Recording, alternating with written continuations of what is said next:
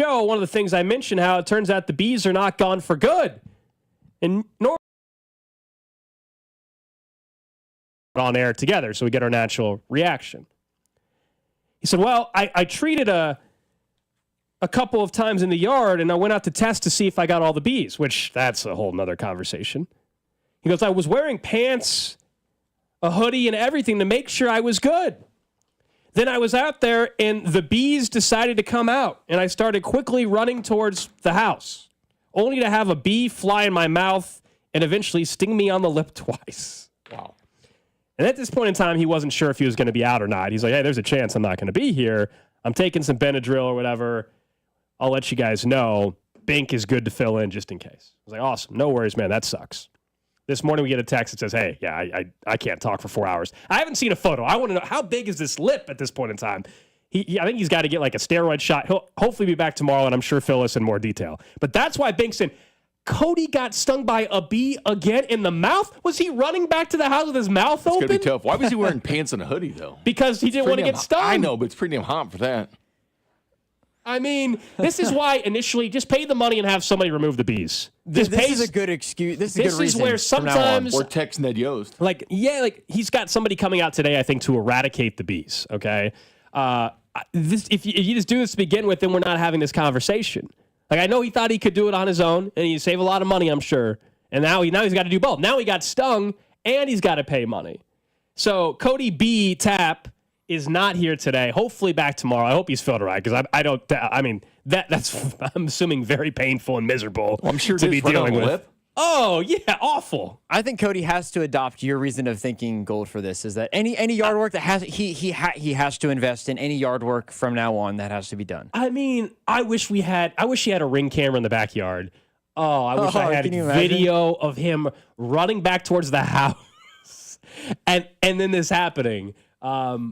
He's going to have to explain to us the mouth part of it. Like, he said it went in his mouth and stung him. Or did it just land? That's got to be the worst, or did though. it just land on the... Seriously, that's got to suck. Oh, I'm sure it's extremely painful. He probably can't talk very much. That sucks. So, hopefully he's back tomorrow. But, Bink, I appreciate you filling in somewhat last minute to make sure that we had this taken care of today. So, we'll talk about the bees. We'll check in. I'll send a text to Cody at some point in time. But I don't know, do we think he just has a giant beehive underground his entire backyard? I'm trying to picture how it, yeah.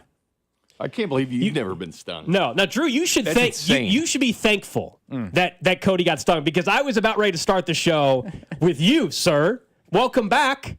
Welcome back. You look all tan. Yeah. The beach, it looked beautiful. How was the trip? It was amazing. It was good. It was, I did, so part of me, as I was leaving on Friday, I felt like I was getting like sick, like a little cold. Uh-oh. And I probably shouldn't have, but the trip total time in traveling from Indianapolis to Outer Banks, North Carolina was 16 hours after stopping at a bunch of college stadiums. That was a lot of fun. So you drove almost it. 40 hours in this week, period, basically. Yeah, total time probably about 40 hours. Oh. But it looked, it was good, though. It looked gorgeous. It was great. It was amazing. All right, we know last time you went to Outer Banks, your family has like this timeshare or something, right? And you guys have a spot on the beach. And last year you were complaining. An unofficial spot, yes. Yeah, you were complaining. Yeah, it's a public beach, okay? It is. It's a public beach. You were complaining because the spot you guys go and set up on, another family was there on the beach, which we said is ridiculous, Drew. It's a public beach. So did you guys get your spot? Yeah, we were there on the right side. I almost texted you guys on Thursday because it got into my head as I was walking down. We are on the right side. This is great, you know? I almost texted, but I did not. Yeah, we were good. Back up for a minute. You said you stopped at a bunch of stadiums. He did. On your way down. This is awesome. Now, how did you get away with this? That's what I'm saying. I can't believe Bree let you do this. Because loving family, they all let you do it. Well, yeah, and I was the only one to get out of the car. Right, shocker. It's awesome, though. But, yeah, it was a lot of fun. I stopped in Louisville, at Kentucky, at Marshall, in Charlottesville, at Virginia. That's awesome. And then on the way back, Old Dominion. And I was taking my brother back to the airport. So my brother and I got out and we walked around the stadium real quick, and we found a way to get tour. Just you wanted to see the stadium. Yeah. I went to see the stadium, and normally I walk around, see if there's a door that's open. There was in most places. There was a gate that was nestled, squeaked open a little bit, slid through there, and was able to get some pictures. I did that at Alabama, Bryant Denning. I was down there for the SEC Media Days. I'm surprised you got through, Bink. All right. with the Ramajams trespassing on property. They were very welcoming, very nice. I was there for the it was very the good. SEC, so like, hey, welcome. It was very good. It was a needed vacation before the season. I feel you. Yeah. No, I'm. reboot. I was jealous of the photos. It looked beautiful and everything, and we were going to have a nice conversation about you just being back, and then we're going to leave it at that. And as I said, there's a lot of things that have to be addressed. For starters, I got so many texts/tweets yesterday afternoon. I don't know what time it was. I don't know, maybe like noon or 1 o'clock yesterday, something like that. And everybody was saying, "Did you see Drew's tweet?" And I said, "No." I was actually. I wondered if it was going to come ironically enough, Cody got stung by a bee. I was actually at my parents' house trimming their some trees and stuff that they had. So I was outside in the yard yesterday quite a bit, and I came back in and I had all these notifications because I didn't have my phone with me, and I said, "Oh no, what did he?" I was like, "Oh no." I mean, I kind of had an idea because whenever that happens, it means Drew said something about Kansas City or the Chiefs or something Cincinnati related. It's like I was like, "Oh no, oh no." And I said, we got to talk. Oh, I was just passing through. I said, we got to talk. You sent out a tweet yesterday. I was back in KC. You got to explain the thought process behind this tweet. If you guys didn't see it, at Drew B. Nix is Drew's Twitter handle or X handle. He sends out a tweet, unprompted. He's back from, I assume, a very nice vacation, should be refreshed, relaxed, just feeling good. He sends out a tweet on 70, as in I-70, on 70, passing Burrowhead. Mm-hmm. Really? Yeah. Really? It goes over real well here. It goes over. What's your logic behind this? For starters, since you've been our producer, Cincinnati has not beaten the Chiefs, okay? They haven't beaten the Chiefs since you've worked in Kansas City. 2022 was a long time ago, dude. It is August of 2025. I know. The Burrowhead thing was dead on arrival, essentially, and you're trying to bring it up? What are we doing? That's the first time I've done. They've been in the postseason in like 3 years. It's been a little bit since I've done something that I knew darn well what I was doing. I just felt I was like, oh, you chose violence. I'm passing through. You just said, hey, I'm back in Kansas City. That's right. I might as well stir the pot. Yep. I might as well. But it's not even, it didn't make any sense. The Burrowhead thing has been dead for years. Well, I had to say something that I knew people would get. That's how you announced your arrival back in town? Yeah, just did you see this? I saw. Here's the one thing about it. Are you celebrating comeback player of the year, Joe Burrow? Because not only has he won it once, he's won it twice. Like, that's embarrassing. It's a 6-year plan, and he's already been comeback player of the year twice. Yeah. Seriously, Gold, that's kind of embarrassing because that means you missed the season before. The tweet makes no sense. And he's 2-time comeback player of the year, Burrowhead. Come on, man. I saw it too, Drew. You haven't even stepped foot in that stadium that Cincinnati hasn't won in since 2022. Haven't even stepped foot. I did. The Chiefs have won Super Bowls since that game. I did respond to a Bink text, or not a plural, Bink text. By the way. There was a tweet, Bink, that you had out. I don't know what it was. You were talking about the playoff wins. I don't even know if you saw this. What? It ended up being me and my friend going back and forth. You had tweeted something about Mahomes having 17 playoff wins or something along those lines. Probably, yeah. And I was like, Bink, don't worry, Burrow's better. It's okay. I don't know if you saw that or not. I think I did, Drew, and I was wondering if you were drinking. You're just ignoring me, all right. Well, no, okay. I wasn't. I took the picture of the beach. I asked you if that's Topeka. And, you did ask me that, which is, yes, peak Topeka, Bink. But, no, the hot takes are out there, Drew, but the Burrowhead and the 2-time comeback player of the year already. Watched the playoffs on the couch. Quarterback series is good, Drew, though. You like that? Drew, you got... He has 9 replies and 0 likes. You got 0 likes on that tweet. Of course. 0 likes and just got destroyed and torched. And you should. Again, we were going to welcome you back with open arms, and you decided to start the football season on this note. So many spices, and you chose salt. Yeah. Thanks, Bink. Thank you for that. I might get that as a drop. Thank you. That's funny.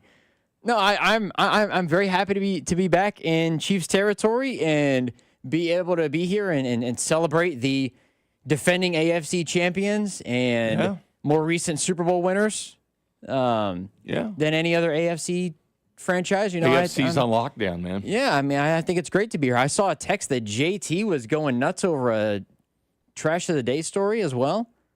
Oh, we had a story last week for Trash of the Day. JT was feeling some type of way. Yeah, we appreciate JT for filling in last week. Thank you again to JT. While you were gone. You say Vern's ass the night too, I know you were trying to poke the bear, but like, yeah, that was outdated material, and it doesn't make any sense. That's, I guess, what other material am I supposed to use? People are mad. That's all I have. Listeners are furious with you right now. Yeah, the text line is going to be brutal to you for the rest of the you week, just have as to they know should. where you're at. Have some understanding where you're at. Like, it doesn't play here. Well, no, Bink, Drew. I It know doesn't where play I'm at. here. I desperately No. I can't wait until they play again, which who knows if that's going to be this year or not.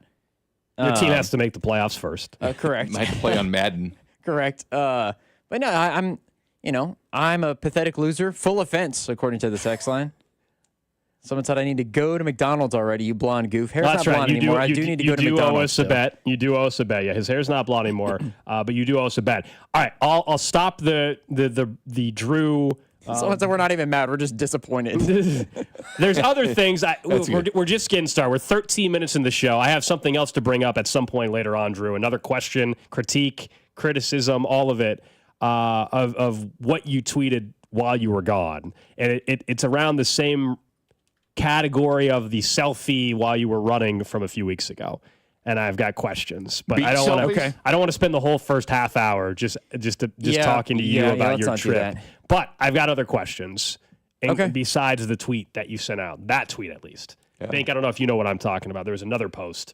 The beach selfie? No, it was not a selfie, but it was still questionable behavior, I would say. Questionable behavior. So we'll get to that a little bit later on, Drew. We're just getting started. I think so. You guys can hit us up on the Jay Southland Tow Service text line. Not surprised by any of this. 913-586-7965. Video stream up and running as well. Make sure you check us out on YouTube. You can subscribe there. You could watch on Twitch. You could watch on Facebook, X, Twitter, whatever we're calling it as well. Appreciate you guys. Hope you had a phenomenal weekend. It was gorgeous in Kansas City. We're going to be back up at training camp. And when we are back up at training camp, don't forget our camp coverage is brought to you by Break Time, Missouri's homegrown convenience stores. Download their mobile app and find a location near you. But I do want to start with the Royals, Bank. A weekend up north in Toronto turns out to be a series win against the Blue Jays. That's 4 consecutive series wins.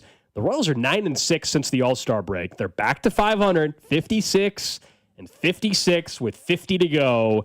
3.5 games back in the wild card race. And the reason why they're in this spot is since the All-Star break, this offense now is averaging over 5 runs. In fact, 5.5 runs per game post All-Star break. That's the difference. It was the obvious thing that we've been talking about all season. The offense, what would they do? You know, they already saw even a few of the trade deadline moves pay off already. I'm not saying that like we need to throw a parade, but it was great to see they acquired Yastrzemski in his first at bat. He hits a 2-run home run to help them win on Friday night. Yeah, it's going to be interesting seeing Yaz going back to Boston. Speaking of Yaz, as the Royals go to Boston. No, it's been fun. They had a winning record in July. This team's been playing better. They've been hitting the ball over the fence. And look at yesterday. It was a game where the Royals were being no-hit. And typical Royals fashion, May or June, they lose that game. They get like maybe 1 or 2 hits and lose the game, 2-0. I mean, it's just the way it goes. But they came back. They scratched. They fought. They come back and they win the game. They're just feeling different.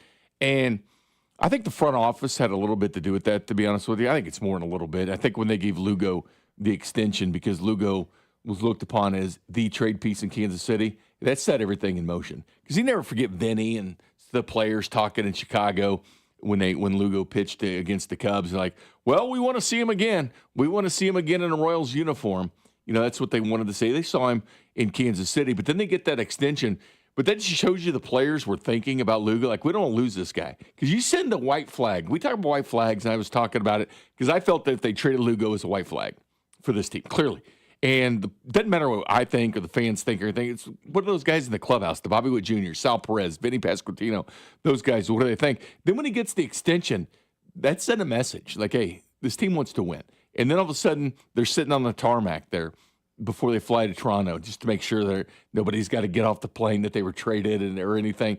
And they made moves. And all of a sudden, you check Twitter, whatever, and these guys all do it. They sit on that plane and you go, the Royals made another move. That sent a message to that team that the organization was 100% for what they were doing. And that sends shockwaves to the team, man. When your organization's behind you and they're not selling everybody off like the Minnesota Twins, and you're looking around at an empty room and waiting for the AAA call-ups to fill out your team. No, they were adding pieces because the organization believed in them, and I think that goes a long way. And then look, Sal Perez, man, this guy's just last 21 games, he's got 11 home runs. This guy's just killing it. Yeah, I mean, he continues to defeat, Father Time. And there was a stretch in May where it looked like maybe it finally got him. And obviously he's been sensational, and he is a huge reason why they're now averaging 5.5 runs post All-Star break, and why this team has worked their way back. I mean, to their credit, there's a lot of people I don't think believe they would get back to 500. I've said that I think they're going to fluctuate between 3 under 500 and 3 above 500 the whole year, which means they're going to be in that convo. That's where I've been. But I think, understandably so, people are very skeptical when they get to 500. And I'm not sitting here today telling you now that they're going to make the playoffs now. But they have put, right now. Yeah, but they have boom, put themselves, though, where they're going to have a shot the rest of the way. And honestly, I know preseason expectations were make the playoffs, compete for the division. That doesn't change. That was always the expectation. But I give them credit because it would have been very easy for this to go really, really south, and they haven't. And this is now going to be hopefully a fun 50 games that we got left in this season. 3.5 back, man. That's it. And the fact that the series win was against the Blue Jays, people can't push back and say, well, it was against the Oakland Athletics, Sacramento, whatever the hell they're called, Athletics. You can't say, no, the Blue Jays were one of the best teams in baseball. Basically, it's Toronto, Detroit, and Milwaukee, I think, have the 3 best records, something like that, in baseball at this point in time. This was a really, really good Blue Jays team that you faced, and it started with Friday night. You beat up on them pretty good. You got a couple home runs from guys like Bobby and Yastrzemski, as I said. And then yesterday, you win in extra innings and wrap up the series. And now you take on a Red Sox team that I think if I would have told you they're playing them a few weeks ago, you would have said, oh, look out. The Red Sox are vulnerable. This is a Red Sox team that's in third in their own division right now. Well, no, the Red Sox a little bit better than that. They've won 8 out of the last 10. They're only 3 games back of Toronto for first place. When did that change? Well, the Red Sox have gotten good. They've gotten hot. The Yankees maybe are now third. The Yankees are third. Yeah, when did that But the change? Red Sox are 8-2 in their last 10. The Red Sox are red hot. All right, that's my fault. At this point. So it's a tough series. I mean, the Royals facing the Red Sox, again, just 3-game lead. No, they're the 2 Blue up Jays on the have Yankees. the Red Sox. Okay. But again, the Yankees are faltering. They get swept by the Marlins this weekend. But the Red Sox, started turning things on as of late. So it's a really good series with Ken and Mike Yastrzemski going back to Fenway, where Carl, made his hay, his grandfather back in the day. But, the Royals are red hot, but it sends shockwaves. And Sal Perez, look at this, Gold. His last 22 games, 11 home runs, 17 ribs, 28 hits, batting .346. This is why. It's summertime Sal. They're getting this, influx Bobby. And then you get the new additions. You got Vinny always doing what Vinny's been doing, and Kyle Isbell coming up with timely hits for this organization. And all of a sudden, you got, 4 to 5 guys producing in this lineup. You're going to see 5, 6, 7 runs at times. Again, yesterday, when you look at that game, they typically just got rolled in games like that early this season. But this team just different mindset. 50 to go. I mean, we'll be having this conversation for the rest of the season. But what do you think they have to do to actually get into the postseason? I'm not talking about hit more. I'm talking about win total wise. They have to play still 8 to 10 games above 500 the rest of the way. Don't you agree? You're now at 100%. You're now at 500. I mean, so the odds will tell you, by the way, they're plus 440 to make the playoffs right now at FanDuel. And to not make the playoffs, they're minus 650. There's a chance. There's the same chance as of last weekend that they had in 2014. It's about almost the same identical odds to make the postseason. Look at it this way.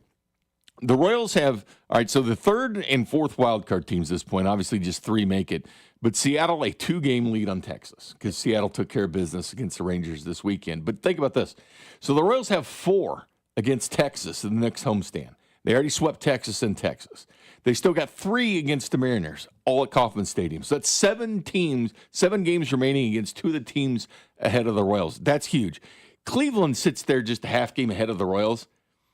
But do we have a lot of faith in Cleveland at all? I mean, they lose a starter and they lose Emmanuel Clase for the rest of the year. Well, they're at least gone until September at this point, but they've cleared their lockers out and everything in Cleveland. But that was a major blow with Clase to Cleveland.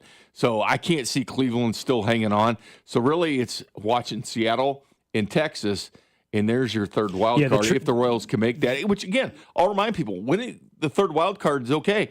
2 years ago, the Rangers played the Diamondbacks in the World Series. Okay? Diamondbacks were the third wild card. Rangers were the second wild card, and only one game removed from being the third wild card that year. Just get into the dance. But really, it's Seattle and Texas, because the Yankees, I don't think the Yankees are going to continue to slide like this. But Seattle and Texas are the two teams Royals need to keep losing. Seattle's a tricky one because they've been went heavy at the deadline too. That's very heavy. That's something we discussed last week a little bit. Suarez and Naylor. You go out and make the moves they made at the deadline. They're obviously all in. I thought the Royals, though, still, I think it continues to show itself. And the just Rangers based off pitching of staff being 500 Bink is the fact that they were smart with how they approached the deadline. They got some pieces. We're going to see in this Red Sox series a couple of the pieces that they traded for. Talking about the pitchers that they brought in, whether it was from the Pirates or from the Padres organization. The implied odds, what it tells us percentage-wise, when you're plus 440 at FanDuel to make the playoffs, that means that they're giving them an 18.5% chance to make the postseason right now, as we sit on August 4th with this team 50 to go and sitting at 500. We'll talk some more Royals baseball, obviously, throughout the show, but a fun weekend, an important one, and now, what we said for the road trip, I said worst-case scenario, you got to go 4-5. You'll obviously want better than that. Well, the fact that you started off with a series win in Toronto,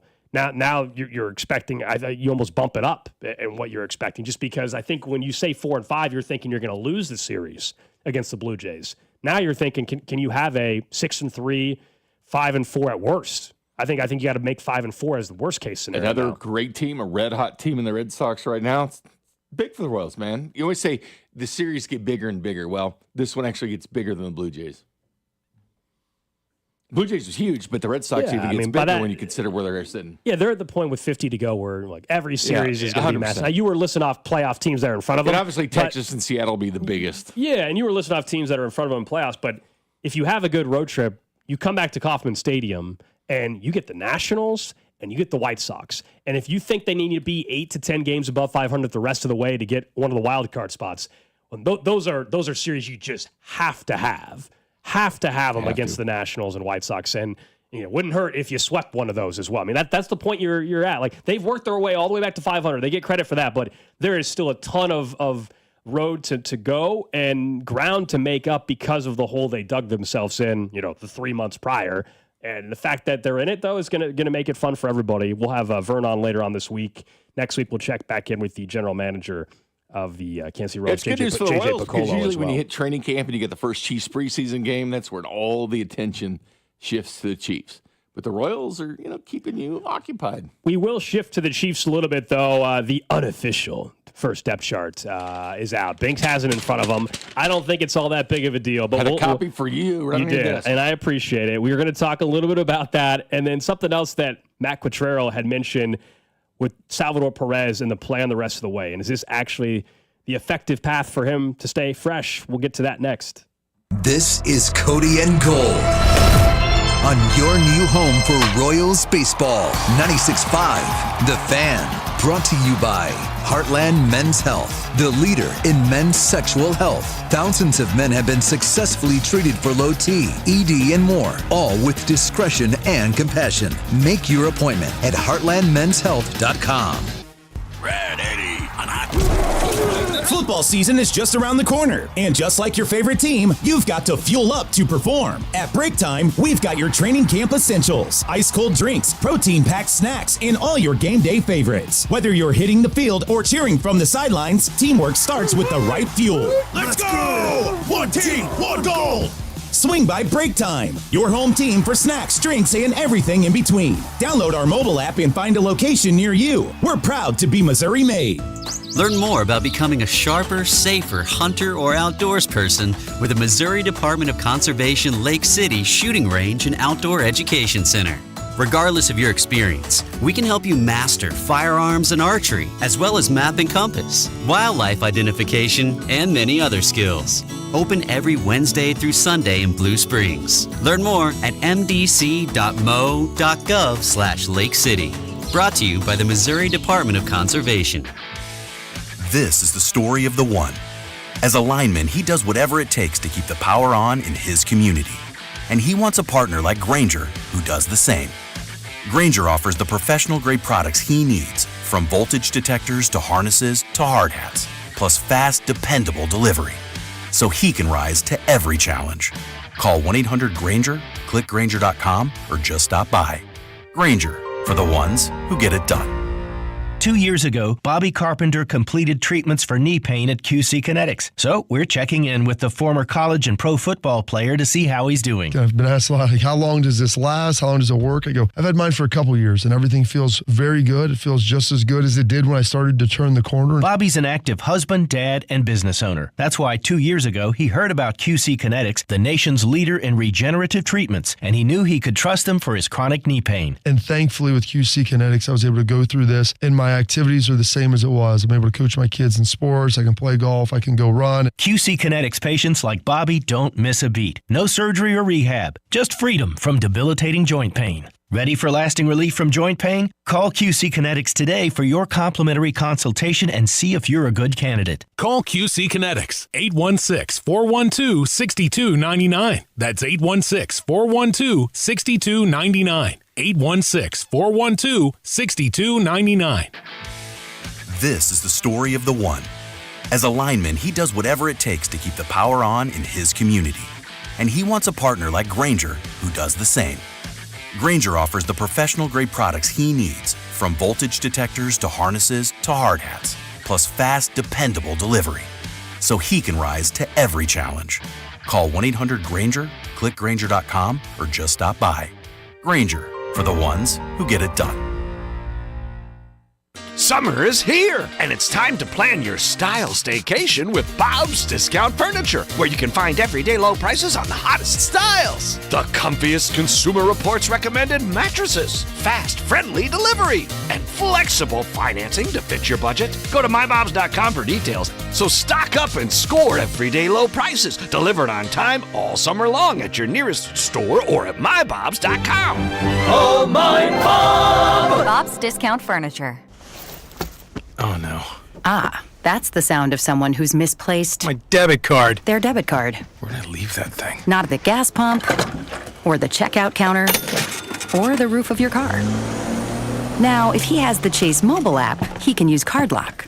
Wait, I could just lock my card. Yep, just a few tippy taps on his phone, and that sound? That's peace of mind from Chase.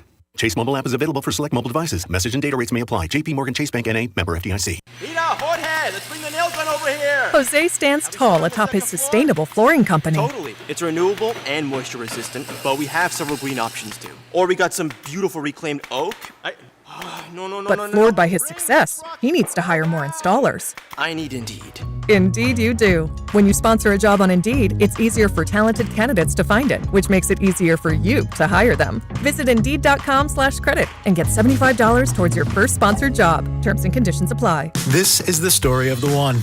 As a safety manager at a manufacturing plant, he does everything he can to keep his coworkers safe. From finding ways to reduce risks to keeping safety supplies in stock. And for that, he relies on Grainger. Grainger offers a broad range of quality products and next-day delivery, so he can always play it safe.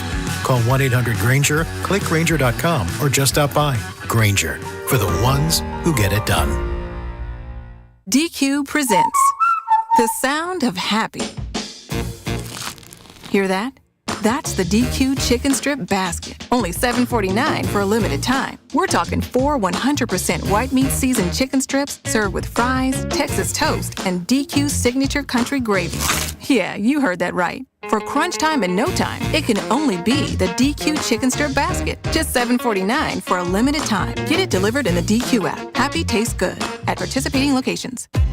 If you're 55 or older and into that whole saving money thing, T-Mobile has an exclusive phone and internet bundle just for you.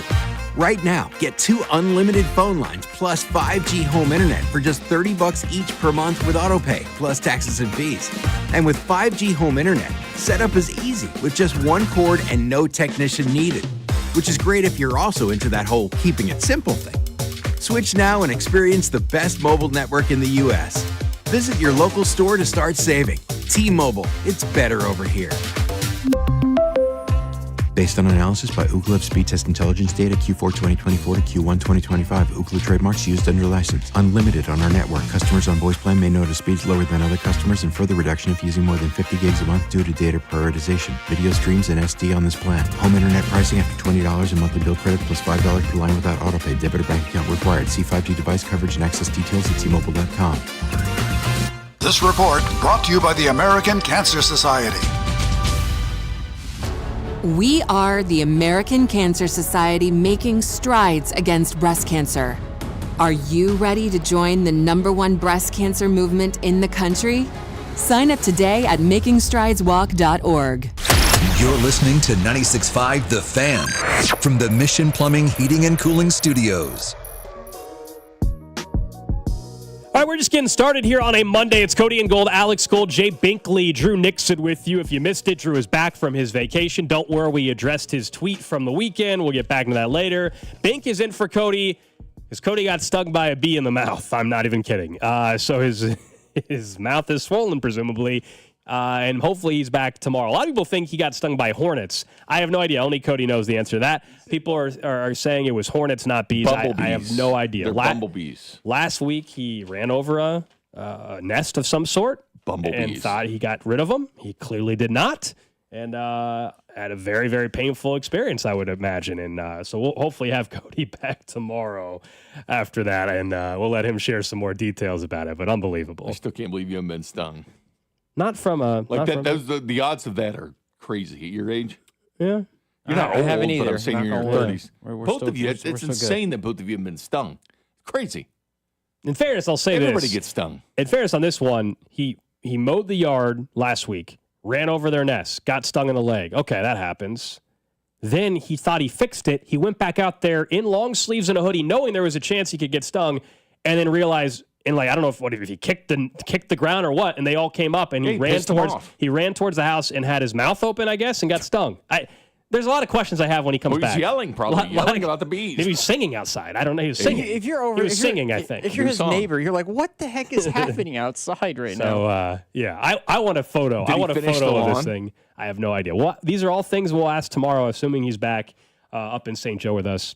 And hopefully feeling better because I'm sure that thing Drew, you hurts should have like gone over there and finished it for him. Yeah, Drew said barefoot.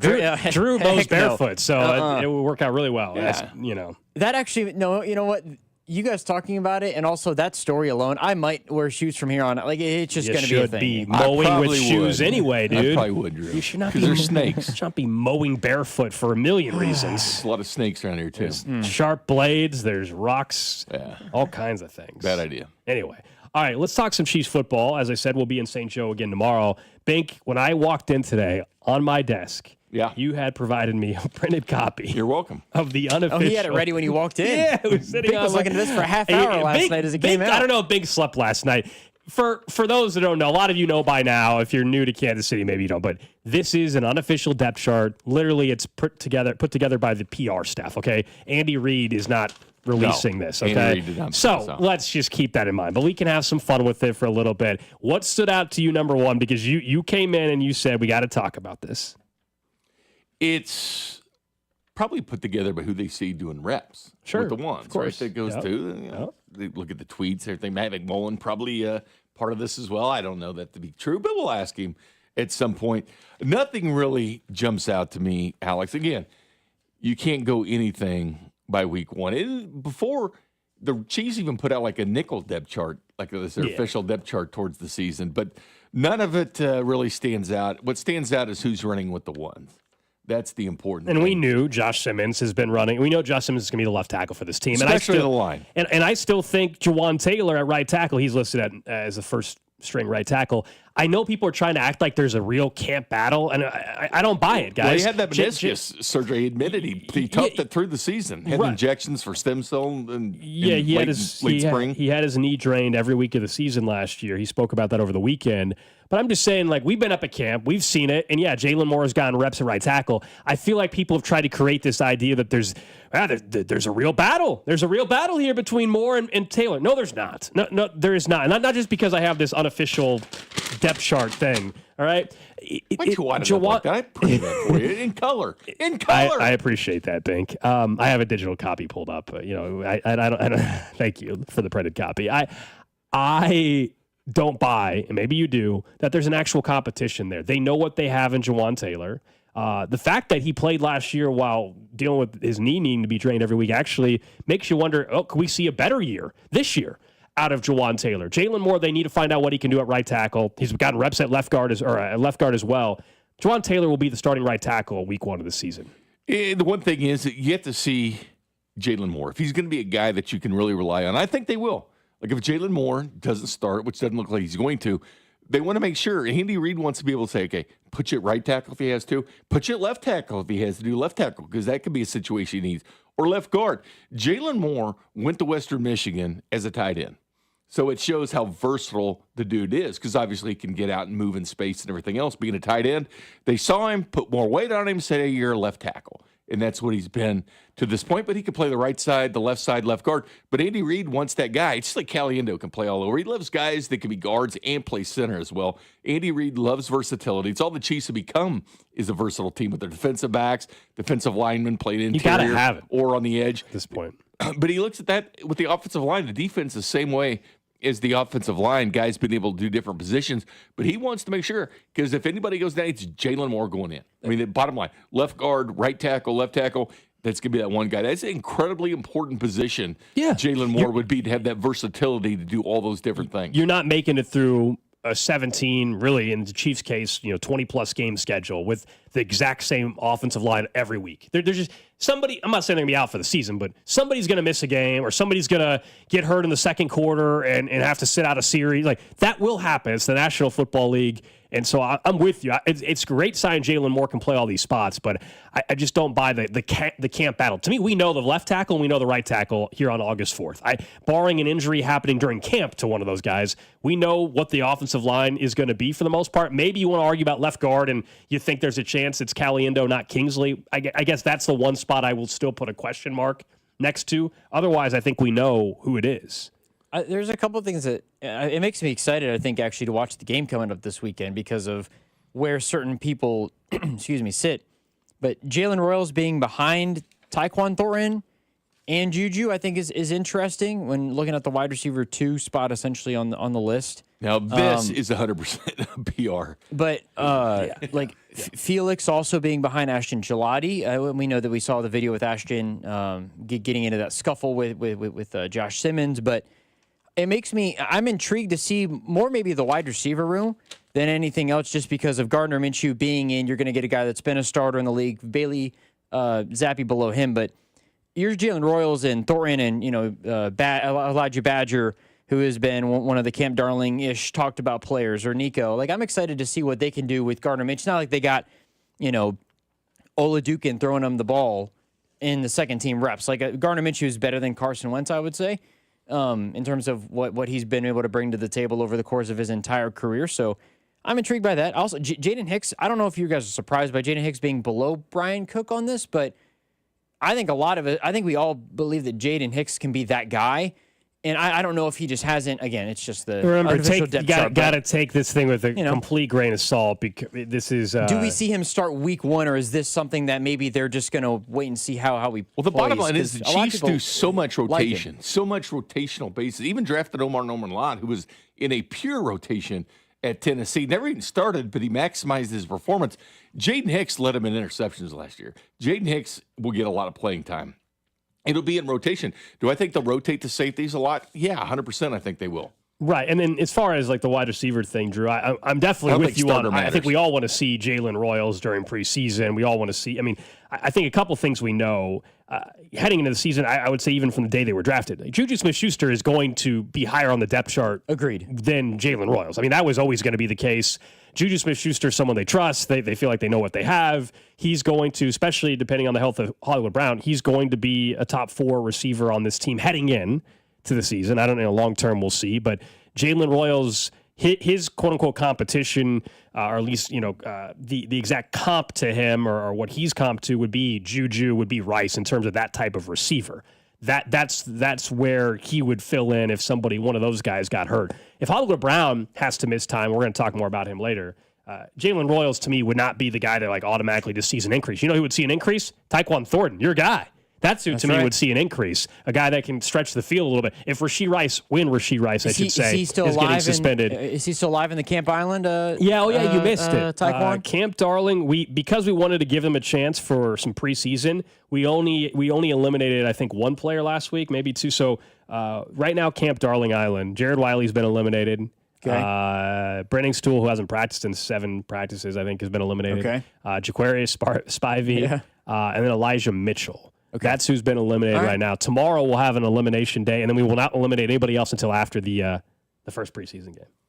Tyquan Thornton's get a lot of run. Matter of fact, he's going to make the team. He will be. You saw a lot of. I have always thought Tyquan is going to make the team. He's going to be a gunner for the special teams as well. So he'll probably make this team, and that speed is elite. Jalen Royals, Andy Reid talked about him after minicamp and how that he was happy about the wide receiver group as a whole because they actually know the formations because it's the same group coming back, something he hadn't really dealt with in the past as much. But he talked specifically about Jalen Royals and how he kind of knows the offense and how smart he is and getting acclimated to this. But I think you'll see a healthy dose of Jalen Royals from time to time, to be honest with you. So we know that the way that the Chiefs kind of do things, and how they handle reps and first-team reps and how much they actually play, I think we always can get more excited for the guys. That's what preseason is and training camp is. It's the battles for like the second spot on the depth chart or the third spot. But Noah Williams also, I think there's more intrigue around once the first unit is out, being able to really see what those guys can do in a game situation. Yeah, I don't want to see Travis Kelce during a preseason game. I mean, you don't need to see Mahomes. I don't need to see Mahomes. That. Mahomes will play, but I don't need to see those guys. Of course, it's about they're rookies. It's about some of these second-year guys. I think we all want to see Brashard Smith. We all want to see even Elijah Mitchell a little bit just to see what they have there. I think Josh Simmons still, even though practice has been great for him and he's going to be the starting left tackle, I think we all want to see Josh Simmons play a little bit. I don't know how much he'll play during the preseason game. What do you make of him? We know Bink, people are asking me, how do you feel about him now? They announced Josh Simmons, offensive tackle from Ohio State. I hate this pick, actually. Don't like it. Don't like it. My favorite. It's my favorite. I've explained this before, and the whole mindset then was the Chiefs, because they used the second-round pick on Kingsley the year before to be your left tackle. Yeah. And there was thought, and even you were on this thought train, that he would not be ready for game one. But I didn't hate the pick, Bink. I didn't hate the pick. But that was the thing for the Chiefs. Don't like it.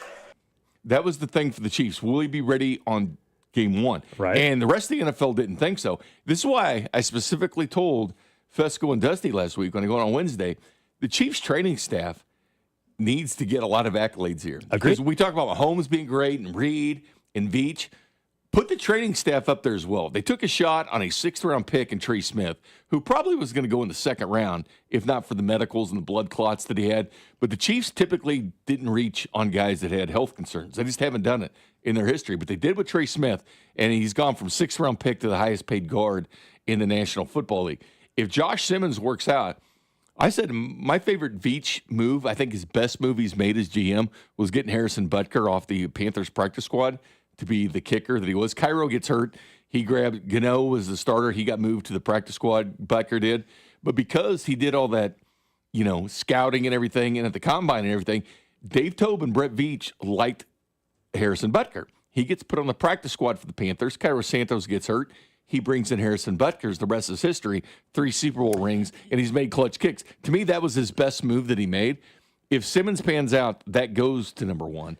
And a lot of it's due to the training staff. They brought Josh Simmons in for top 30 visit. Yeah. They saw the medicals. They get to see the guy firsthand, what he can do, what he can't do. And I think he surprised even them that he was that ready for training camp. It looks like a massive win, and we're just talking about his win. Availability. I over the weekend, someone was going back and forth on social media they were saying we don't know if it's a win yet. No, we know it's a win already because he's practicing and he's going to be the starting left tackle. I'm not telling you we know if he's going to be Trent Williams. I'm not telling you if we know he's going to be a future All-Pro. We don't know the answer to that yet. We're going to find out over this year and multiple years. Well, here's the good thing but the reason why it's already a win is, to your point, Bink, they trusted their medical staff. Their medical staff 100%. was correct. No matter what type of career he has in terms of is he an all-pro or not. They were correct. They were right. Because other teams did not think he'd be available. You're right. My concern was injury as well. But I didn't hate the pick. I just didn't think he'd be ready. I'm giving you a hard time, obviously. No, it's just a funny drop we have in the system because you were disgusted with the pick at the time. Well, people thought Will Campbell was the best tackle, right? Patriots grab him. Pick 4? Will Campbell. He was better than Will Campbell. He was better than Kelvin Banks. Armand Mimbu is not a left tackle. He's a right tackle or guard. So you look at who went in that draft. Healthy Josh Simmons would have gone ahead of all those guys. Yeah, we had Rappaport on last week. He said he would have been he thinks the first tackle. But he got hurt in the Oregon game, so he didn't play in the playoffs for Ohio State. Didn't play the national title game. Got hurt in that Oregon game back in October. So the big question was he going to be ready to go? Because the Chiefs had to have a left tackle. And I go understand they went out and they grabbed Jalen Moore and all that. That's fine. But here's the one thing about Simmons, though, that's awesome. He hasn't missed any time. Like you would think, because look at Jake Brenningstool, by the way. He's missed 7 games. Hollywood Browns now missed 4 straight practice. Josh Simmons hasn't missed 1 rep or 1 practice. That's why I'm not worried about the health anymore, Bink. I mean, that shows a ton of what this guy's made of, that he hasn't missed 1 single day. I mean, they could have taken it easy on him or something. Hey, take the day off. You're coming off this patellar tendon injury. But they haven't done it. And he showed up every single day. He stayed in Kansas City. He didn't go back to San Diego, kind of where he's from, because he originally played at San Diego State. He's from that area. He didn't go back. He stayed in Kansas City to rehab the whole time. He deserves a lot of credit for where he's at. Yeah, I'm not worried about the health anymore. Now it's just communication. Does he pick everything up properly? Does he know basically where he's supposed to be, what protection he's supposed to have? Second most important position. Yeah, and it could be a game changer for the Chiefs here. You know, locally we're all talking about. Nationally, you're starting to hear more noise around it. There's a chance it ends up being one of the bigger stories of the entire season. Especially if Kingsley works out of guard, too. Yeah. I mean, it's the 2nd-round pick that you had that was going to be tackled. Now he's your guard. That's your left side of your line with Kingsley and Simmons. That's the last 2 years in the draft. The Chiefs drafted extremely high on both of them. And if they both pan out, that's perfect because that's the second most important position for Mahomes. Right, and it's different than last year. I know people will immediately say, well, we were excited about Kingsley last year. Kingsley, everybody knew he was raw and needed to be developed, and clearly the evaluation was incorrect on him. The question with Simmons has never been about ability. It was always health. And now I think health is actually in the rearview mirror. So let's go. Let's be excited about Josh Simmons. The fact is, one day of practice is freaking huge. We'll get back into the Chiefs in just a little bit. But the Royals, while we started the show talking about getting back to 500, they're going to do something the rest of the way because of the Freddie Fermin trade that I think is interesting. I wondered at the time, we talked about on the show when they traded Freddie Fermin, hey, what do they do with catcher? Are they going to call up Carter Jensen? Luke Maile, is he going to play more? And I said, are they going to put Salvador Perez just behind catcher more? Is that the plan? And Matt Quatrero basically over the weekend said, yeah, their plan is to play Salvi even more behind the dish. Do you believe that is just, hey, out of necessity, you have to do that? Or is that concern to you about his offensive production the rest of the way? Because he's been great, but he's also been fresh. If he's behind the dish every day and not getting to DH as much because of Freddie Fermin not being there, does that hurt his offense? Does that become a problem for you? Well, it's always been a concern when you have guys that typically when you can play them a DH or whatever, get them off their feet a little bit on defense. But then there's some guys that have to play defense, so they're not going to be as productive. You know, Moose was kind of like that guy. If he's not playing third base, you know, he's better when he's in the field playing a position when he hits the plate as well. So 35-year-old catcher now. It's concerning getting as many reps behind the plate, but Luke Maile, you know, coming in and having a veteran bear, kind of like Butera did. You know, people forget Butera actually caught the final out in the World Series. It wasn't Sal because he came in, you know, as defensive replacement for him to kind of keep Sal fresh at that point and run. So it was actually Butera that caught it. I have no problem in that. Would I like to see Carter Jensen? 100%. I mean, being a local, people are going to love Carter Jensen, but I don't want to rush situations. And I kind of just go with the guys you have at this point. Do I want to see Carter Jensen? Yeah. Should he be on this roster next year? 100%. Oh, well, next year during spring training, he's going to be one of the big storylines. But I think they're going to ride it with Sal. Yeah, well, yeah, clearly he's going to be in the lineup every day. I'm just saying if they're going to have him behind the dish every day or every day but Sunday, let's say, or however they want to do it, that's more than what he's been doing. They already had cut back. I think it's a big reason why he's been able to be as effective still at the plate. That would be my only concern. Now, look, Carter Jensen in September could still get called up, I guess. When they expand the even though the roster is not the same as what it used to be. You don't call up 10 guys like you used to. Get but 2. Yeah, it's not the same as what it used to be in the setup there, but I think it's just something to keep an eye on. Salvador Perez has been phenomenal since May, really since June 1st, I guess. And I think some of that is not only just, hey, he's hopefully a future Hall of Famer, but they've kept him fresh. They've done a good job keeping him available because of not catching, and Freddie Fermin's allowed them to do that. Clearly, as much as they like Luke Maile, clearly not to the same extent because they're not willing to let him be behind the dish. Well, and the pitching staff relies on Sal so much. That's why they're number 2 in all of baseball with ERA, because they rely on Sal Perez. No, I think that's the case. Now, thinking of the Royals, you brought something to my attention that happened on Friday night. So Friday night, I was at a restaurant watching the game with some people. You were listening to postgame, it sounds like, driving home, or I don't know if you're just at home listening on the Odyssey app, Bink. Vern's postgame show after the Royals. Exciting game, the Royals offense. Yeah. That Toronto game Friday night was awesome, man. They go out and play like so. Had some what pop. did Vern have to say? I wanted to hear Vern. Yeah, had some pop. And if you were listening to the broadcast, you know that the entire broadcast crew was not there in Toronto due to some other family obligations. Steve Stewart's son was getting married, right? Yeah, he was getting married. So I wanted to hear what Vern had to say about the whole situation.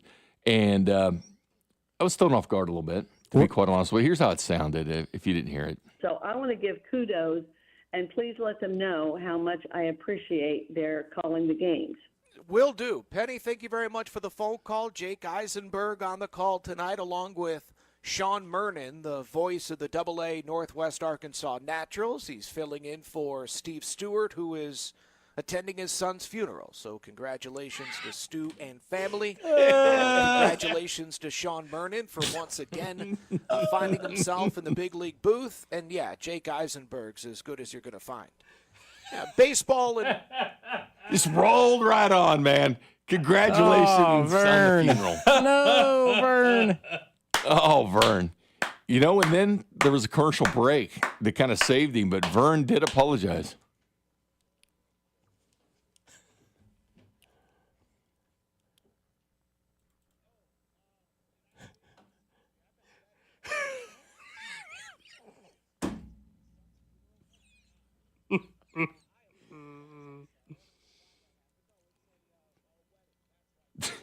It's very close, though. I love it.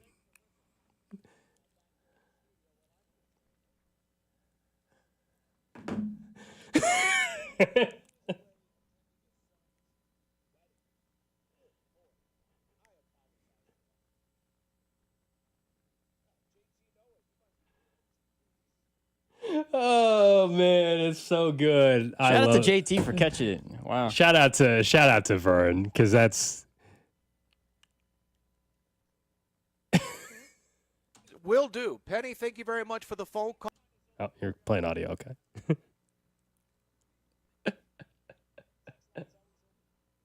Text line is always open. Oh my goodness. He said that. I was like, you caught it live? Yeah, I caught it live, man. Sean Mernon, the voice of the AA Northwest Arkansas Naturals. He's filling in for Steve Stewart, who is attending his son's funeral. So congratulations.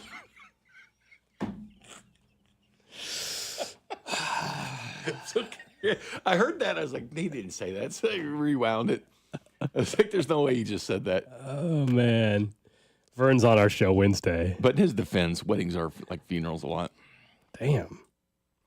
You've had a few of them. Well, yeah, I'm just saying. I mean, I understand. Vern probably didn't want to say that, but so he's caught up in the moment. They had a hell of a game. You've had a few of them. That's he was congratulating Steve Stewart. Man. Oh, it's so good. Like I'm sorry. Like I can't. I've heard this 8 times today, and I can't stop laughing about it.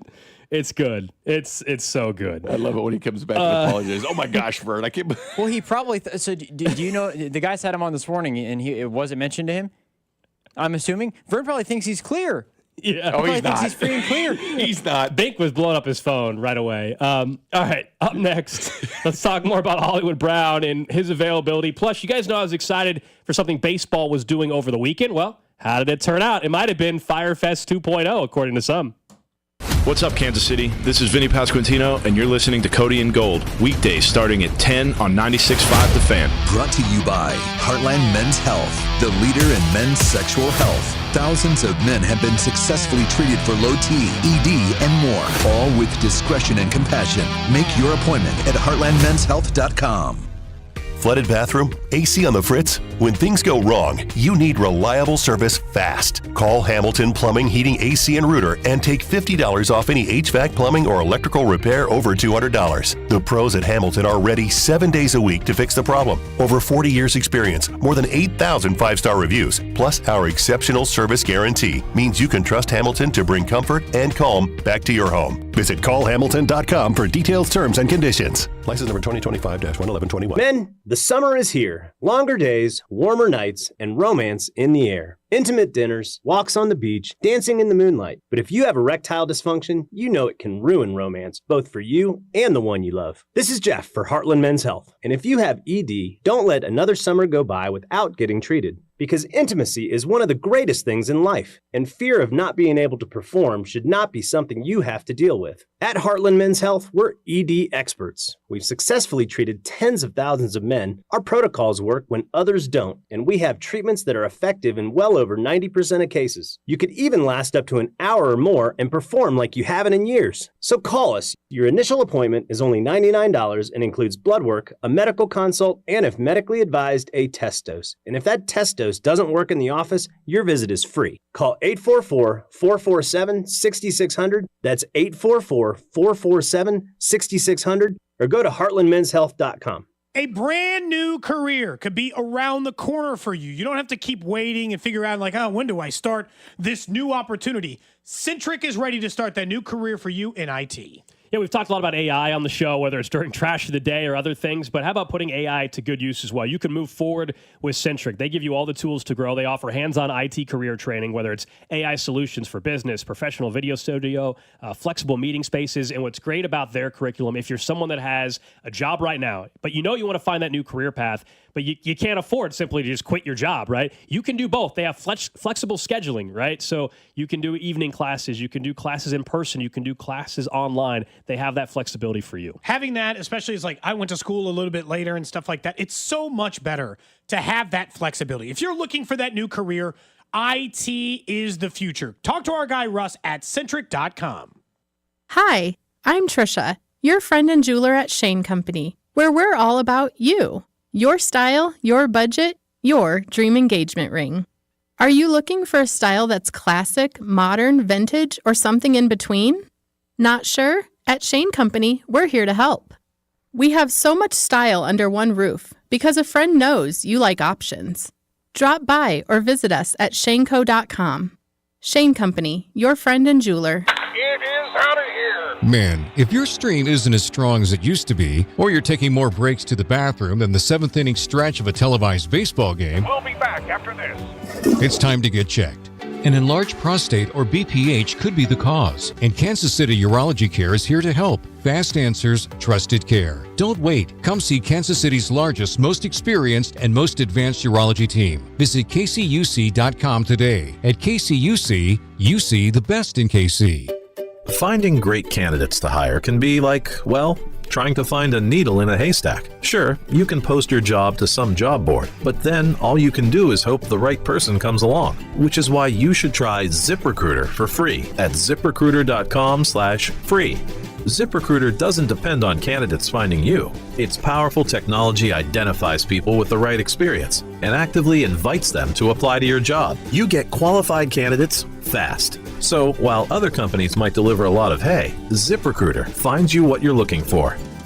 The needle in the haystack.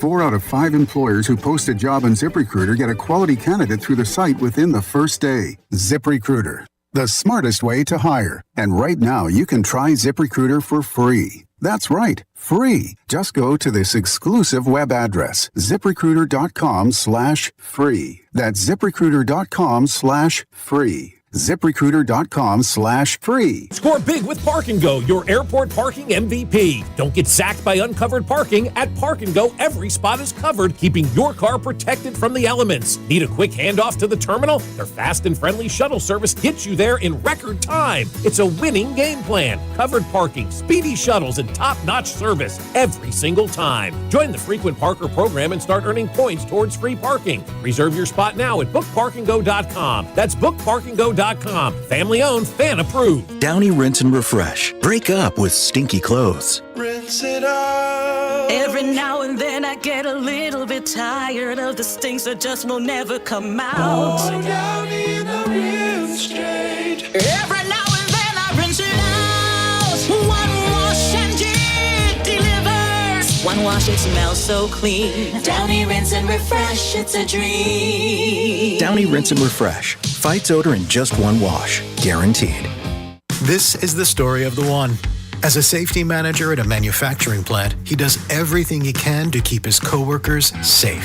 From finding ways to reduce risks to keeping safety supplies in stock. And for that, he relies on Grainger. Grainger offers a broad range of quality products and next-day delivery, so he can always play it safe. Call 1-800-GRAINGER, click Grainger.com, or just stop by. Grainger, for the ones who get it done. This is the story of the one. As a safety manager at a manufacturing plant, he does everything he can to keep his coworkers safe. From finding ways to reduce risks to keeping safety supplies in stock. And for that, he relies on Grainger. Grainger offers a broad range of quality products and next-day delivery, so he can always play it safe. Call 1-800-GRAINGER, click Grainger.com, or just stop by. Grainger, for the ones who get it done. DQ presents the sound of happy. Hear that? That's the DQ chicken strip basket. Only $7.49 for a limited time. We're talking 4 100% white meat seasoned chicken strips served with fries, Texas toast, and DQ signature country gravy. Yeah, you heard that right. For crunch time and no time, it can only be the DQ chicken strip basket. Just $7.49 for a limited time. Get it delivered in the DQ app. Happy tastes good at participating locations. You can listen to the Royals and Twins Saturday, August 9th on the Fan AM 610 with Vern's On Deck Show starting at 5. KFNC FM and AM HD1 and HD2 Kansas City in Odyssey Sports Station. 11 o'clock hour here on a Monday. It's Cody and Gold, Alex Gold, Jay Binkley, Drew Nixon with you. Hopefully Cody is back tomorrow. If you missed it, he was stung by a bee in the mouth. I'm not even joking. We'll find out some more details. So is Vern. We'll find out some more details tomorrow when Cody's back. We'll be in St. Joe. Hope to see you guys up there for Chiefs training camp. Today is an off day for the Chiefs, but let's keep talking about them a little bit. We know last week at one point during practice, Hollywood Brown was in the front of a cart, and then we found out it was an ankle injury, and since then we haven't seen him. It's been 4 straight practices without Hollywood Brown. Level of concern for you guys? Because I still would like people to all show a little bit of cautiousness, not just towards his own availability, but just in trying to act like now, oh, well, here we go, he's out. He's like as if we know he's going to miss time. Until I know he's not available week 1, I don't care that he's dealing with an ankle injury. I don't think it's fair to say, well, this just means he's not going to be available this year. It's an ankle injury, and it's August 4th. We find out that he has surgery or something. That's a different conversation. But what has he missed in 4 days, Bink? He has missed nothing. Here's what Andy Reid said about him, though. He says he's making progress, but it's in the ankle area. So we're just wanting to make sure that it's right, says Reid. You think is it That's actually how an we ankle? want it to come out of this thing. He is making progress, but we'll just see. So, I mean, that's not definitive really one way or the other, but that is interesting. If it's actually an ankle, then I think he'll be ready. If it's something else that's in that same area. He went then on, it's he all says, different. if I say the word serious, I'm talking about surgery. And it doesn't look like he's going to have surgery, but we've got to let it heal up and go. So take that from what it's worth. Yeah. So, look, I understand the injury history that's there. We all saw a preseason game where he took 1 snap last year in Jacksonville and ended up missing, 14 or 15 games. 15, yeah. And remember, it was only supposed to be 7, and then there was a setback that required surgery and all that. It was a unique situation. I understand the caution. I told you the minute we learned that Rashid Rice was likely to face a suspension this year, I wouldn't play Hollywood Brown in a single preseason game. That was before this ankle injury. Truly, like I don't need him to play in preseason or anything. I just want him available week 1 when most likely your receivers are Worthy, Brown, Juju, Royals, however you believe the wide receiver room is going to look heading into week 1 with a potential likely Rashid Rice suspension. But I'm just saying, I don't think it's fair right now to just act like, oh yeah, he's not going to be available this year. They don't play for over 30 days. Yeah, I'm with you. You rest him during preseason. There's no, you know what he can do. You know exactly what he could do. And he has had injuries problem. Let's face it. I mean, let's be real about it. He has. To be honest with you, he has missed 24 games since 2021. 24 Now, games. what, 15 were last 15 year. were last 14 year, were but last still year. 9 were before that. So it is what it is. It's 24 games he's missed since 2021. So that should be concerning. That should be, okay, we gotta take it easy from Holly. We know what he can do. Dude's a fantastic player. He's fast. He can do a lot of different things. He came back, had 9 catches just in those last 2 games of the season last year. We know what he can do, but that's why Jalen Royals has been getting a lot of run with the first team. It's why he's been in there to understand the offense and where it goes. That's why you can't read too much into it, because it's by necessity to kind of speed him up, let him play with the ones a little bit and get him acclimated. But yeah, that's a concern when you have that and you've got a looming suspension. Then all of a sudden you say, Xavier, step up like you did last year. Because he did. I'll give Xavier Worthy a ton of credit for beginning of the year. He came in with all that pressure being a first-round pick. But when you're going to be behind Hollywood and then Rashid Rice, it's okay. You can acclimate yourself in the system. And all of a sudden, he was the go-to guy. And he had those, placement issues with Mahomes down the field being inbounds or not. Yep. And then those worked itself out. And I'm really excited to see Xavier Worthy's development, because he really developed towards the end of last year, and through the postseason, nobody was better. But he just grabbed it. He's like, hey, step up. And he did. He stepped up for the Kansas City Chiefs. But you always have to be concerned when you're talking about an injury with Hollywood Brown, because he has had injuries. There's no other way to look at it. Yep. And with the possible suspension, who's going to be the guy stepping up? Because you know what? They're going to need guys to step up. This is where the depth is important, because they're going to have to rely on that depth. They're going to have to rely on Juju. Going to have to rely on Jalen Royals now. Going to have to really rely on Xavier Worthy. Now these guys have that spotlight on them. They've got to step up. It's just what's going to happen. Yeah, I need them available week 1. So whatever that looks like. If that means not practicing for another 2 weeks, if that means not playing a single snap in preseason, they know the true severity of it more than you and I do. Whatever requires for what is required for him to be available week 1 is where I'm at. I don't care if you told me he doesn't practice for another 2 weeks. I really don't. I need him available week 1. That is what's important. Play. Yeah, that is what is important. I don't need him out there Tuesday, Thursday, Friday. I would like to see him out there. I don't need him there. If it takes 2 weeks, it takes 2 weeks. But he has to be available at the beginning of the season, as long as it doesn't turn out to be where he misses another week and then we didn't think he needed it and now he needs surgery or something, and then he misses 2 months. That's obviously what we're all concerned about. But if it's just right now he's missed 4 practices, he hasn't missed anything. This is why I think they're keeping 7 receivers. This is 100%. To me, that was going to happen anyway. I think they have the last 2 years. Yeah, to me that was going to play out that way. It's also another reason why Tyquan Thornton's roster spot to me is basically a lock on the back end, because if Worthy or Rice or Brown are unavailable, and we know there's a good chance Rice is going to be unavailable, he's a guy that gives him some deep threat ability down the field, Tyquan Thornton. And he's not like an undrafted guy. It's a second-round pick 50 in the draft when Tyquan was taken. So you know that, he didn't live up to it exactly in New England, but, guys often don't without Tom Brady. That's the way things work. That was a clown show until Vrabel kind of brought some stability to that team. But, yeah, Jalen Royals, they have to be acclimated right into the system. Coming up in about 10 minutes, we will get to the trash of the day. But over this weekend, you guys know on Friday I was excited for what Major League Baseball was trying out, which was this Bristol Speedway game. And they had Cincinnati taking on Atlanta. And I was intrigued by it because, look, we all know they have 162 games.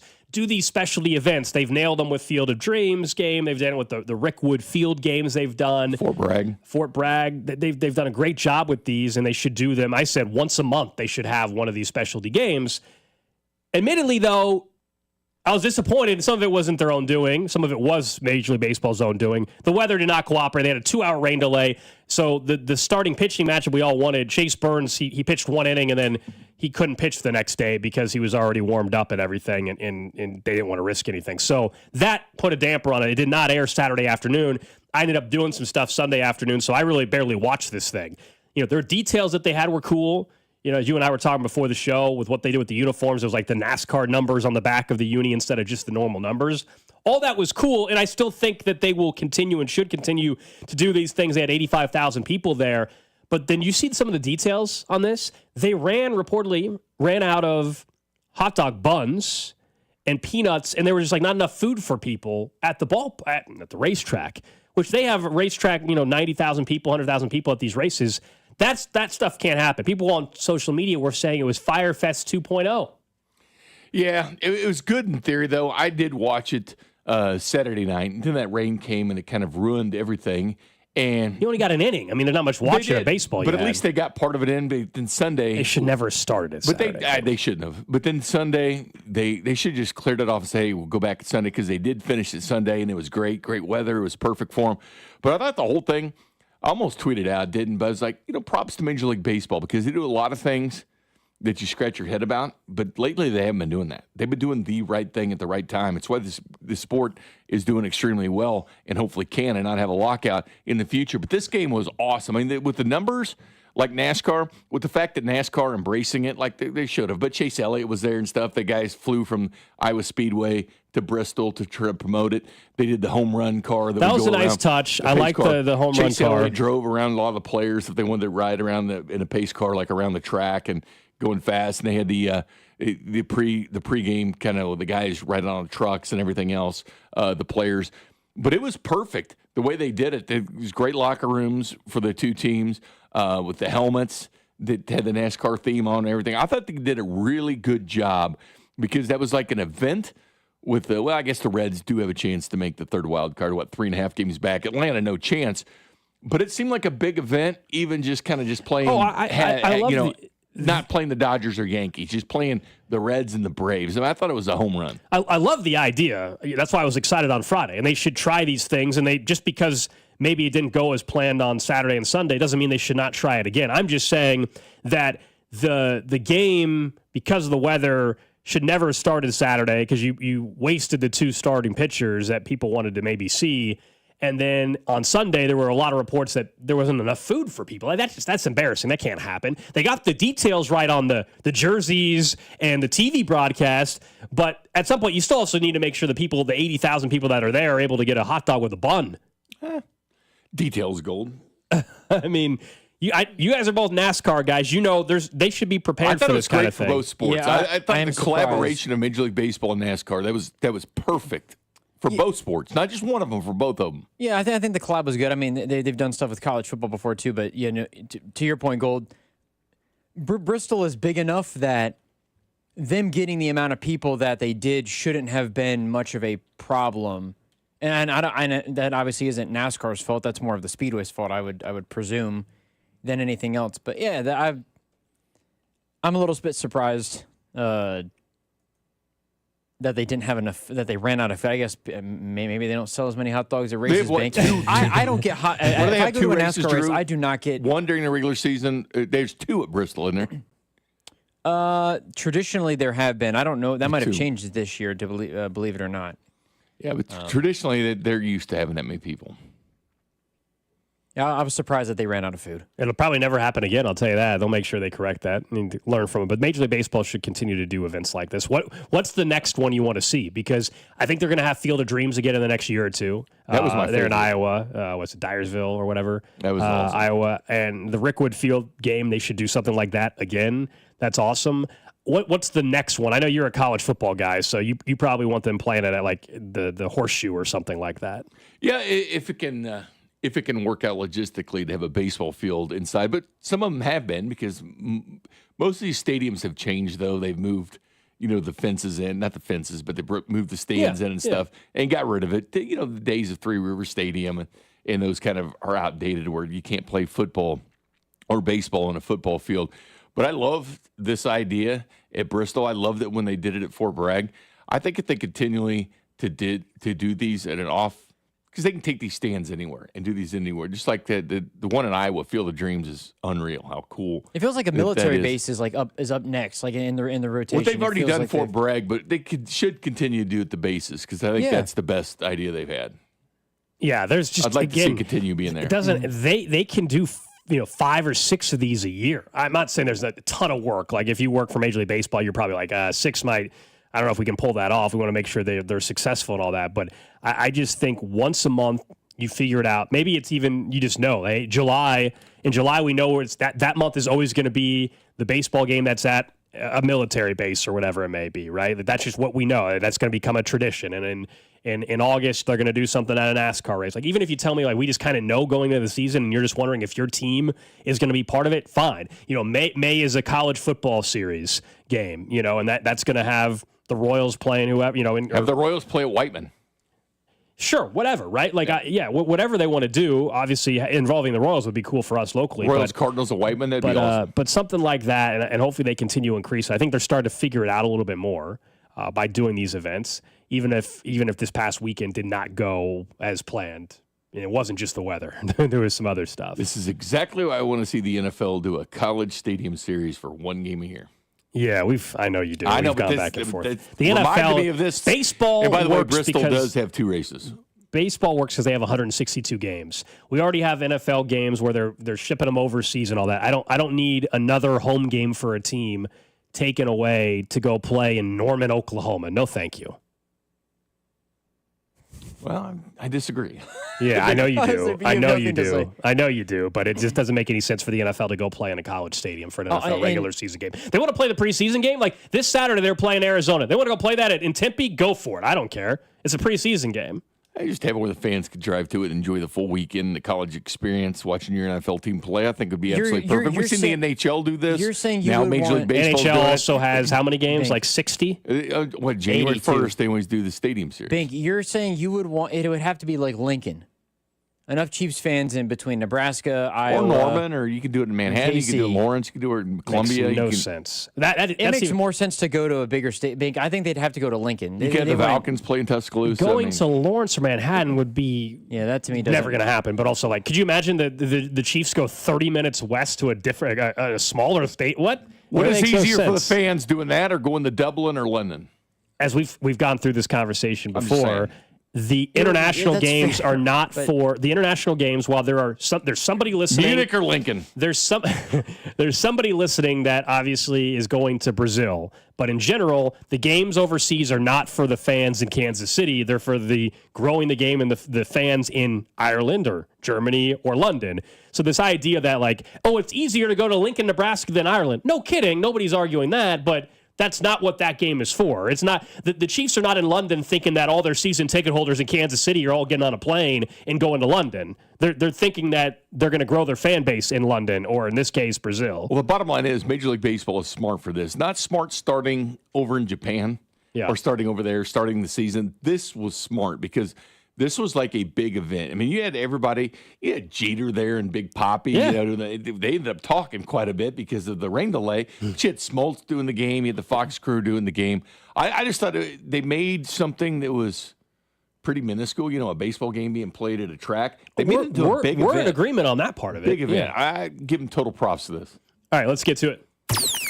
Trash of the day. We go to New Jersey. Bink, you ever been to Jersey? I have. When? Jersey.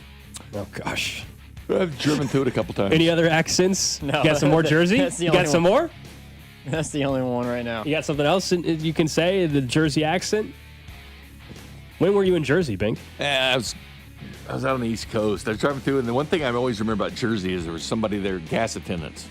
Yes, like Oregon, yes. Yeah, people you fill have up your gas tank. Not a fan of that. Yeah, I think Oregon's the other state that does that, or one of the other states that does that Not as well. a fan. New Jersey bakery owners, unfortunately, were stabbed over an eggplant sandwich. Okay? The kicker, though, is that the sandwich the customer was upset about was from 4 years earlier. So, one, obviously don't stab anybody. Two, what's a reasonable amount of time for you to complain about a sandwich? Like, if you go to a restaurant and you don't like the sandwich, in that exact moment, to me, is the only time you really can complain about it. 4 years, you're upset. One, again, if you get to the point where you're willing to stab somebody, you got other issues, but you got in your car and you drove to the restaurant that 4 years earlier you didn't like the eggplant sandwich? Think you ever have an eggplant sandwich? I have not. I thought that was just the emoji. You're an eggplant guy? I thought it was just the emoji. You're an eggplant guy? No, I'm not. No? Drew? I would never eat You're not that. an eggplant No. guy? Okay, just checking. Are you?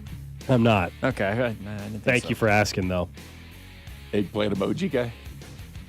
Okay. It's on the top 5. Drew, if you go on Drew's phone, it's one of the first 3 emojis that pop up. He uses it a lot. It actually is not. No, it is not. Surprise. 4 years. The argument basically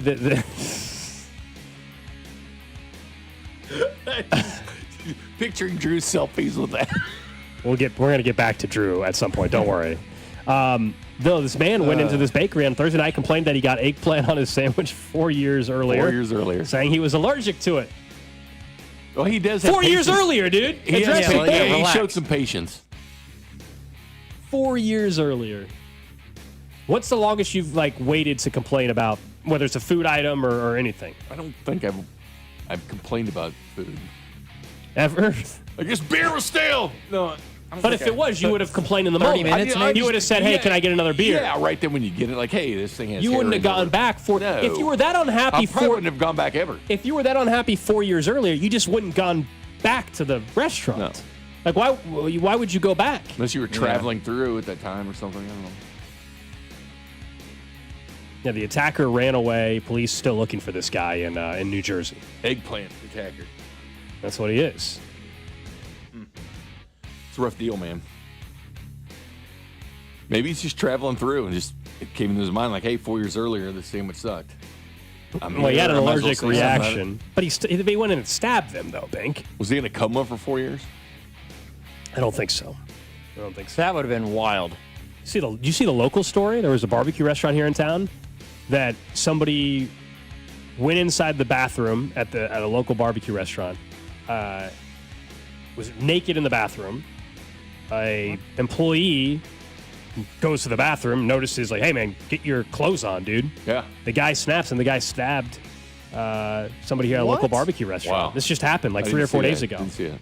Yeah, a lot of our listeners probably know. I'm just not, terrible story. Wow. Sounds like the guy's going to be all right. They ended up finally arresting the attacker, I think, on Friday. Was there a reason for it, or just?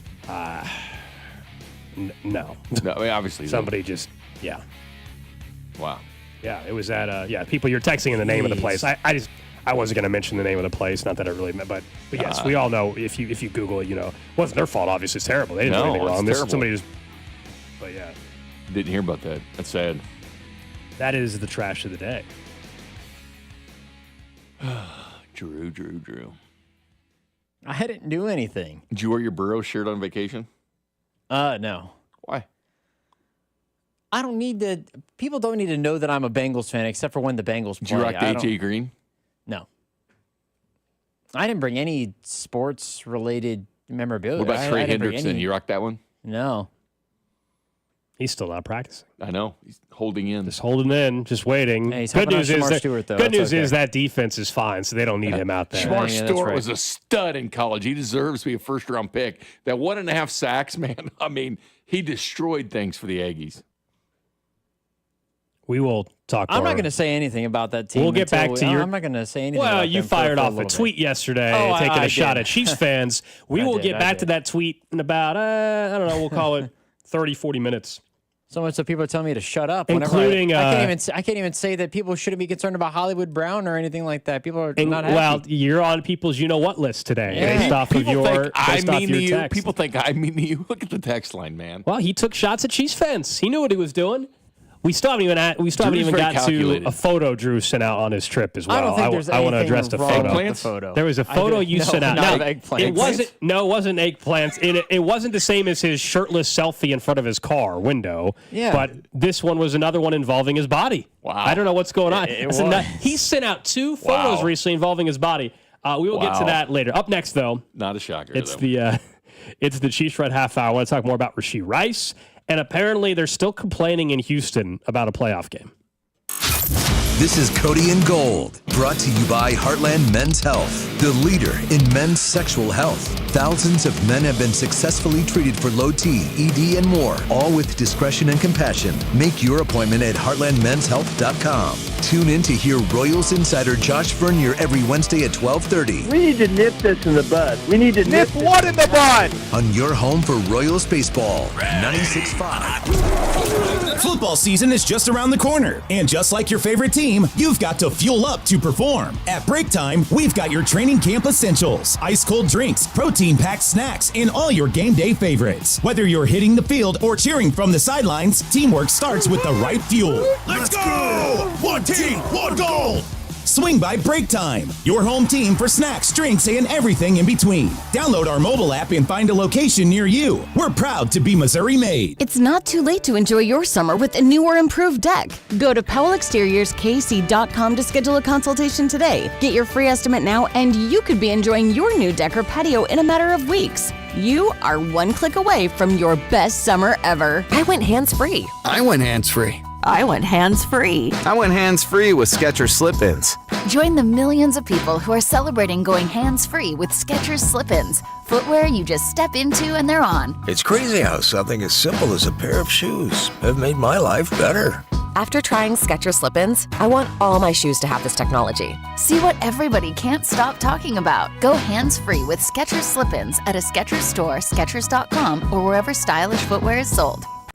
If Twisted Tea Hard Iced Tea was your best friend, it would be the kind of friend that starts an impromptu dance party in the supermarket aisle that turns into an all-day pool party rager at your place, and you don't even own a pool. Twisted Tea Hard Iced Tea turns any day into a legendary adventure. It's smooth and refreshing real iced tea with just the right kick of alcohol. Twisted Tea Hard Iced Tea. Keep it twisted. Twisted Tea Brewing Company, Cincinnati, Ohio. Please drink responsibly.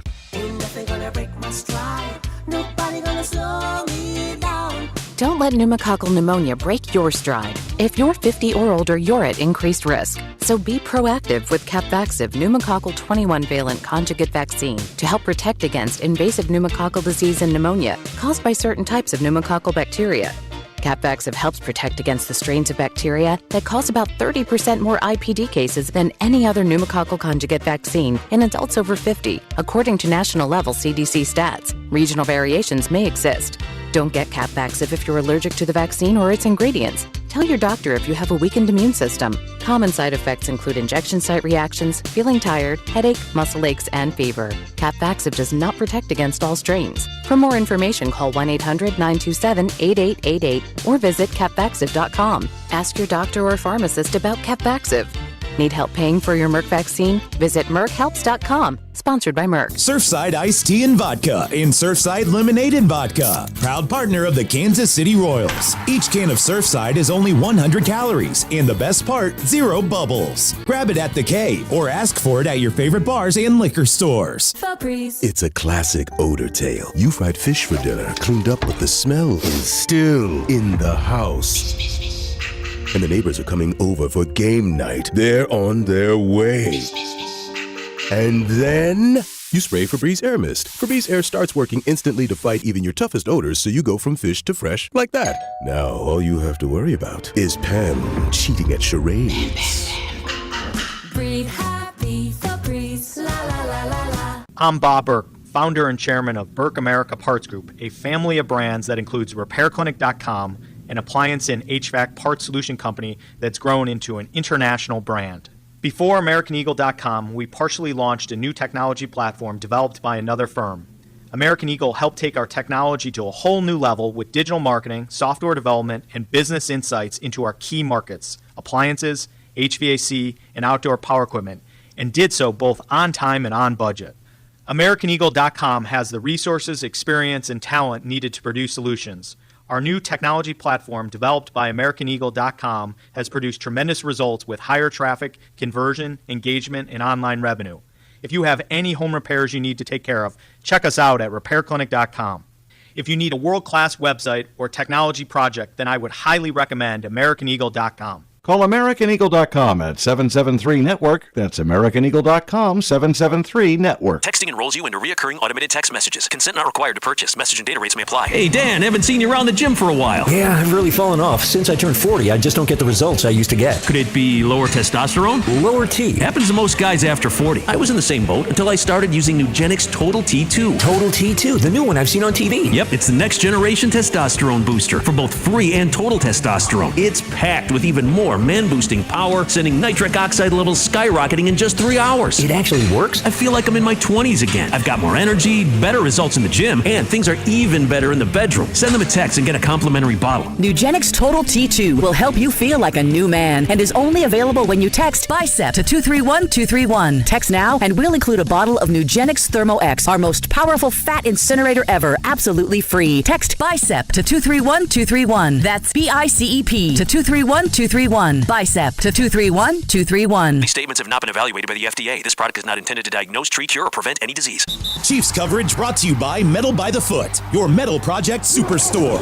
At Metal by the Foot, we pride ourselves on delivering the highest quality metal to meet your exact needs. Located in Casey and Topeka, online at metalbythefoot.com. When you need a piece of metal, remember, metal doesn't have to cost an arm or a leg, just the foot. You're listening to 96.5 The Fan from the Mission Plumbing, Heating, and Cooling Studios. Welcome in to the Chiefs Red Half Hour. Every day at 11:30 with Cody and Gold on your new home for Chiefs football. 96.5 The Fan. It is the Chiefs Red Half Hour, brought to you by All Weather Decks, Kansas City's most respected deck builder. Alex Gold, Jay Binkley, Drew Nixon with you. You guys were both excited during the break. A preseason poll was released. We'll get to that during the one what's that trending. means nothing. Even you more know than nothing. You know my stance on any of the AP or coaches polls to begin with, but this one truly doesn't mean anything. But in what's trending, we'll mention it as a local school does appear inside the top 25 college football's coaches poll. So we'll get to that in just a little bit. I want to talk about Rashid Rice a little bit, though, Bink, because he spoke to the media over the weekend, and we all know, like everybody knows, at some point he's going to get suspended. We don't know if it'll happen this week or the week after. He can practice with the team up until the week of the suspension. So let's say it's week 1. He can play in preseason. He can do training camp. He can do all of that. He can stay in shape. He's also coming back from an injury. He looks really good at camp, I must say. Like, he looks like a legit number 1 receiver. When he's running routes, he just looks different than everybody else out there. He is the best wide receiver on this team. We all know that. And he was on an unbelievable pace until he got hurt last year in that Chargers game. He was going to be incredible pace. I think he was pacing for over 1,400. He was. It was unreal how good he was and what people kind of put him in the hierarchy receivers. Keep this in mind: the year before, when he was a rookie, he was number 2 out of all rookies in yards and interceptions. So his trajectory keeps going up and up. Yeah, and he talked about how he believes he's completely changed and. How much he has to learn and has learned from obviously the accident and the legal consequences he's now going to deal with as well. He said, quote, "All I can do is focus on what I can control. That's me doing what I do best right here on the field." And I was thinking more about what the future looks like for him and his future in Kansas City in particular, because we all know he was drafted 2023. He's got a year left on his contract after this. Let's say he's suspended 4 games. We'll just make it simple. We'll say it's 4. It could be 6. I don't know. 4 games, but he goes out there and still has an 1,100-yard season by missing 4 games. That'd be a pretty darn good season. You would agree? I think it's possible. Right? And I think it is very much possible.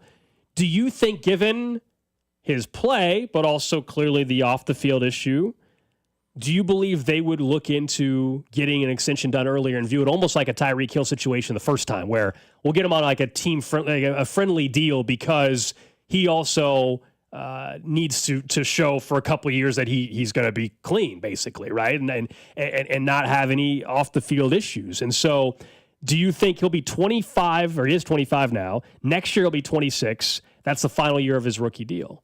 Would you look into? Let's say he goes out there and does what I just said this year and has no issue. This time next year, if he's coming off 14 games or 13 games, 1,100 yards, and has no problems in the offseason, would you be willing to do an extension, or do you think they're going to just ride this thing out and he's not ever going to get one? Well, I think with a lot of receivers, they'll just kind of ride it out and keep drafting new receivers, kind of like what they want to do, because they don't want to get into the $30, $35, $40 million a year for different receivers. Rashid Rice is different, though. This guy is a great talent, and the arrow's still going way up. I think you get a good deal with Rashid Rice. And the Chiefs, they've got good deals. Let's face it, Trey Smith was a good deal. By signing him now and him not playing out the NFL salary cap deal, don't you agree? Because other guards will sign, like they would pay him probably more if he was on the open market and other teams were going after him. They saved money on Trey Smith. Well, so a couple things. Yes, he was going to get more money on the open market. That's why he had the franchise tag. Do I think it's a great deal? Look, Trey Smith, I have no problem with the deal they signed. I don't know if I put in the great deal category. You're making him the highest paid guard in NFL history. Exactly. So I don't know if it's a great deal. I think doing it now save the Chiefs money, to be honest. I think George Karlaftis the Karlaftis deal is the better deal. Because if George Karlaftis goes out, his 10.5 sacks is career high. Yeah. If he goes out and gets 12 or 14, guess what happens? Around the league, they're like, ooh, we need this. We need this guy in here. And that goes way up. Just like with Seth Lugo when he signed with the Royals.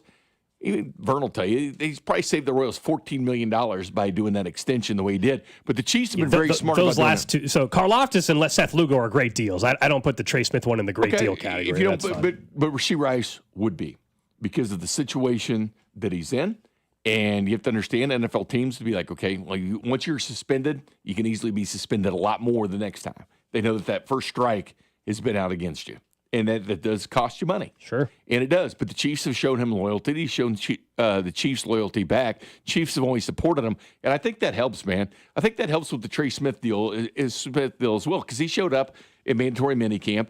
Typically, guys at salary cap, kind of skip those type of things or whatever. He didn't in good faith. Showed loyalty to the Chiefs. They showed him loyalty, taking him when they did. And I think Rashid Rice kind of feels that same way. I know it sounds silly, because you think about loyalty and business, they really go hand in hand when it comes to pro teams.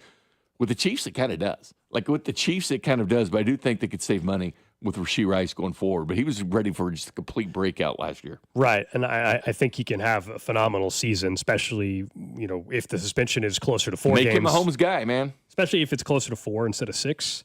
Potential suspension. I kind of view the potential there as, like I said, not the deal that ultimately Tyreek got in Miami.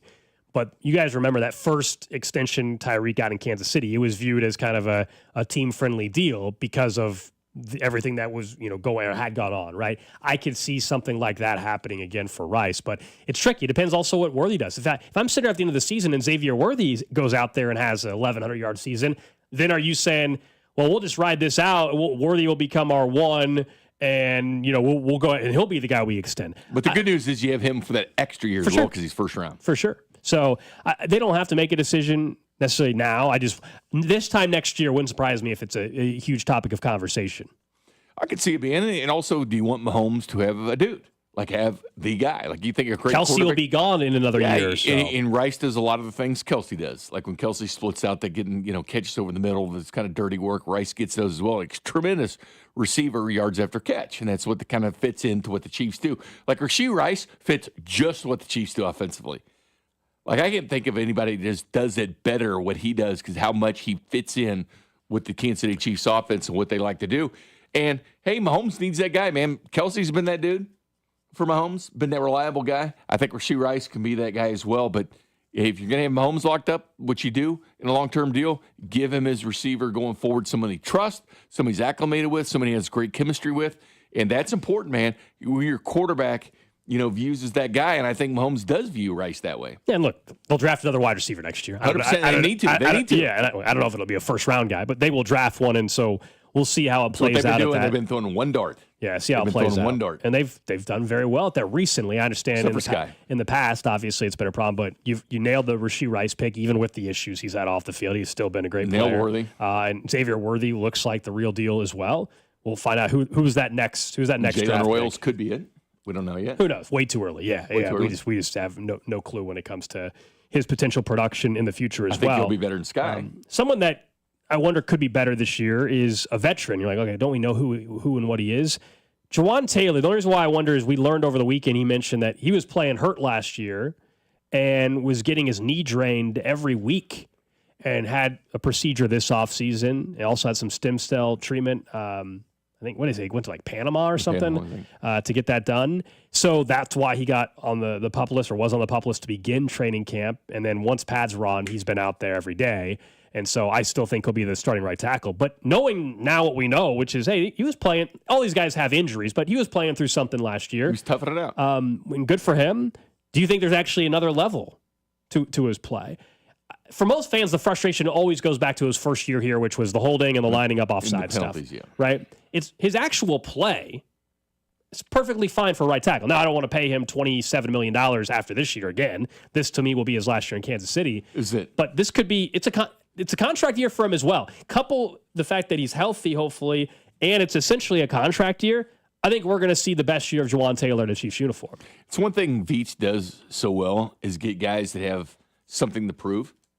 Jalen Moore, even though it's a 2-year deal, they can back away from that, but he's got a lot to prove. A lot of money can still be made for one more contract for Jalen Moore going forward. But that, Jawan Taylor's deal, the Hollywood Brown deal, we talked about Hollywood Brown. This was his big chance to go out and make money. It was supposed to be last year, but obviously injuries derailed that. Then this would be his big year to go out and make money. But I do like how Brett Veach kind of brings in guys that are hungry with something to prove. And definitely Jawan Taylor fits right in there. He's a Super Bowl champion. He's got the ring at least now to go forward with. So, yeah. And Jalen Moore, when he wasn't committing penalties, which he did lead the NFL in penalties for 2 years, but that lining up was a big problem with that. But you understand why he was doing it, try to give his quarterback a little bit more time. But outside of that, he was actually extremely serviceable, analytically playing right tackle. Because Jalen Moore, yeah, the 2 years with Jalen still. So, yeah. Yeah, that's why I think he's getting the reps at right tackle. Yeah, so that he sets up for 2026. Not only the flexibility this year, but it sets up for 2026. And if Jawan did have those issues last year, who knows if that happens again? You always have to be prepared for that. Jalen Moore, I think they really like. It was a smart signing. Chiefs didn't go wild in free agency spending because typically teams that go and spend a ton of money in free agency don't do well. I mean, there's stats you overpay in free agency. Panthers spent more money in free agency last year, and look at them. The Titans spent more money on defense than anybody last year. They picked number one in the draft. So just going out and spending those money. Those are already bad teams. But spending money wisely is important, and Jalen Moore is that because of his versatility at the right tackle. Well, you need him at left tackle now. He goes back to left tackle. Hey, you need him at guard. Kingsley's not working out at guard. You want Jalen Moore there. He can do that. So that's a very, very smart signing for the Chiefs. Like, I'm not looking at this, can he be a backup or something? Jalen's not, seizing that number one role. It's okay. He's still going to be incredibly relied upon with this football team this year. There's a good chance there will be a game in which Jalen Moore has to play this year. 100%. Just injury-wise, I guess it could be performance-based too, but most likely there will be a spot where somebody misses a series or two because of an injury in game, or they miss an actual game. I would have to go back and look. I would be shocked if there was more than one or two teams last year that for week 1 through week 18 had the exact same starting offensive line in every spot and didn't have a guy miss a snap. I would be shocked if there's more than one or two teams. And even then, there may not even be a single team that had every single, their left guard didn't miss a snap, their left tackle didn't miss, I just don't think that's how the NFL operates. Because the Mitch Schwartz of the world, was on a consecutive snap streak. That's hard to find. Or Creed Humphrey, in the way he plays every single snap. Trey Smith. Joe Tooney was known for doing that, too. It is tough finding guys like that. I thought the fact that it was a divisional round game last year and that it's camp and it's August, that in Houston they wouldn't be talking about the NFL treating Mahomes differently or not differently. I guess this came across the timeline over the weekend. Sean Hockley was officiating training camp practice for the Texans. If you guys go up to St. Joe, you've noticed, right? They have officials now that they're in pads, and so it's good practice for the officials. It's good practice for the team. If some guys are in the secondary being grabby or whatever. Well, he was asked, Sean Hockley asked about treating players the same. They're still talking about this in Houston? All quarterbacks the same with regard to roughing the passer. Anybody with a ball as a sliding player, whether it's a quarterback or not. So I would just say that I don't have anything other than, we're going to treat all players the same. Now, all right, that's kind of hard to hear, but basically, of course, he was saying they treat all players the same and all that. I couldn't believe it. That out of all the questions, they're asking about their belief that once again in the playoff game last year, Patrick Mahomes was treated differently than C.J. Stroud. That's still a thing? It should never be a thing. Well, we've said that Josh Allen, Patrick Mahomes, Tom Brady, Joe Burrow, do they get treated differently than rookie quarterback Tyler Shuck in week 1? Yeah, absolutely. Of course. But that's been going on forever. It happens in every sport, by the way. Yeah. The rookie, Cooper Flagg, right, just got drafted by the Mavericks. He will not get the same call in his first game as he will in 6 years. That's just sports. That's just reality. Why? I don't know why they're still asking questions about this in Houston, going back to the divisional round game. The Texans are still irrelevant, I'm sorry. They just don't, in the conversation of the AFC, they might win their division this year. They're not on the same tier of the Chiefs, the Bills, the Ravens. They're just not. They're not even in the same grouping that I would have put a couple years ago, where Cincinnati was. Now, to me, Cincinnati and Houston are very, very similar franchises. Don't they have pool reports too after every game where this sort of stuff gets? Yeah, but that's kind of a joke too. Yeah, I know that it's hard to trust the pool reports, but even still, like they're not. What else? Also, what else do you expect Sean Hochuli to say? Like, I don't. Of course, he's going to come out and say, "Yeah, you know what? We actually give all the calls to Mahomes." Yeah. Like, even if it was a thing, which but it's that's not. Still a narrative. It's a reminder as we get closer to the season that as much as it annoyed us, be prepared to be annoyed again. If the Chiefs are having success early on, you're going to once again see the social media crap of, they're getting this call or that call or that's rigged or whatever. Just that'll start back up the minute the Chiefs start winning again. Right now, it's more of like, they're not any good because they got their ass kicked in the Super Bowl. But the minute the Chiefs beat the Chargers in Brazil, maybe beat the Eagles in week 2 as well, it'll start back up all the annoying things from last year. We're already seeing it with the new first down marker. I love that. They're doing by this the way. just for the Chiefs. That's what we've heard. No, they're doing this so they can get Chiefs first down. It's rigged. They're going to hack into the digital system. It's already started.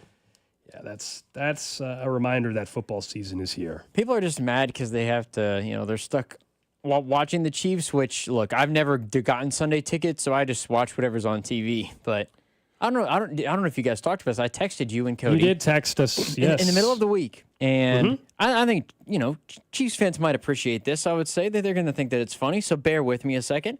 I'm having discussions, as you always do. You're just hanging out, talking with family. And my brother and my cousin, I'll start off with my cousin because he was the one who was talking mainly about this in the first place. He lives in Sioux Falls, up in Iowa, Steelers fan.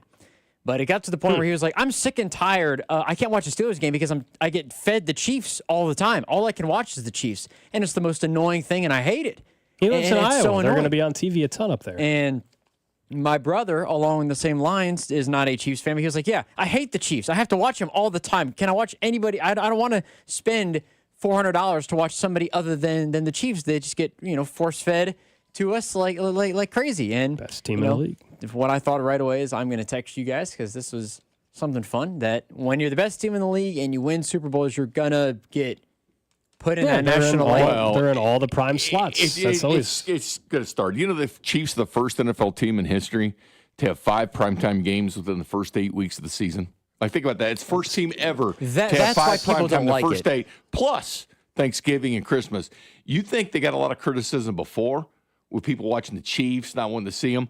Wait until they're on primetime 5 of the first 8 weeks, which has never been done. Yeah. You wait to hear the criticism then. It's coming. It's coming. And they've been the best franchise for over the last 7 years. The NFL's used them. The NFL has used the Chiefs. I mean, I think you could say even the same thing about the Cowboys too. Like, I'm sick and tired of seeing them on things. Like, obviously it's a tradition. Like, the Cowboys, I get the complaints for because they haven't been any good. Exactly. No. For you to say, well, of course it's the Cowboys on national TV, but they haven't been good. So. Yeah, I don't know. I thought it was funny for my trip. At least they rotate the Thursday night game between teams. Chiefs, by the way, were the first team to have a Thursday night Thanksgiving game when it was the Chiefs and Broncos. They did that as a favor to the Chiefs, but that was the first one besides being the Lions and the Cowboys every year. But that's just typically been the staple. God, wasn't there that same radio station, Gold, that we played the talking about Josh Allen, I think, 100.9 The Mitt, something like that. Up in Michigan. There was another video, or there was another clip that was put out. I don't know if you saw this. Yeah, she's on a roll. The same. She clearly is lines. doing this on purpose at this point. Wait a minute, is this the same lady that was talking about how she's going to root for Josh Allen because Mahomes was in a Hallmark commercial movie even though he wasn't? The latest one is about Deshaun Watson. I personally, now that football season has started, I personally think that Patrick Mahomes wouldn't be anything without Andy Reid. If Deshaun Watson was drafted by the Chiefs, he'd probably be the #1 quarterback in the league. Does Deshaun Watson, does the stuff still happen if he's in Kansas City? I feel like, though, Andy Reid could have maybe guided him in a better way. No. You know? That's probably maybe true. He wouldn't be such a bad guy. That's insane. Insane. This lady is the same lady that talked about the Hallmark movie and the Chiefs and how she's going to like the Bills now. When the Bills just filmed their Hallmark movie this year, by the way. You just don't. That's just Mahomes 4-0 versus Allen in the playoffs. This lady here, her hot takes. The same guy. No, he still has the same. He still has the same off the field trouble, whether it's in Kansas City or Houston. It still would have happened. That audio cut. We have some funny drops in the system and some funny cuts, and people have bad takes. That like legitimately might be one of the dumbest pieces of audio we have ever played on this show. It's not one good. Of the dumbest pieces of audio. I personally, now that football season has started, I personally think that Patrick Mahomes wouldn't be anything without Andy Reid. If Deshaun Watson was drafted by the Chiefs, he'd probably be the number one quarterback. Shut up. That makes it the most ludicrous. The whole thing about Mahomes, I'm sure there's people that feel the same way about Brady wouldn't be anything without Belichick and all that stuff. And of course, Brady shut those people up afterwards as well. But the back part of it is Deshaun just you Watson. No. Can you believe Bink wanted Watson instead of Mahomes? This is not true. I get a lot of crap for the Simmons thing, but nobody remembers me wanting Mahomes over Watson. Nobody remembers that far back. And Mahomes changed the whole complexion of this city. 100% That mock changed it. draft on our station site. Bink selects Deshaun Watson. Proof every single mock I have Mahomes. I knew this. Very first article on 610, actually. Bink, we know this. We're just poking the bear a little bit. No, nobody remembers. The text line, they don't remember. And yes, I think Deshaun Watson would still be a creep, whether he was in Kansas City or Houston. Some or people are Cleveland. just creeps. It doesn't matter where That has nothing to do with football-related things. No.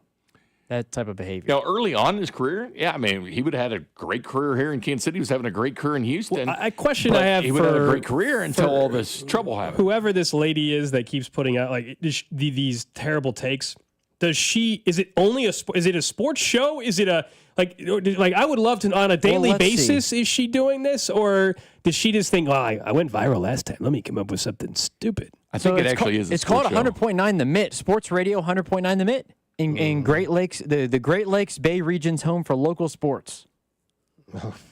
They talk high school, Michigan State, primetime NFL. But the Michigan State takes are hot. No offense to Michigan State, but there's no hot what does she think Tom Izzo should be fired or should retire? Probably. I mean that's the hot take in East Lansing. If Cooper Flagg would have got the Michigan State, they'd have won a national title. I don't know. That's just crazy. It's not even related to their area. It's Michigan. Yeah, I don't know that's what I'm saying. What show is you mentioned the state the actual show. They're local. Do they talk? I would love to what's it sound like when she's talking about the Detroit Lions or whatever?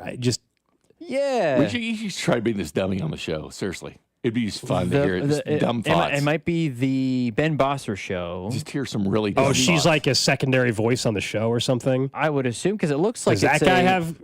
Okay. Oh no, I don't know. Such as the text line says, she's right to be the pageant contestant. No, she isn't on that one. Such as Mahomes. She's not on that one. There's only I can't even find. Because remember, she had the Drew. You were referencing the take. What? How many months ago was that? Do you think the one before? Oh about, man, the Josh Allen one. A few months is all. That was the all-time worst one. That was worse than this one. That one was just so inaccurate, with things she thought were a fact. This one's dumber though. This take about Deshaun Watson and Andy and Mahomes. Well, they're both so stupid. It's hard to. I can't find the show that that was. I don't see her on the website of the station or anything like that. I can't remember if it said on the tweet. I might have to go back and find the tweet and just see. No, I saw that come across over the weekend as well. Here we are. She got attention. I don't remember her name though, but doesn't matter. No, it doesn't. Some of this stuff is just like listen. I think, and I'm not even going to play up myself in this. There are some crazy things that I say, but I seriously think certain things, and I'm not seriously thinking that this is a thing that's possible. If I tell you that I think that Joe Burrow is as good as Patrick Mahomes, I actually believe it. That might be, that's differing opinion, but it's not an out-of-pocket comment or take like that one was. My guess is in a couple months she's going to have some more in a couple months. The funniest thing was the Hallmark movie take and why Buffalo and Josh Allen, when they just filmed Josh Allen movie. Yeah, Josh Allen won't be in the Hallmark movie, I don't think. Mahomes wasn't in either. And neither was Mahomes in the Chiefs one, but you take Allen, and Mahomes is 4-0 versus Allen in the postseason, so I don't understand that take at all. It doesn't make sense.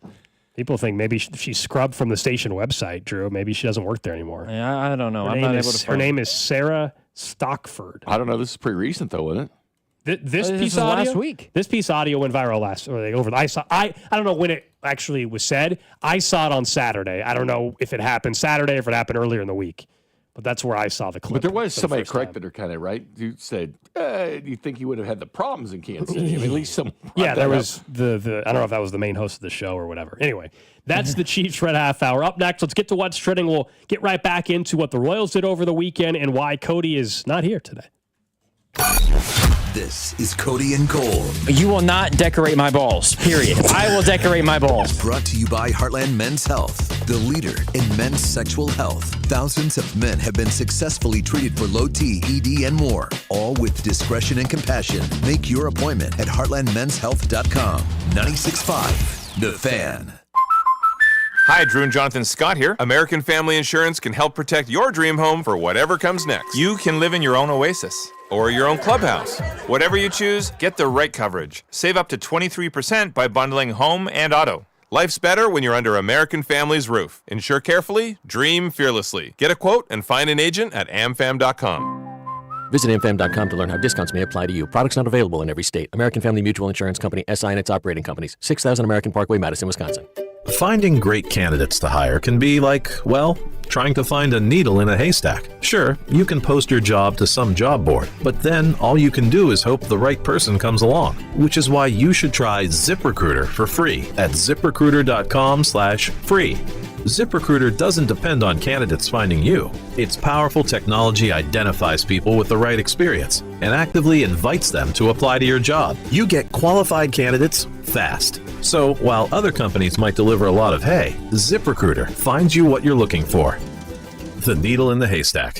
4 out of 5 employers who post a job on ZipRecruiter get a quality candidate through the site within the first day. ZipRecruiter, the smartest way to hire. And right now, you can try ZipRecruiter for free. That's right, free. Just go to this exclusive web address, ZipRecruiter.com/free. That's ZipRecruiter.com/free. ZipRecruiter.com/free.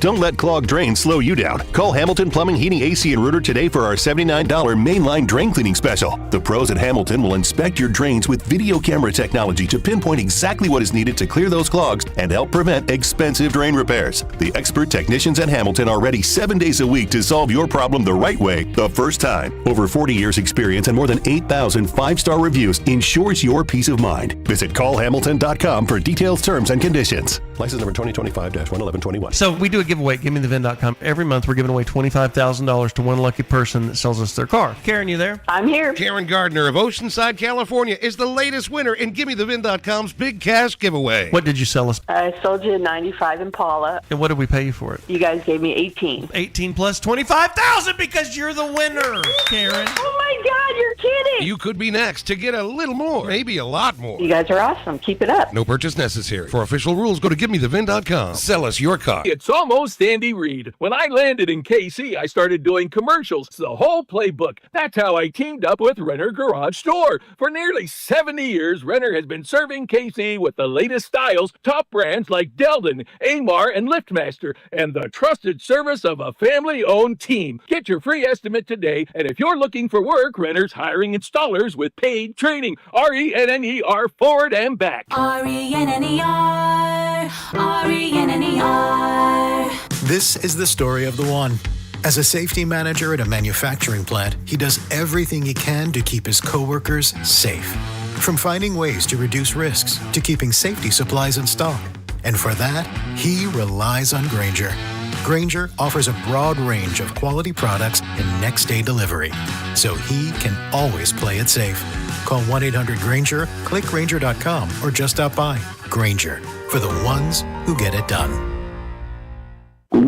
Oh no, stomach issues again? Stomach issues? Who are you? Your pancreas. I could be the real reason for your diarrhea, gas, bloating, stomach pain, or loose oily stools. I thought it was my stomach. People often do, but any of these symptoms could mean having a condition called exocrine pancreatic insufficiency, or EPI. With EPI, the pancreas doesn't release enough enzymes to break down food, but EPI is manageable. Use the symptom checker on identifyepi.com and speak with your doctor. That's identifyepi.com. Sponsored by AbbVie. Hi, Zoe Saldana. Welcome to T-Mobile. Here's your new iPhone 16 on us. Thanks. And here's my old phone to trade in. You don't need a trade-in. When you switch to T-Mobile, we'll give you a new iPhone 16. Plus, we'll help you pay off your old phone up to $800, and you still get to keep it. There's always a trade-in. Not right now at T-Mobile. I feel like I have to give you something in return for karma. That's okay. I don't really have much in my purse. Oh, let's see. Juice box. I'm a mom. I'm good, seriously. Let me check. Oh, hot sauce. Take it. Really, I'm fine. Oh, I have raisins, a balloon. Wait one sec. I've got cupcakes in the car. Switch to T-Mobile. Get a new iPhone 16 with Apple Intelligence on us. No trade-in needed. We'll even pay off your phone up to $800. With 24 monthly bill credits, new line, $100 per month on Experience Beyond. Finance agreement $829.99 and qualifying ported. For well qualified plus tax and $10 connection charge. Pay out via virtual prepaid card. Allow 15 days. Credits end and balance due if you pay off early or cancel. See T-Mobile.com. Texting enrolls you into reoccurring automated text messages. Consent not required to purchase. Message and data rates may apply. Hey, Dan, haven't seen you around the gym for a while. Yeah, I've really fallen off. Since I turned 40, I just don't get the results I used to get. Could it be lower testosterone? Lower T. Happens to most guys after 40. I was in the same boat until I started using Nugenix Total T2. Total T2, the new one I've seen on TV. Yep, it's the next generation testosterone booster for both free and total testosterone. It's packed with even more man-boosting power, sending nitric oxide levels skyrocketing in just 3 hours. It actually works? I feel like I'm in my 20s again. I've got more energy, better results in the gym, and things are even better in the bedroom. Send them a text and get a complimentary bottle. Nugenix Total T2 will help you feel like a new man and is only available when you text BICEP to 231231. Text now and we'll include a bottle of Nugenix Thermo X, our most powerful fat incinerator ever, absolutely free. Text BICEP to 231231. That's BICEP to 231231. BICEP to 231231. These statements have not been evaluated by the FDA. This product is not intended to diagnose, treat, cure, or prevent any disease. You're listening to the all-new 96.5 The Fan, your home for Kansas City sports. KFNZ FM and AM, HD1 and HD2 Kansas City, an Odyssey sports station. What's trending?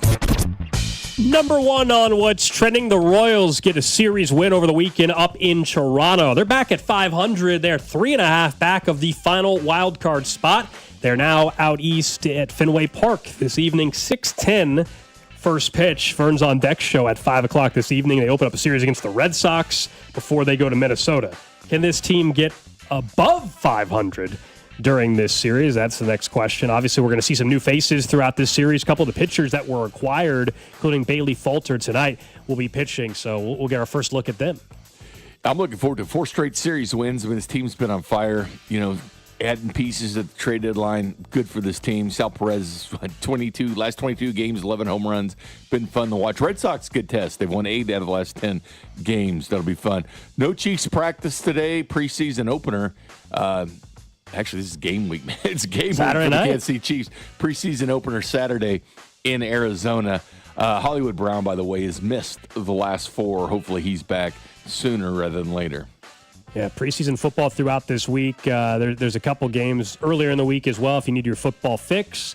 We've got to wait till Saturday for the Chiefs preseason. We'll find out later on the week the exact breakdown of who's going to play. You know, Andy always kind of gives the same answer, and then we end up finding out Mahomes plays a series. Yeah, you know, Mahomes in the starters first half. Yeah. And then it'll be one series. Yeah. You know, typically the offensive linemen you will see Well, I think go a little bit Jalen longer. Moore should play a lot. Yeah, you'll see honestly. the offensive line, the first unit go pretty much close to halftime. Josh Simmons, it wouldn't hurt for But him you'll to see get a lot of work. Minshew. Next on What's Trending, how about the Buffalo Bills and their running back James Cook? Had a great season a year ago. He now has begun his hold-in. He wants a new contract. He had been up there. He hasn't missed camp, but now he's getting frustrated. He was asked basically why is he doing this, and he's a business, and he wants a new deal. He's probably going to get a new deal, by the way, before the start of the season, but now he's actually going to stop practicing. Yeah. Practicing, then all of a sudden just halt to a stop. It's one thing if your team has been winning Super Bowls and you have a holdout here and there. It's different if you're doing this and you haven't won, you haven't 100% bought in. But it's great news to see this happen to the Buffalo Bills. Always good to see that. Cameron Young, by the way, finally a PGA Tour winner. Former Rookie of the Year, dominated the field all week at Sedgefield Country Club to run away with a 6-shot victory. 6 shots a ton. And the PGA Tour to win by 6-shot victory at the Wyndham Championships. Yeah, Cam Young on the board here after being competitive for quite some time. 6 shots a bunch, man. Next up on What's Trending, you and Drew were dissecting the coaches poll during the break. The college football coaches poll is out. Number 1 in the country, no surprise, the Texas Longhorns, followed by Ohio State, Penn State, Georgia, and Notre Dame. A little bit further down the board, you've got Kansas State, the only local inside the top 25 of the coaches poll. They are number 20. Rounding out the top 25, A&M, Iowa State, BYU, Texas Tech, and the Boise State Broncos. KU did receive 6 votes. You know my feeling on all these polls. They don't matter. They're fun to talk about. They Missouri's just don't mean 27th if you look at the. No, there's no such thing as being ranked 27th. It doesn't exist. It doesn't exist. That's my biggest gripe with people with the polls. There's no such thing as being 41st team. There's no such thing as being ranked 27th. You're either top 20. It's top 25 for you're not 27th. Well, it's the streak, Drew. There's a streak in there, like a 15-year streak where teams in the top 10. There's at least one team preseason top 10 that finishes out of the poll completely. Oh, yeah, that's right. It's like a 15-year streak or something. Because Florida State, obviously the meltdown Who on do you that. think it is? I don't know. So you got LSU a couple years ago? LSU, by the way, so the rest of the rankings, Clemson was 6, Oregon 7, Bama 8, LSU 9, Miami 10, Arizona State, Illinois, South Carolina. Cody they would have to be completely out of the poll. The finish is out of the poll completely. Completely out of the poll. Miami would be my vote. And I know, and it's not just because they're 10. Last week we were having some fun with Cody in Tennessee with their fight song and everything. They're 18th. Drew, we know you're a big South Carolina Gamecocks fan. Huge supporter of them. Yeah, the Gamecocks. That's what's trending. And Lenore Sellers. That is your guy, honestly.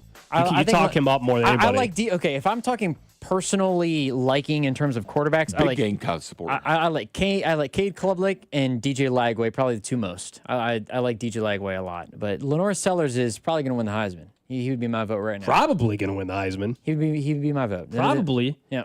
You're saying that like he's the favorite or something. If they go 8-4 or better, I bet you he wins the Heisman. He's just going to be. He is the team. You should put a bet in then. He's not the favorite. It's probably Arch, isn't it? Or is it Cade? Arch Manning, 7-1. Cade Klubnik, 9-1. Also with Nussmeier at LSU. Jeremiah Smith is 11-1. Ty Simpson is 16-1. Carson Beck, surprising. 18-1. Beck, Aller, and Sellers all are 18-1. And then further down the board, if you're looking for any of the local kids, Avery Johnson, 50-1. Makes sense. Dual threat. If they win the Big 12, 50-1 is not a terrible bet if you think it all comes together. And then further down the board, Jalen Daniels, 100-1 for the Heisman. Look, if he makes it to the ceremony, forget winning the Heisman. If Jalen Daniels is at the ceremony, Kansas wins the Big 12 and they're in the playoff. And you'd be thrilled. I would with the season they had. Absolutely. If he's a finalist for the Heisman. Absolutely would. Not K-State should be the local rank. K-State has the best shot of any of the locals to get to the college football playoff. It's not even close.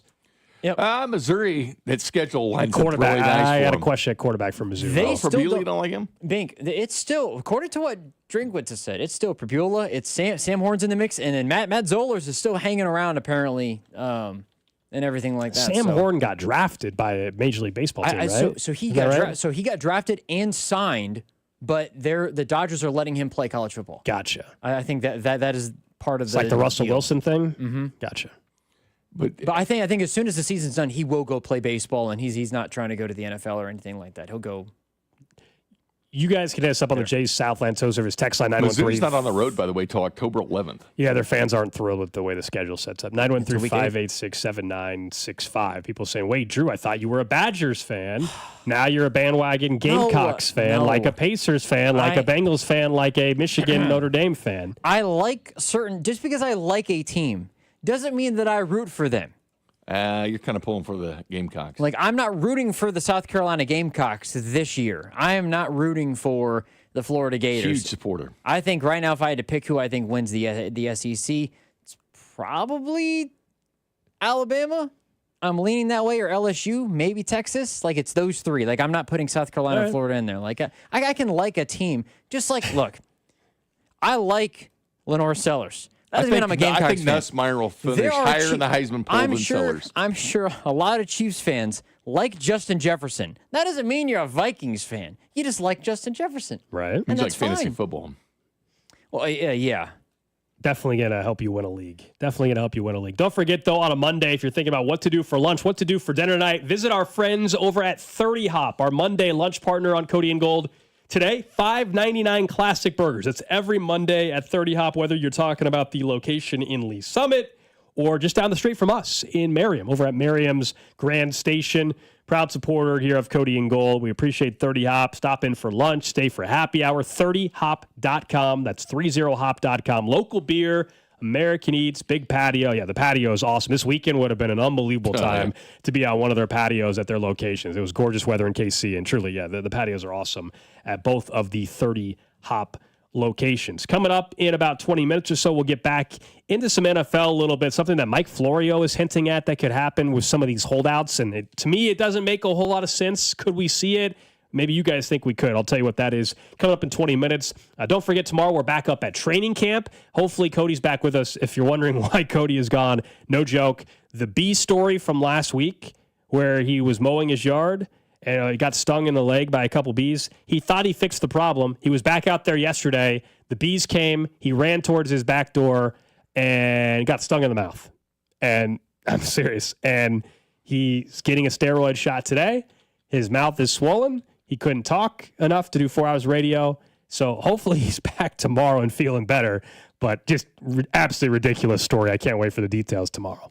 Absolutely ridiculous. Rob came in here briefly and he was like, oh, was like Cody sick or something? I was like, no, he got stung in the mouth by a bee. He goes, what?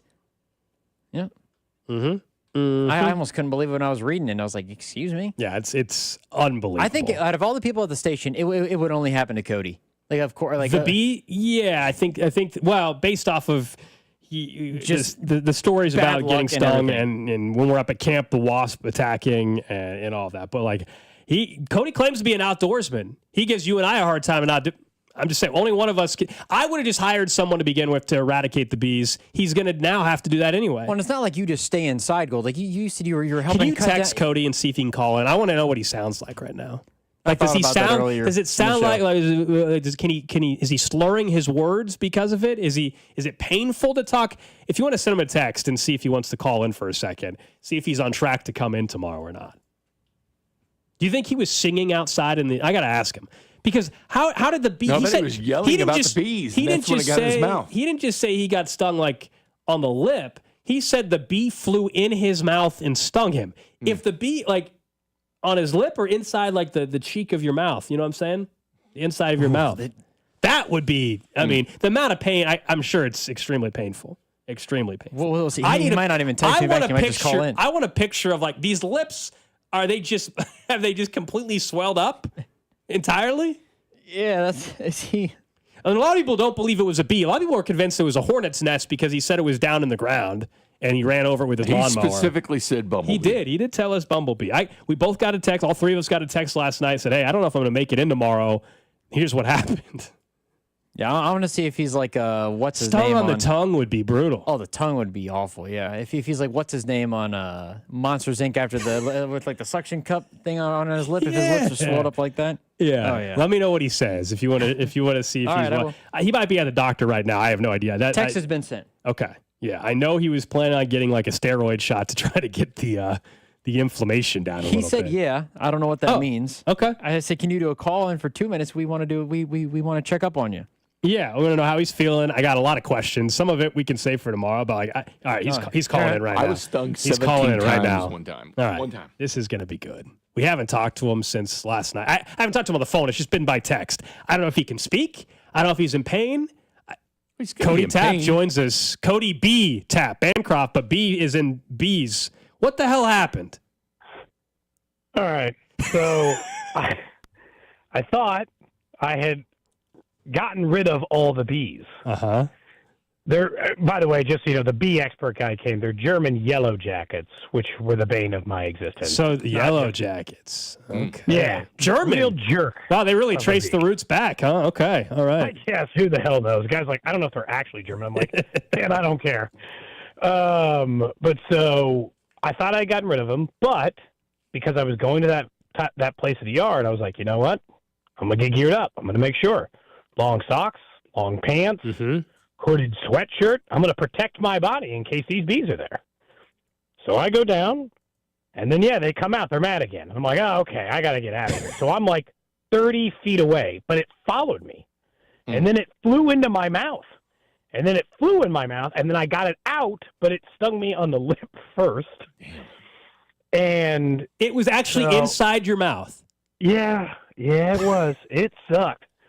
And so then yesterday, my whole face got fat, like my neck and my. Do we have photos? Will you tweet some out tomorrow? Yeah, sure. so like my whole face got fat, and then I was like, well, maybe it'll get better. And this morning it was worse. So then I went and got steroids, and hopefully that'll solve the problem. Jeez. It hurt a lot worse than it does today. It still hurts today, but well, yeah, I can't imagine. That's brutal. So did the guy remove the bees or kill them? Because aren't they supposed to remove? Well, they're not bees, I guess. They're yellow jackets. They're not honeybees. Yeah. They're So he went in erratic. He said, "You guys you're dead." He talked like it was a military operation. He said, "I got a direct hit on the nest." It's like he's just down. He put on a whole suit. Man was on the ground, smoking them out, and then I think just poisoning their hive. People were convinced that because it got in your mouth. Like, were you singing? Why was your mouth opened? Oh, honestly, I don't know. I don't have a good reason or explanation for that, I guess. Other than I was running away from the bees at the time. Like, fuck. Bees. I can't cuss. Oh, nope. We're going to have to dump that. We're going to. Dump button has been hit. Thank you, Cody. I mean, the guy does radio for a living and he can't call into the show. I won't cuss anymore, but I'll just tell you right now, I haven't been that mad in so long. That's why I'm cussing. I was so mad. I was enraged after it finished. I went to the hardware store and tried to get something else to get rid of them. And then I was like, I can't pick on these bees anymore. Till I called the expert. Well, I'm glad you're feeling better at least. Do you think you're going to be ready for tomorrow? Yeah. I mean, I can't promise talking for 4 hours is going to feel great, but my plan is to be back. Are you worried? Are you worried that you just killed a bunch of yellow jackets because of this? Are you worried that the wasps have caught word of this tomorrow at camp? I don't know, man, but I'm going to I feel like I just got to bring some sort of spray foam. And there's only been a couple of those. And I don't know if they heard about their buddies who just had to take care of in the yard, but I'm out for blood tomorrow. It would not be a good day to mess with me if you're a wasp. Okay. People say you sound fine. Get your ass to work. We'll talk to you tomorrow. See ya. There you go. It's Cody Tapp. Glad he's feeling better. He calls in he does radio 4 hours a week with me, and he 4 hours a day, I should say, 20 hours a week. And he's on the phone for 4 minutes with us, and he drops an F-bomb. I'm glad we have a dump button. For those of you on the stream, congratulations, you got that one. But, man, oh, man. Steroids. Jeez. It was actually inside your mouth. He said, yeah. He said it was. So not bees, Bink. Yellow jackets. He got stung by yellow jackets. The photos are probably They smoked him out, though. Yeah, the direct hit. On the nest. That's hilarious. He gave him he gave him a battle report. That's hilarious. I still don't tomorrow. I'll have to ask more when he's in person, and I'll see what it'll look like. The mouth, how did it get inside your mouth? Is he going to wear a sweatshirt to training camp? No, but he's been nervous about the wasp anyway. Now I understand the worry. Yeah. You just got stung. You're on steroids. Hopefully that brings down the swelling. Someone says, I understand Cody cussing. Yeah, I understand. He forgot he was on the radio for a second. That's all. He got comfortable for about 30 seconds. Yeah. I cussed one time right after surgery. I showed up to work and cussed within the first 5 minutes. Yeah. I get it. Thank you for calling in, Cody. Thank you. Drew, thanks for texting him. Getting that. People were asking. Thinking of Drew, we were going to talk some roll. We'll get there, I promise. But now while we're already having some fun here. Drew, you want to talk about the picture? Yeah, a couple things. One, for those tuning in, we already talked about Drew's completely irrational, unnecessary tweet as he arrived back in town from the Outer Banks. He sent out a Burrowhead tweet, which makes no sense in the year 2025, especially since Cincinnati hasn't won against the Chiefs in 3 years. It's a ridiculously outdated tweet. I don't know why you sent it. Your team can't even get to the postseason these days, so I don't know why you sent it. Uncalled for. Text line's mad at you. A couple weeks ago, you sent out a photo, a selfie. You had just got done jogging outside, and it was a shirtless photo of yourself, and you took a photo of yourself through your car's window. Yep. Interesting. Then with the emoji. With the eggplant emoji. Yeah, that was weird. I don't know why you threw the eggplant emoji on there. And then hit the wrong button, I guess. then I saw while you were out of town, you took the time, you said, did a thing. Yep. And it was just a photo of your back. At first, I looked like, did you get your back waxed or something? No. That's what I honestly thought. And then we noticed, Bink thinks there's like an eggplant outline on your back, but it was actually, okay. but it actually is All like, right. it looks like the cupping, like the Correct. The little oval things, cups. I didn't say it looked like a cup. Well, that was what it was, though. Why? It was? But it was necessary to send a photo? For a couple, what was up with the photo? And then why did you decide to get, are you training for why the cupping? So, my brother and I and my sister's boyfriend all got massages. Okay. And I never had a massage done before, and I know in the particular, Sean Watson one? Jeez, Bink. My shoulder is something that I've got a little bit more pain in. So she was focusing on my shoulder, and then even referred pain to my back, like in the middle of my back, which is where the cupping was done. And she was starting to massage, and she felt there was like a little bump or whatever, and she was like, "Oh," and I was like, "Yeah." And she was like, "This is the shoulder, right?" I was like, "Oh yeah." She goes, "You're a mess." Like I have a lot of issues in my shoulder apparently, but she was like, I might do some cupping. And I was like, great. From what? So a few years ago, before I moved to Kansas City, I think I threw my arm out, like legitimately threw my arm out. And I never got it looked at, never got anything done, haven't been to a chiropractor, haven't had x-ray, MRI, haven't had anything. So this is like 2 or 3 years ago, like in the making of, my shoulder's really sore. And she was like, yeah, your shoulder's pretty messed up in terms of like it's like she thinks it was a pretty bad physical strain. Like nothing was torn or anything like that. But she was like, you should go and get more massages done. I thought it was great. I thought the massage was wonderful. Of course she's saying you should get more massages done. Well, yeah. I thought the massage was great. I've never had it before. Massages can be terrific. But very, very helpful, especially for the shoulder. My shoulder feels. But the photo, this is now, Drew. Because I wanted to show the cupping. I thought it was cool. Let's be real. This is now so in the last month, you have sent out a shirtless photo, and then again another photo. Like, yes, it's your back, but still, what's up with the people are wondering what thirst traps, body pics on public Twitter accounts. Are you starting an OnlyFans soon? No. Hank, what do you think of this? I think it's odd behavior, to be honest with you. Well, no, I was excited to do the cupping. I thought it was really cool. I thought I would, in a way, looked like, the athletes do whenever they get the cupping. I was like, did you get it awesome. because athletes get it? You're like, oh, this is cool. Is that why you got it? No, I actually want, because I know that it helps. Like it actually can really help the muscle tension, and I am glad that I got it. It feels better then. Yes.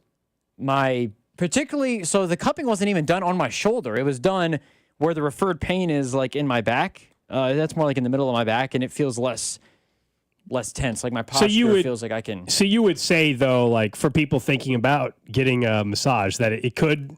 Yeah, there's a greater chance that it does result in some pleasure. Like if I were to have how much roll out my back. If I were to roll out my back, I'm not going to get as much pleasure as I would having. Now, how you paid for that? Pay for that pleasure? Yeah. Okay. Gotcha. So much so I told my wife, I was like, who did not get him, I was like, you should get one. It's great. Because she also deals with some tension. I'm glad it felt good, man. I can't. What's the next? Honestly, now what's the next photo we're going to be able to talk about on the show? This is a hell of a streak you're on right now. It's a hell of a streak. This is a different era for you. You're out here. What's next? Shirtless photos. The Bengals banana hammock on the beach. Oh, jeez. Settle down, Daggert. No, I got a massage and it was great, and I got some cupping done, which really helped. Bink, some cupping done, huh? No, hey, Bink. If you got a massage and you had cupping done, let's say cupping done. If you had cupping, it would really help. That sounds really bad. Bink, hold on. I'm sure there's Chiefs players who have cupping done, and do you know what a cup is, play Drew? on Sunday. Plenty of athletes, Bink, get the cupping. I understand that. Mm-hmm. Does Drew know what a cup is? Yes. If we're talking the sport of baseball, yes, I do know what a cup is. I'm glad the trip I'm was not good. talking though. about that. I'm glad the trip was Jeez. good, man. Thank you. I enjoyed it. You know, I knew. Look, I wanted to post it because I thought it was cool, but I should have known that it was going to generate this sort of a There's reaction. some from photos it, you know? that you don't need to send out. You know, like it is some things you don't need to send out. I understand that. Mm-hmm. Someone says zesty behavior by That's Drew. the same thing that was said. I don't know if it was the same person. Zesty. Are you going through a midlife crisis, man? Zesty behavior. No, I'm Bink. I Is am. this midlife crisis? You getting the convertible next? That sounds great. I mean, will you're say that. tanning, you're working out. I mean, you're getting cupped. The hair's all done now. You're getting massages. Look, tanning is done. Look, I You love. tan too? No, he's tan from the beach. Yeah, I don't go to a tanning bed. Okay, no. he's tan from the beach. I didn't know. Would it surprise you? Is that what? Would it surprise you if Drew went tanning? At this point, no. Okay. At this point, no. You're saying if I showed up like Kramer or something like that, post tanning bed, you'd be like, oh yeah. Oh, he's getting ready for a wedding, I think. I am not. Kramer actually. tans? Wait, what? No, I'm Kramer from Seinfeld. Oh, I think you meant our Kramer. Not Kramer here. I was like, yeah. It's like no Kramer chance. didn't No tan. chance. All right. I don't even want to be mean to Kramer, but if you look at Kramer, he's not tanning. Okay. I don't want to call him pasty, but he's not tan. I don't think anybody here has been cupped. Up next, It's we're going to great. talk You should about have it done what if Mike you're sore on your shoulder or Florio, your back. It's great. what Mike Florio is suggesting could happen in the postseason, plus the random question of the day. Watch Cody and Gold on YouTube by subscribing to the 96.5 YouTube channel. Cody and Gold is brought to you by Heartland Men's Health, the leader in men's sexual health. Thousands of men have been successfully treated for low T, ED, and more, all with discretion and compassion. Make your appointment at heartlandmenshealth.com.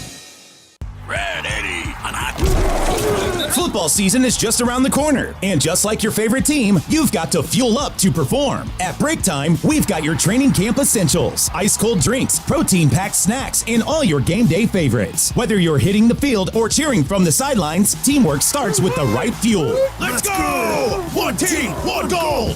Swing by Break Time, your home team for snacks, drinks, and everything in between. Download our mobile app and find a location near you. We're proud to be Missouri made. FanDuel, because nothing says summer fun like adding excitement to the game while your friends are out there getting sunburned at the beach. Summer sports are calling your name. Baseball under the stadium lights, golf on pristine green fairways, soccer matches with world-class goals, and all the action-packed moments in between. You were going to spend all day following your favorite sports on your phone anyway? Might as well make it more thrilling with FanDuel. Open the app today to see the daily promotions, and new customers can bet just $5 and get $150 in bonus bets if your first bet wins. Open the FanDuel app today or visit FanDuel.com/Alex to get started. FanDuel is an official partner of 96.5 The Fan.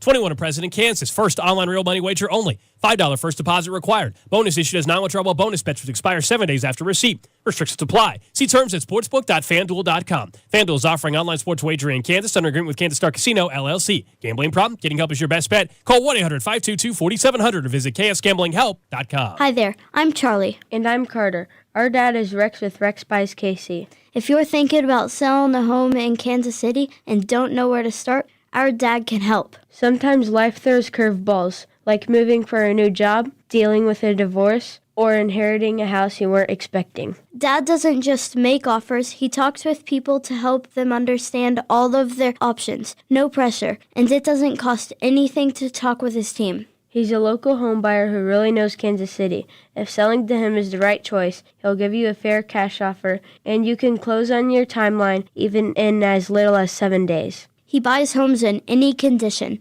No need for repairs, no fees, no surprises. Just an honest, easy process so you feel good about your decision. Want to talk to him? Call 816-330-6000 or go to rexbuyskc.com. Rex Buys KC, helping people make smart choices one home at a time. What's that sound? That's the sound of Downy Unstoppable scent beads going into your washing machine and giving your clothes freshness that lasts all day long. There it is again. It's like music to your ears, or more like music to your nose. That freshness is irresistible. Let's get a Downy Unstoppables bottle shake. And now a sniff solo. Nice. With Downy Unstoppables, you just toss, wash, wow, for all day freshness. In a world Parched for excitement, one drink will emerge. Twisted Tea, the refreshing thrill ride of flavor. Recreating its classic role as the hard iced tea that goes down smooth. Twisted Tea doesn't just taste like real iced tea, it's made with real brewed tea and a 5% kick of alcohol. Taste the adventure with Twisted Tea Hard Iced Tea. Keep it twisted. Twisted Tea Brewing Company, Cincinnati, Ohio. Please drink responsibly. For more than half a century, contractors and trade professionals have relied on WeatherGuard for heavy-duty truck and van storage equipment. Not just to protect their tools, but to protect their professional reputations. Whether it's inside or outside of work vehicles, a WeatherGuard badge means pros can trust that their hard-earned name is in good hands. Since 1968 and every day since, WeatherGuard has been protecting anything it takes to build a professional reputation. WeatherGuard, established in 1968, proven every day. WeatherGuard.com. Hey, hello.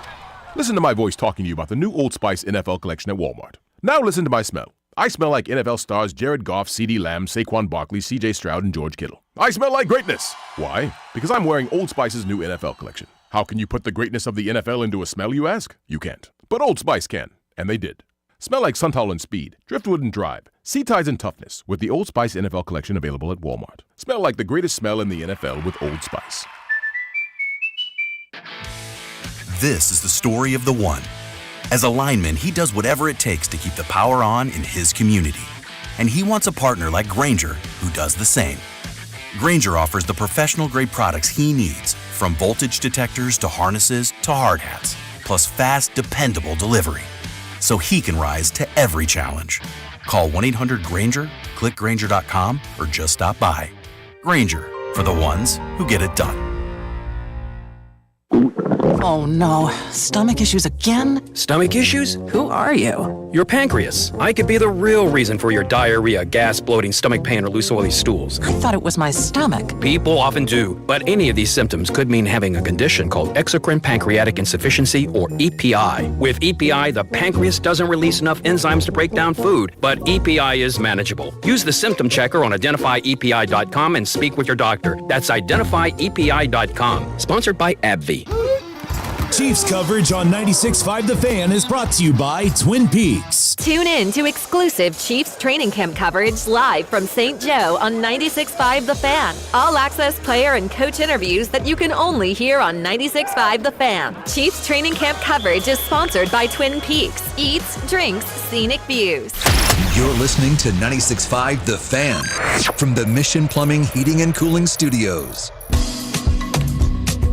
Back here on Cody and Gold, Alex Gold, Jay Binkley, Drew Nixon with you. We'll get to the random question of the day here in about 8 minutes or so. Don't forget, if you're thinking about what to do for lunch or dinner, whether it's tonight or the rest of the week, 30 Hop, great spot to go, especially on Mondays with their $5.99 classic burgers. 30 Hop, your new go-to, an American bar and kitchen with bold flavors, local taps, those expansive patios. We tell you the patios are awesome at 30 Hop, plus a unbeatable happy hour. Check out 30 Hop in Lee Summit or their new location just down the street from us, Merriam's Grand Station. Stop in for lunch, stay for happy hour, 30hop.com. That's 30hop.com. Local beer, American Eats, big patio. Cody would have to wear a sweatshirt. Yeah, he might be a sweatshirt guy the rest of his life now after the bee sting. That is very true. Before we get to random question today, I want to talk about a scenario that Mike Florio mentioned during the postseason last year, and he's bringing it back up right now because there are hold-ins happening. Guys like Trey Hendrickson and Terry McLaurin and Micah Parsons, although I guess Micah's been practicing, but still guys that want new deals. And last year, it was ludicrous then, and I still think he's off base, but we're going to find out. He made a point last year that, like T. Higgins from Cincinnati, if they were to make the postseason, and obviously Cincinnati didn't make the postseason, so it wasn't even a possibility, but basically he should hold out during the postseason, and that would put all the power on the player's side. Because right now, the hold-ins are fine, but deep down, we know Terry McLaurin's not going to sit out the whole season, okay? You're not going to pull Le'Veon Bell. The CBA, financially, it makes no sense. Same For those thing who don't know, hold-ins means you show up. You don't practice, you show up. You show up so you don't get fined. But we all know eventually Terry McLaurin, Trey Hendrickson, whether they have a new deal or not, they will end up playing at some point. Remember, Chris Jones missed a game. He didn't miss the whole season. He missed a game. So That's the leverage that the teams have over the player. And they know deep down they're going to eventually show up. What Mike Florio is alluding to is, will we see a point of time in the postseason where a player says, I want my new deal, I won't play? That's what he's referencing. Now, I think it's crazy to think that a player's willing to do that for a couple reasons. One, while yes, they would have leverage and the team would feel like, oh my gosh, what are we going to do? We got to pay them. I don't think players will quit on their team like that. Like it's much easier to do it in August. I don't believe, let's just use the Chiefs as a hypothetical. Pick a player on the Chiefs. The Chiefs are playing divisional round weekend, and then all of a sudden, I'll just throw out McDuffie's name for the hell of it. McDuffie's like, I want a new deal, or I'm not playing. Not in a million years would he do that. I just don't think we're going to see that. Do you agree? I agree 100%. And people thought this with college football, too. You know, the guys skipping out of bowl games? Yes. To go to the NFL. Then they thought, well, what happens if they want to sit out of playoff games to protect their draft stock? Correct. And that was always a big thought. What happens if a bunch of players do this? You know what? They didn't do it. They didn't do it because they wanted to rely on their team. Hey, it's when your legacy is built in the postseason. These guys all know it. And when you sit out there, that sends up huge red flags to other teams in the NFL. Like, how committed is this guy? To the number one question in football is, how much do you like football? It's why they keep asking that at the combine, because, again, two types of guys. Those that like football and those that like being a football player. But I don't think we'll see this in the postseason. No, and ever. I know the postseason checks are not part of your salary. Like, those are extra checks. But still, could you imagine what that would do for a locker room? You'd have fans turn on the player, too, because fans would be like, hey, we're 2 wins away from a Super Bowl. Get your ass on the field kind of thing. I just don't think a player would want to deal with the consequences. While, yes, they would have leverage in that spot, the PR backlash and the consequences could be devastating for that player's long-term future on that team, too. Because the players all understand in the locker room now, if they're doing it now in training camp or whatever, players understand. Like, they understand guys want their money. They want that check. They completely understand it now.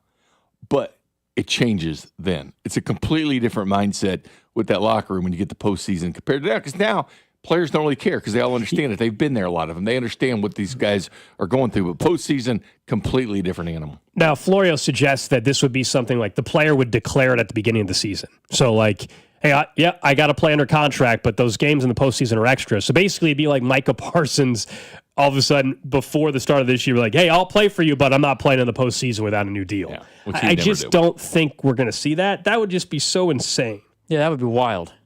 Kidding me? I just... But they did think that in college football, too.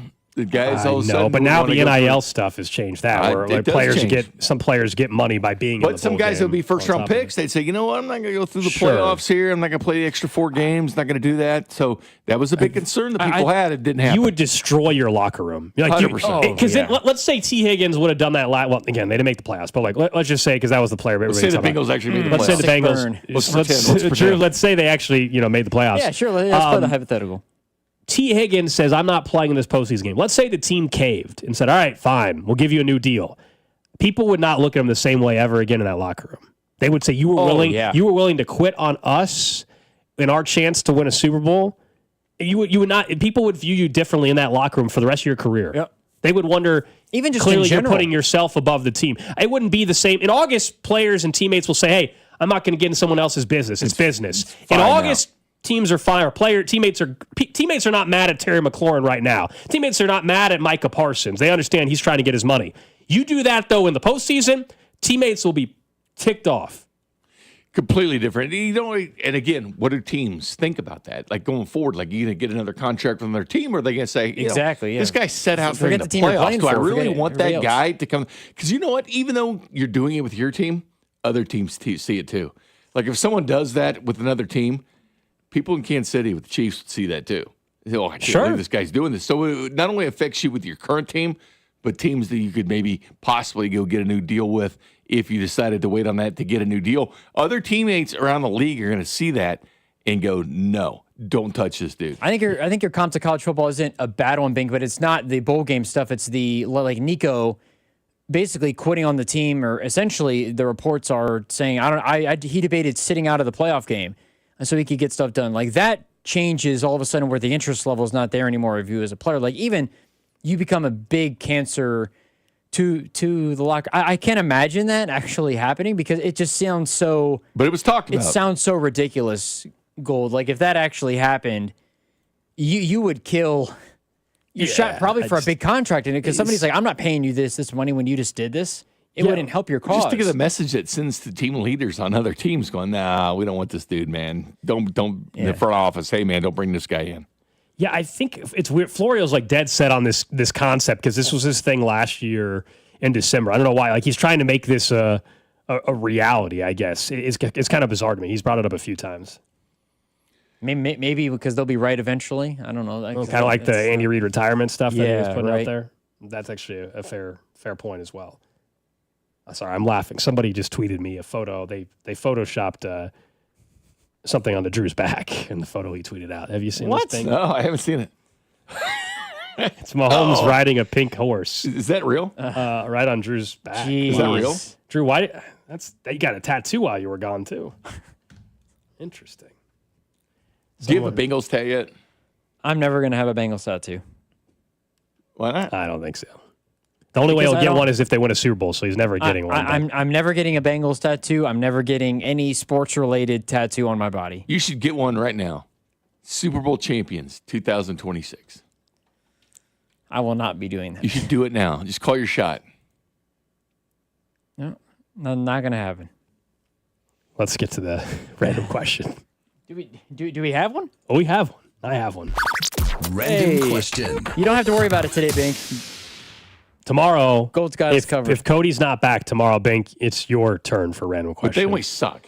Yours? Yeah, I know. I mean, they got better, though. The last one. We'll get to the random question of the day, brought to you by Kansas City Urology Care at KCUC. Remember, you see the best in KC. Visit kcurology.com today. 913-586-7965. That is the text line.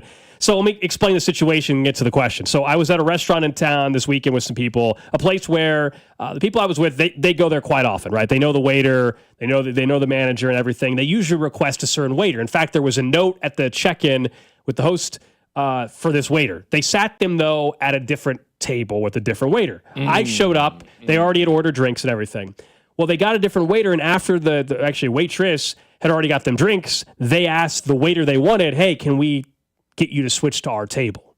So the question is, and I felt bad about that. The question is, would you have just kept the waiter? I think it's a bit mean to make the waiter switch because you didn't want that waitress because of somebody else and you had already ordered drinks. They had already brought you drinks. I just did this myself, actually. Did you? Yeah. So you okay? I'm good with it. So you're good with this. If you get your favorites, you get your favorites. Right, but what she already she already had started serving you though, and you made her leave your table. You basically fired her from your table. No, I used to leave a little bit of tips. Hey, I'm sorry about this, but so you got to leave the tip. Yeah, you make good with it. And they did. They did, by the way. They said we'll take care of you. Okay. Yeah, you make good with it. So you're good if that happens. Yeah, you make good with it. Have you ever done this, Drew? No, because I don't. I think you got to keep the waitress they sat you with because I feel bad otherwise. Yeah. I don't think I've ever.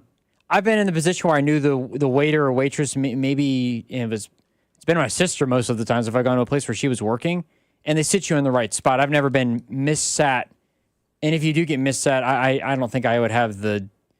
I don't think I'd have the guts to be like, I think can you just that one time you keep the waiter. Yeah. Right? The one time you keep the waiter that they gave you. You say, this is why I called ahead. This is why I have a note. This is where I want to be. And this is what I want to do. It makes it very... You're the customer, man. Very... You're the customer. Awkward, But you make it good, though. You make it good. You say, you tip them, say, well, thank you for the drinks.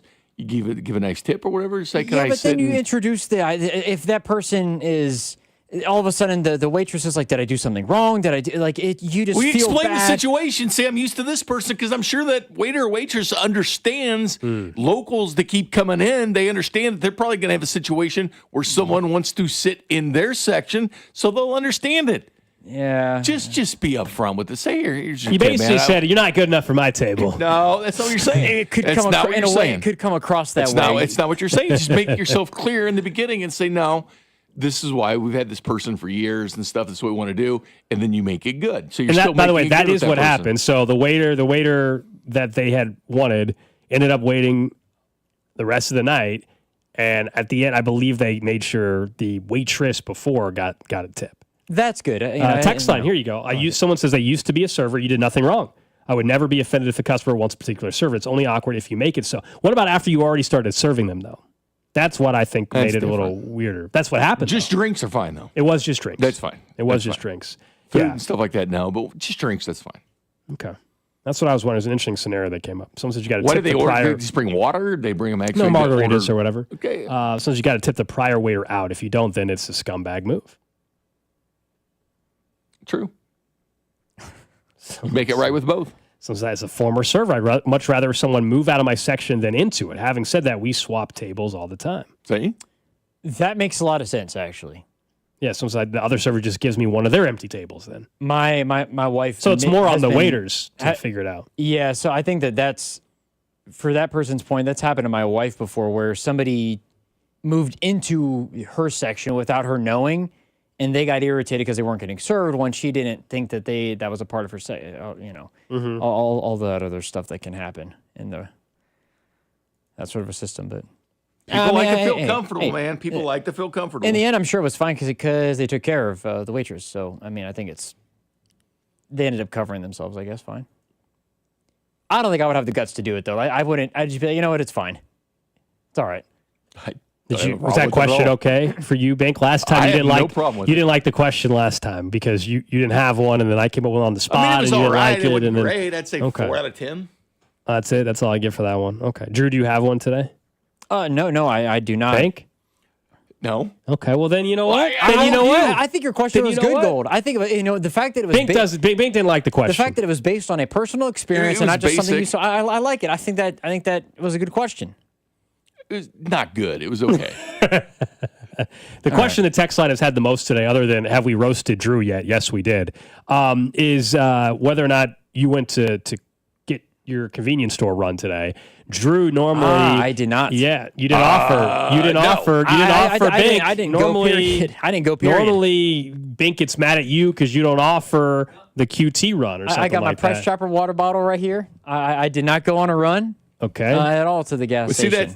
it's honestly, it's probably bad on your part because No, you've been see- gone. You've been gone for a week on vacation. I He's out of understand rhythm. That's the other thing we didn't roast Drew about yet. Can we bring that up? The text this morning? You should have probably brought breakfast this in morning? for Alex, myself. You probably should have brought drinks. Look, you're on vacation, man. We all know it's tough to get back in the swing of things when you're on vacation. Oh yeah, that was What happened this morning, man? So, You sent us a text this morning. at 8:45, mind you. Yep. Which you, is you sent us a text already definitively late. You said, "Hey, first day back type bleep. Set my alarm for bleeping PM. Just woke up. Leaving now. Go ahead and start the pre-show meeting without me." And we did. What do you mean you set the what? You're also you're sleeping in just on like you're not automatic. Like I would not be able to sleep in to 9 o'clock. I would have woken up on my own anyway. I think it's because I was exhausted because I got up early so Cody could text me. And all that. So I drove from Duck, North Carolina to Indy, which is the longer section of the drive, but I wanted to get back. So I wanted to get back here really bad. I just wanted to get back. So I was like, all right, we're just going to get up and we're just going to go at like 4. I got into Indy at like 10:30 or 11. Didn't go to bed till 11. PM alarm? PM alarm? Are you still on East Coast sleep, time? But this is the thing. That I don't know how I did PM alarm. I don't know how it sat there because You're probably East Coast time. Well, yeah, but all of my alarms were not. I didn't have an alarm set. So when I moved from 11, or when I moved it from 10:45, whatever time I set it last night, and I scrolled up to 7, normally it switches to AM because you're going to the next day. Evidently it didn't, and I looked at the alarm. I was like, oh my goodness, I went to PM. And all the alarms were at PM. I set 3 alarms. I thought Mac was going to have to stay. All of them were at PM. So yeah, I overslept today. Gold and I went and offered Mac a chance to stay. You know, Yeah, we said, you know what? Drew needs another day of vacation, you know? Another day of vacation. No, I'm happy to be back. Stayed by Arrowhead to get some pictures. Yeah. I did go to Arrowhead. That's or right. drove by Arrowhead. That's right, Arrowhead. Home of the Chiefs. Yes. The defending AFC champions. 3 straight years. 3 straight years. And have been since they Lost to the Bengals. Yeah. Text line brought up a good point. They said, hey, is Drew giving out his souvenir gifts to you guys at 1:30 or 12:50? I think 1:30, right? That's what we don't have them right this second. At 1:30. No, I assume at 1:30, that's when Bink and I get our gifts from the beach. That's what happens. I'm going to be totally straight with you. My mom, if my mom's listening, she'll find this out now. My mom pissed me off last week. All right. She got me really irritated. Here we go. All right. Because I was talking about getting some memorabilia. I've learned to let Drew just keep talking, and more. We'll find out more and more about him as he keeps going. Go ahead. No, so last week we were in the shops. It was like a shop day. It was cloudy outside and everything like that. We were going to a bunch of different shops. And I was like, man, I think I'm going to get this. I like it. My mom was like, you don't need it. I'm like, yeah, but I want it. It's vacation. She goes, you don't have the funds right now to be just spending money like this right now. And it pissed me off so much. I talked still. Like, I was fine. But I didn't buy anything. I bought nothing the rest of the trip. I did not buy one single solitary. Not an Outer Banks tank top for you? I did not buy a single solitary sticker. I didn't buy anything. Nothing. And she's probably right. It's smart of her. What about the stadiums you stopped at and made everybody stop at? I did not buy a single thing. I didn't stop in a bookstore. I didn't stop. The only thing that I bought while I was on my way home was bottles of water or like a snack. Maybe it's trying to teach you practicality, Drew. I think she was too, and I appreciate her for it. But the way that she said it really bothered me. And did you apologize? And my All right, sister let's call Mama Nixon up right now. Did you apologize to your mother? Let's get this sorted out right now. Bink, go ahead. For your behavior? Bink, you've got her phone number. Why don't you go ahead and call her up real quick and let's get her on the line, please. No, I understand that she's looking out for me. I was just really irritated. The way that she said it just really bothered me. And I was like, all right, fine. I'm not going to buy anything. All right. You should listen to your parents, Drew. No, Are they telling you something of wisdom or something? It was a practical thing she told you. I understand, and I did listen to her. She was teaching you a lesson. But my sister came up to me and she was like, "Are you all right? You haven't been yourself the last few hours." I'm like, "Yeah, I'm not. I was really bothered and annoyed." Like, True, you were blowing money. You went and got cucumbers on your eyes, massages, cupped, you name it. You're just spending money like crazy. They're just taking care of you. No, I do like. How much was the massage? That's a good question, actually. $100. Tip. You got a tip on that. How much was the cupping? The cupping was a part of the massage, which I was surprised by, actually. It was included in the price. And no, I do not have any mother issues. You and your mom are talking still. My mom and I talked the same day. Well, it wasn't about apologize. It wasn't. Was about, this before or after the massage? By the way, this is after. Are you still gonna? Why? You were still tense. You should have been relaxed and in a good mood. Is she gonna get a Christmas present? Yes, she's gonna get a birthday present. You know, she's gonna get all those things. But no, a Mother's Day card. There's no beef with my mom. It bothered me her saying it, and that part of me was like text line, Bink top text. Later. Keep going, Drew. That's not Keep true.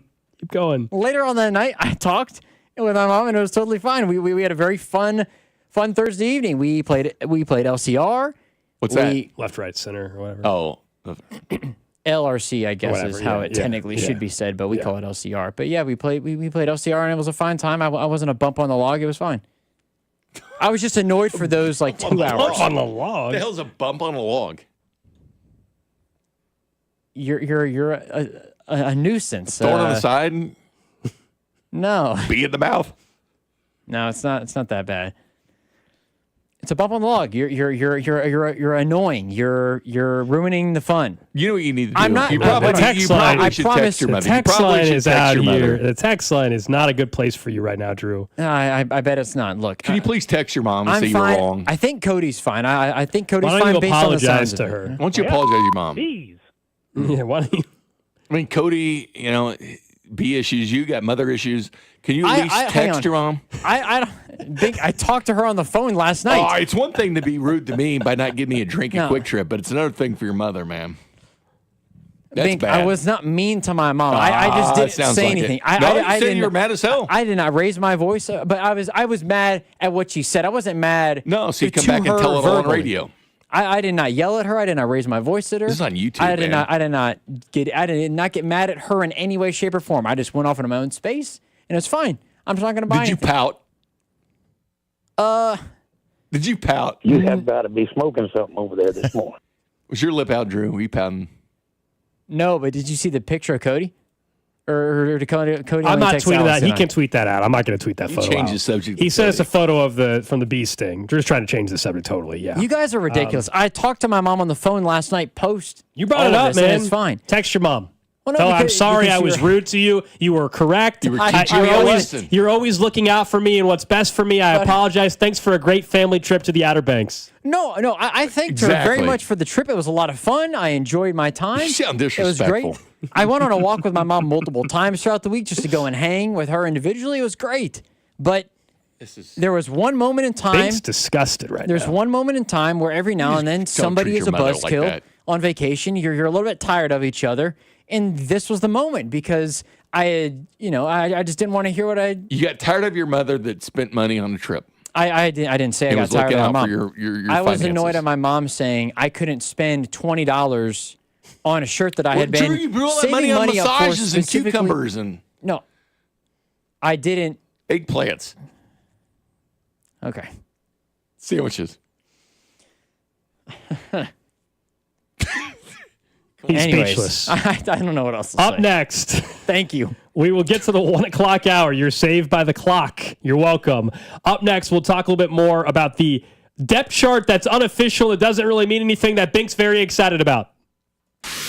This is Cody and Gold on your home for Kansas City sports. 96.5, The Fan. Brought to you by Heartland Men's Health, the leader in men's sexual health. Thousands of men have been successfully treated for low T, ED, and more, all with discretion and compassion. Make your appointment at heartlandmenshealth.com.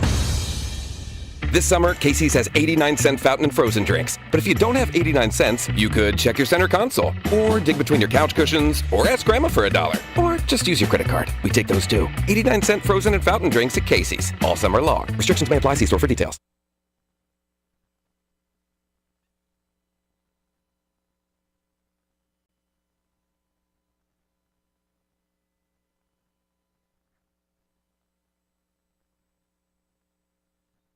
We're hiring residential garage door installers at Overhead Door Company of Kansas City. Join the team trusted here since 1927. Apply today, get a call today. No experience necessary. Paid training for motivated applicants to install garage doors. Hiring bonus up to $2,500. Mechanical, carpentry, or service industry experience is a plus. Good benefits include health, dental, vision, and pension. Earn as you learn to service the best garage door customers in KC. Apply today at overheaddoorkc.com.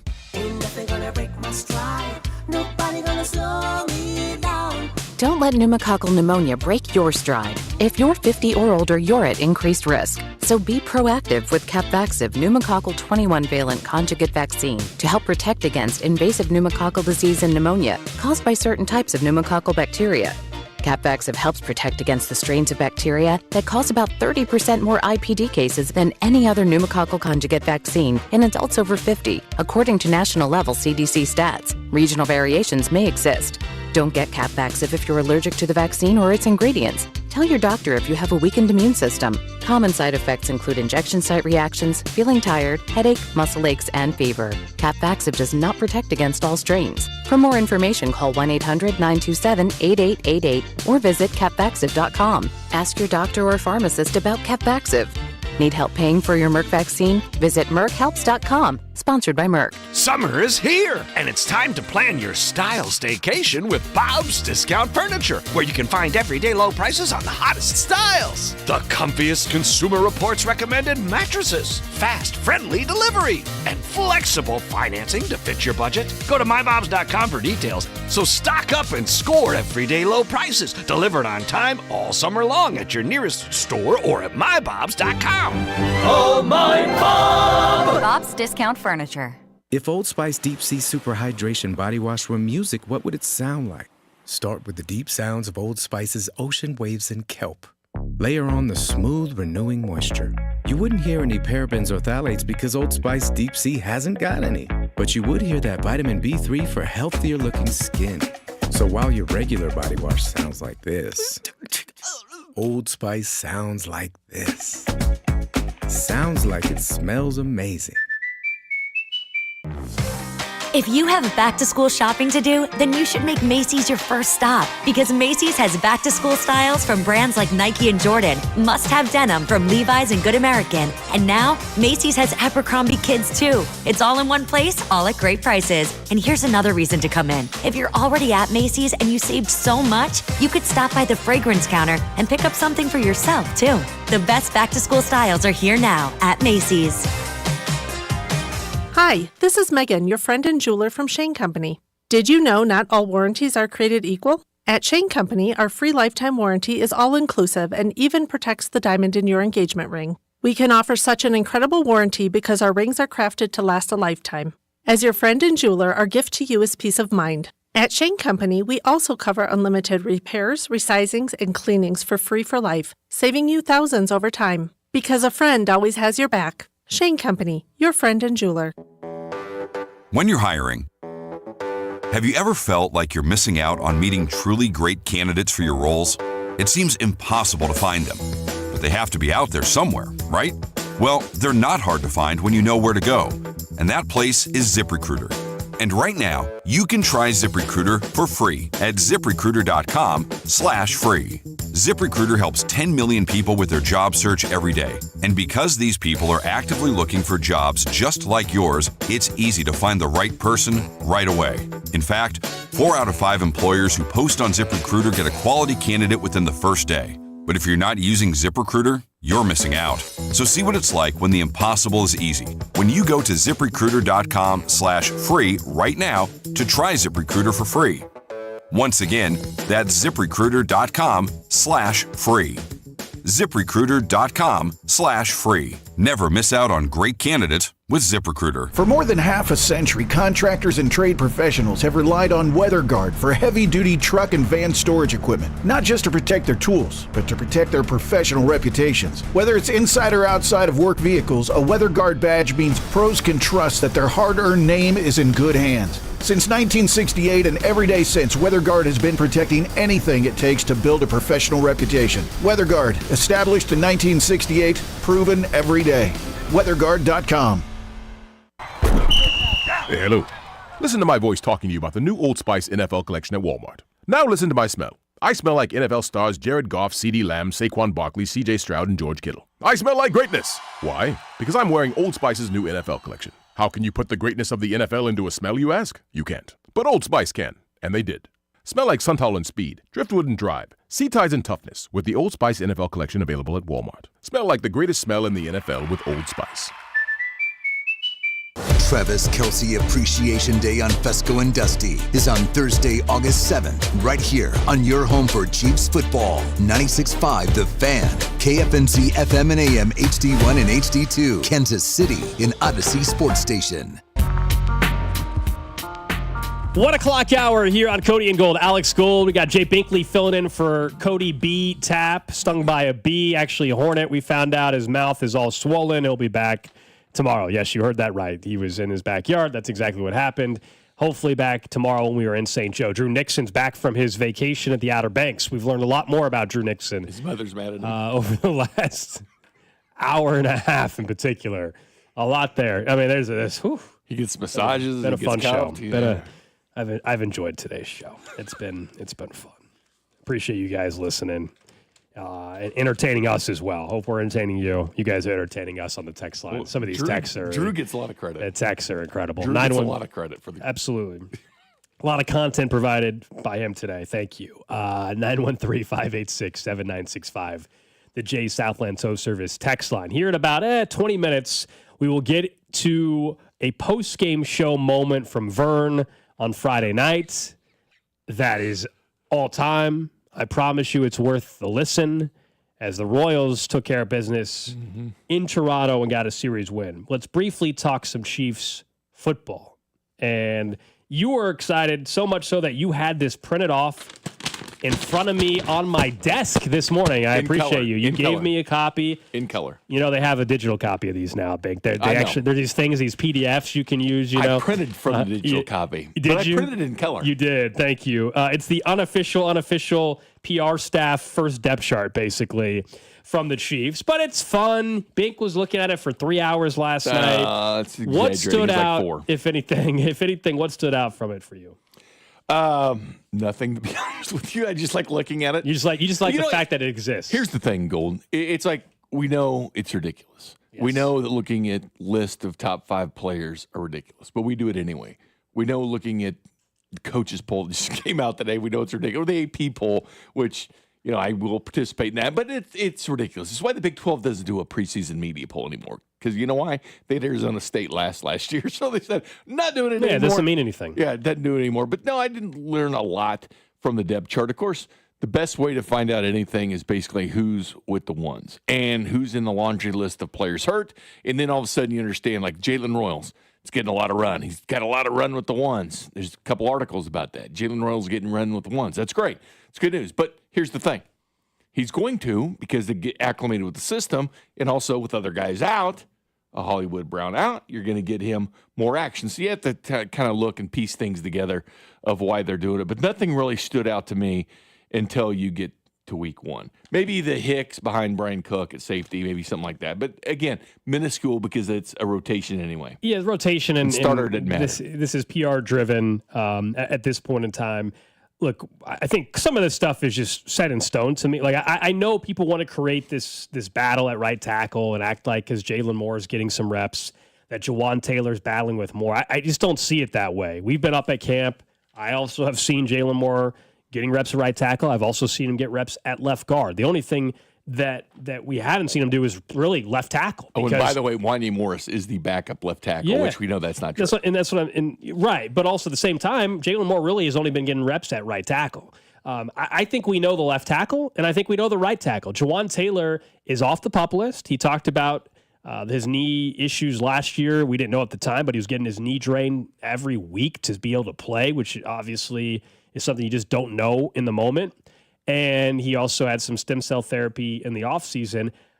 I think there's a chance he goes out there and essentially a contract year and has a very nice season. I don't believe him and Moore are really competing for the number 1 right tackle spot. It's good that Moore is getting reps and show his versatility and all that, but camp battle, like I don't really, unless we're going further down the depth chart at other positions, there's not a camp battle on the O-line other than maybe guard if you think Kingsley and Caliendo are battling that out. That one I'll listen to. I don't really, that one, I don't think anybody has a preference necessarily on who starts, based on where you drafted the guys, you would like Kingsley to win the job, but I don't care about that as much. Right tackle, though, will be Jawan Taylor, and I still think he's the best right tackle on the team.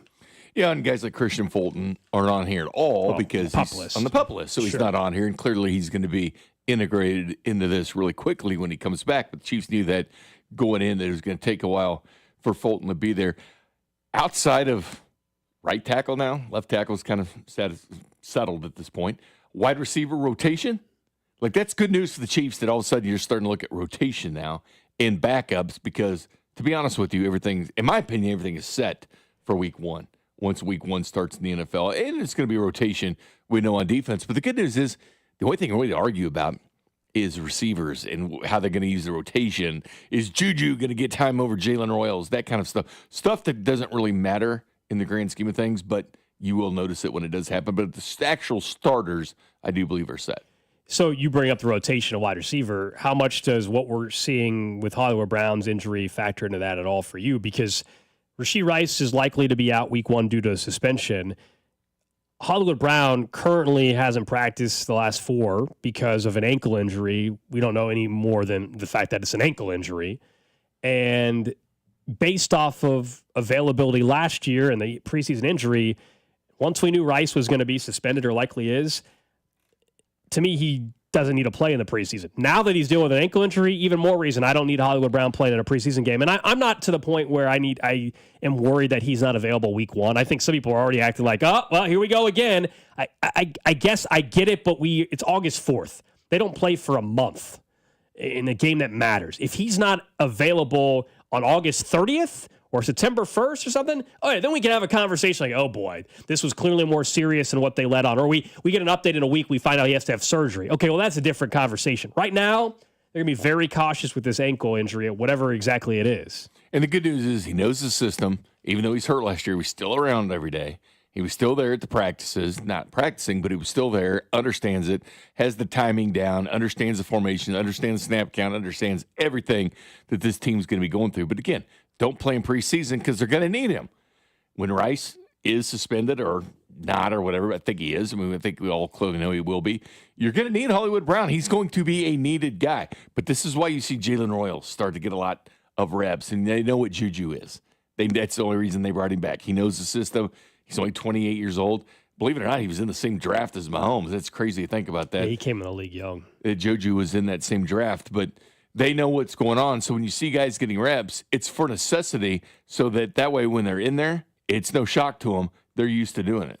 I think Juju Smith-Schuster, especially early in the season, is going to get more run than Jalen Royals. I know people are excited about the rookie, but I just think the way the wide receiver room is set up, week one, if Rice is out, it's going to be Brown and Worthy, and it's going to be Juju, and then there will be some splitting of reps with Jalen Royals. Tyquan Thornton's going to work himself in a little bit too because of the deep threat ability that he has, within reason. Again, work himself in doesn't mean he's going to get 9 catches ever, okay? Like, this is where we get into the Camp Darling stuff we joke about, but I actually think, as we saw for 1 week last year, Juju Smith-Schuster in a pinch, can he step up for a game or 2 games all year?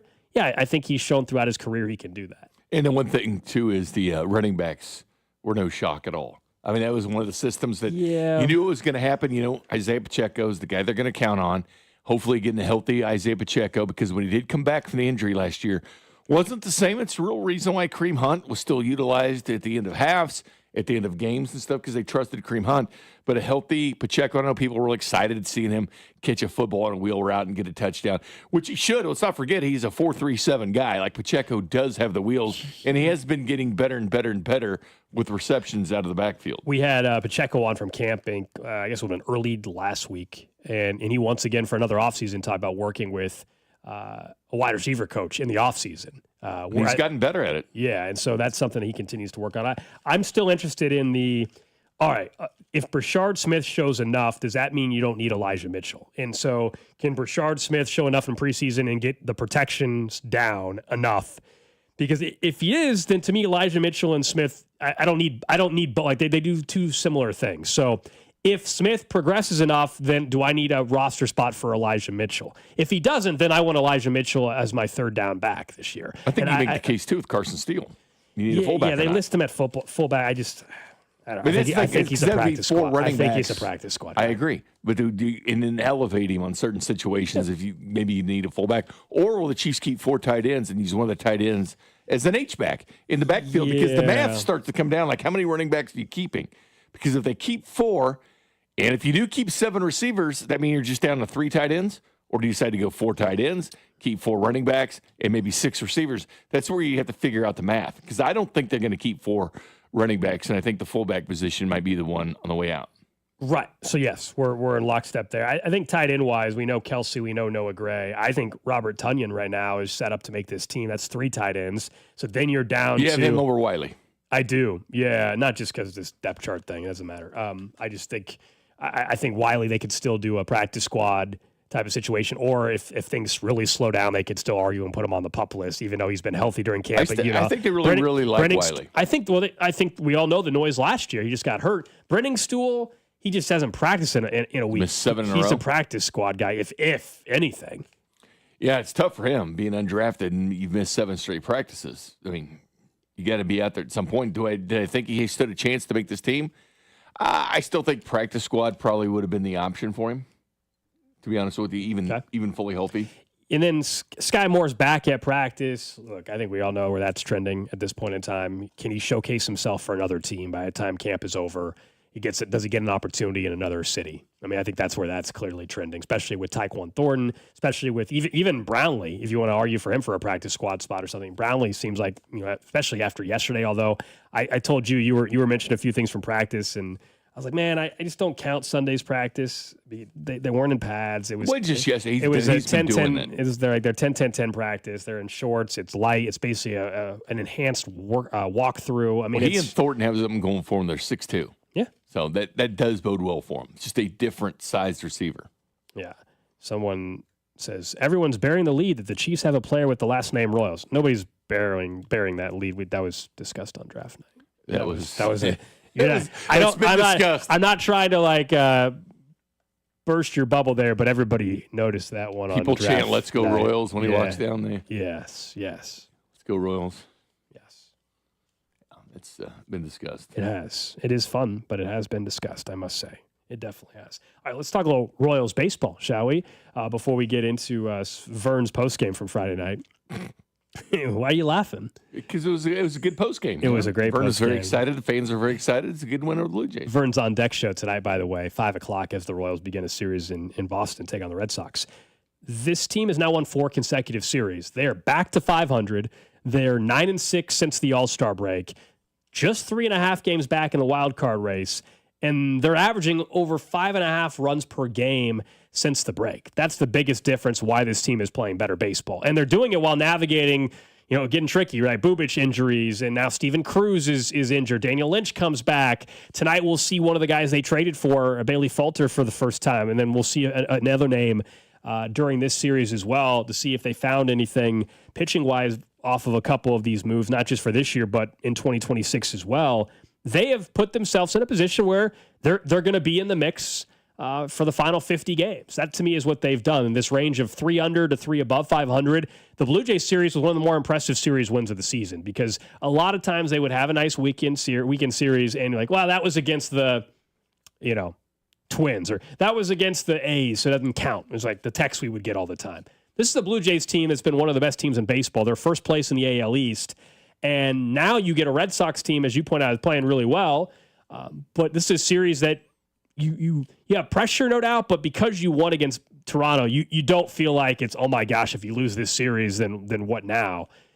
It's all about this road trip, setting it up. Can you go 5-4 now that you won against the Toronto Blue Jays to where you come home and you have the Nationals and the White Sox, and that could be the homestand that all of a sudden this team is a game out of a playoff spot. And I think the Royals took a look at what they are, who they have. They did bring in those 3 pitchers. And the one thing is, you're saying, why? Well, they had to. They had to bring in Lorenzen-level pitchers, let me put it this way. Right now, the Royals sit number 2. Number 2 in all of baseball with ERA. From starters all the way down to relievers, number 2.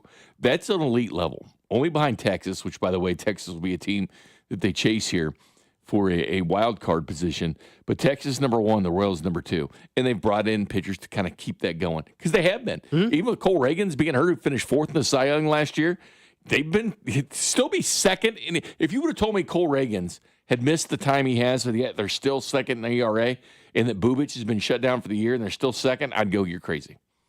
But the fact is, the Royals saw this, said, you know what? This ERA is really good. I don't know when we're going to have an ERA this good in baseball again. We'll see what we can do to make a difference. But they're playing different. And Sal Perez is one of the hottest players in Major League Baseball. He's got, second most home runs in the last 2 months, month and a half in Major League Baseball. He's got 11 in his last 22 games. He's playing on fire. Bobby Witt, we know what he's capable of doing. And Vinny's been Vinny, as consistent as can be. And all of a sudden, Isbell's starting to give you those timely hits. But yesterday was one of those games you're looking at it going, if this was in May or in June, the Royals get blanked. I mean, that was a perfect game going for a while. And then a one-hitter, and then all of a sudden, but the Royals kept fighting back. Usually they wouldn't. They wouldn't come back and win that style game. That's where they get the most credit, I think. And they won it in impressive fashion, too. Just winning. It was winning an impressive, making a statement win by being Toronto like that. And I look at it thinking, all right, Cleveland's right ahead of them. Just a half game ahead in the wild card standings, but they lose the starter and they lose Emmanuel Clase. They lose their all-star closer. So that's pretty big. Can they withstand this? I don't think so. Those are 2 big hits, especially Clase. That's the biggest hit for them going forward. Then all of a sudden you're looking at Texas and Seattle fighting for that 3rd wild card. Then you're thinking, all right, Royals have Texas for 4 coming up at the K, and they've got Seattle for 3 coming up at the K later. It's still got Cleveland, but that'll be in Cleveland. But all these teams ahead of you that you're shooting for, you got a chance at them, man. You got a chance to take them out, and that's the best thing you can say for the Royals. They've given themselves a shot. They've worked their way back to 500. I don't know if that's a spot many people listening thought they would get to. 500 again. It's like the Marlins. The National League, no one believes they're 500. Yeah, and I'm not sitting here telling you now I 100% think, they're making the playoffs for sure now. That's not what I'm saying. But I think if we're all being honest, the fact that they're 500 with 50 to go, you have to say they got a shot. And we looked at the implied odds based off a FanDuel plus 450 or so. Basically, they're saying there's an 18.5 or so percentage chance of them making the postseason, getting a wild card spot. The tricky thing is Seattle, as you mentioned. We all know last week they were very active at the trade deadline, and so they got a lot better. I think the Royals made some moves that they got better as well, but the Mariners obviously got the bigger assets. Josh Naylor and Suarez. The Mariners are really, really going for it. I think that the Royals approached it very smartly, incrementally better, while not harming the future. Also getting some pieces that can help them in the future. But this team, nobody can question. Is this team fighting and battling? 100%. They are absolutely still going out there and believing that they got a shot here. And look, I think they do have a shot. 18% is better than the 11% it was a week or so ago.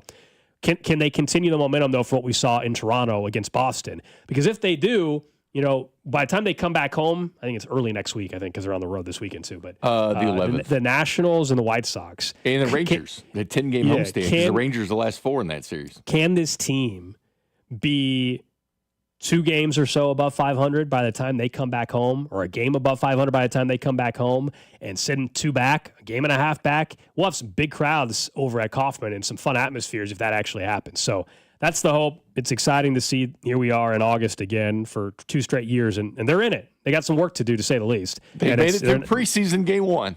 They're still Saturday. relevant. That's Saturday, yeah. Still relevant. Vern was obviously fired up on Friday night after the Royals took game 1 of that series against Toronto. You were listening to postgame a little bit on Friday. You played some audio for me this morning. Yeah. And I love Vern, and I can't wait to talk to him on Wednesday. I didn't think about it. It's just I wanted to hear it. I wanted to hear the fans' reaction after the big Blue Jays win on Friday night. There was a moment I couldn't stop laughing. He was very excited. I couldn't stop laughing when Vern never makes mistakes either. Never. He doesn't. He's a pro's pro. And this was one of those where we all have it, where you'll say something and you don't even know what was 100% said, I guess. Or you use the dumb button. Or like Cody called in and dropped an F-bomb. Never know. This was Vern after a caller was praising the Royals broadcast team. And for context, one of the broadcasters, Steve Stewart, was not in Toronto because his son was getting married this weekend. Make a call-up. Mm-hmm. So I want to give kudos, and please let them know how much I appreciate their calling the games. Will do. Penny, thank you very much for the phone call. Jake Eisenberg on the call tonight, along with Sean Mernon, the voice of the AA Northwest Arkansas Naturals. He's filling in for Steve Stewart, who is attending his son's funeral. So congratulations to Stu and family. Congratulations to Sean Mernon for once again finding himself in the big league booth. Just going straight Jake on, man. Eisenberg's as good as you're going to find. Baseball and Steve and family. Then man. JT, who was producing that show, I think filled in Vern. Well, first of all, I didn't know. I had to go back on the app and listen again because I'm no way in hell he said that. No question. That's all I got to say, Vern. Well, Calvin, I appreciate the phone call. Oh, did I say that? Excuse me. I meant wedding. Oh, my God. Thank you very much, JT. I said Stu's attending his son's funeral. Oh, my God. I apologize. I'm sorry. I don't know why that happened. No, it's a wedding. That's why I said congratulations afterward. JT, thanks for listening. Back there at the studio, well, I feel terrible. Oh, man. And I'll think about this for the rest of the night. No, Stu is away attending his son's wedding.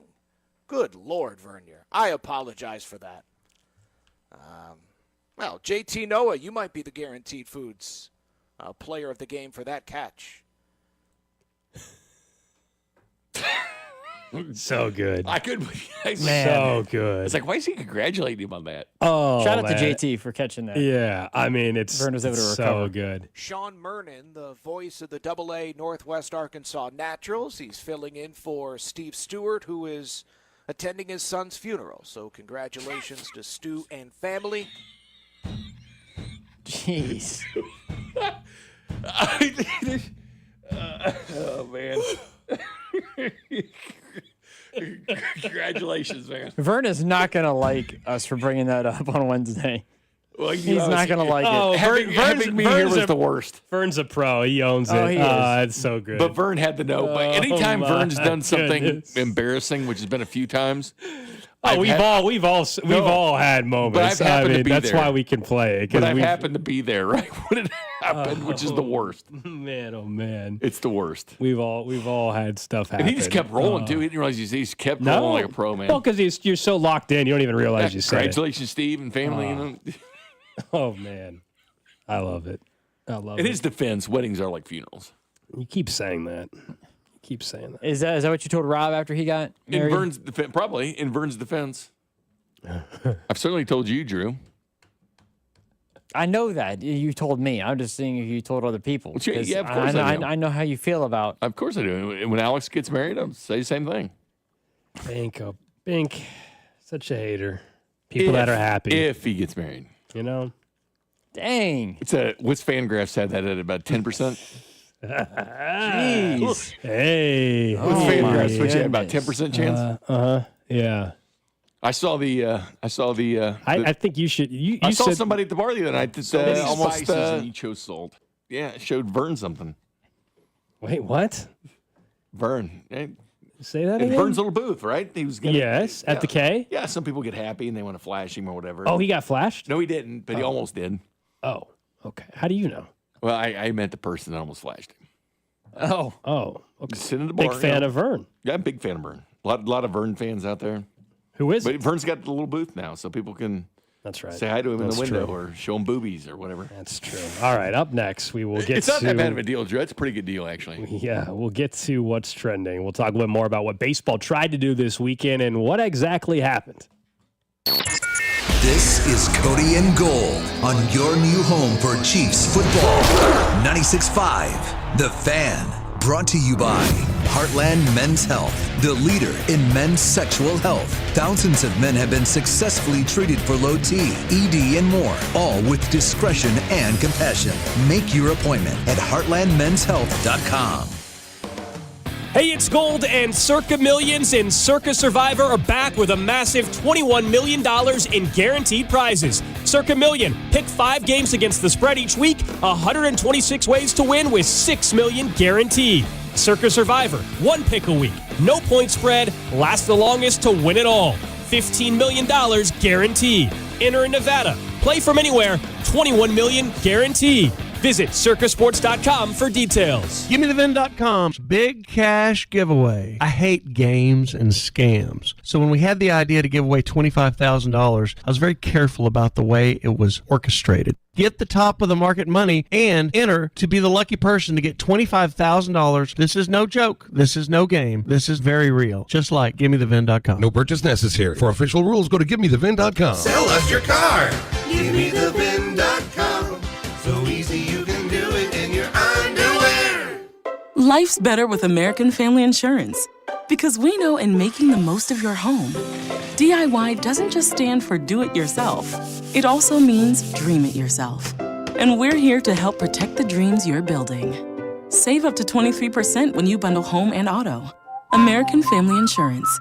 Get a quote and find an agent at amfam.com. Products not available in every state. Visit amfam.com to learn how discounts may apply to you. American Family Mutual Insurance Company, SI, and its operating company, 6000 American Parkway, Madison, Wisconsin. Are you in need of top-quality metal for your next project? Look no further than Metal by the Foot. Whether you're a DIY enthusiast, contractor, or business owner, Metal by the Foot has the perfect solution for you. Steel, aluminum, brass, and stainless. The Foot.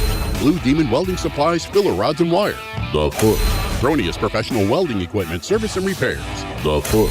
Located in KC and Topeka. Online at metalbythefoot.com. When you need a piece of metal, remember, metal doesn't have to cost an arm or a leg, just the foot.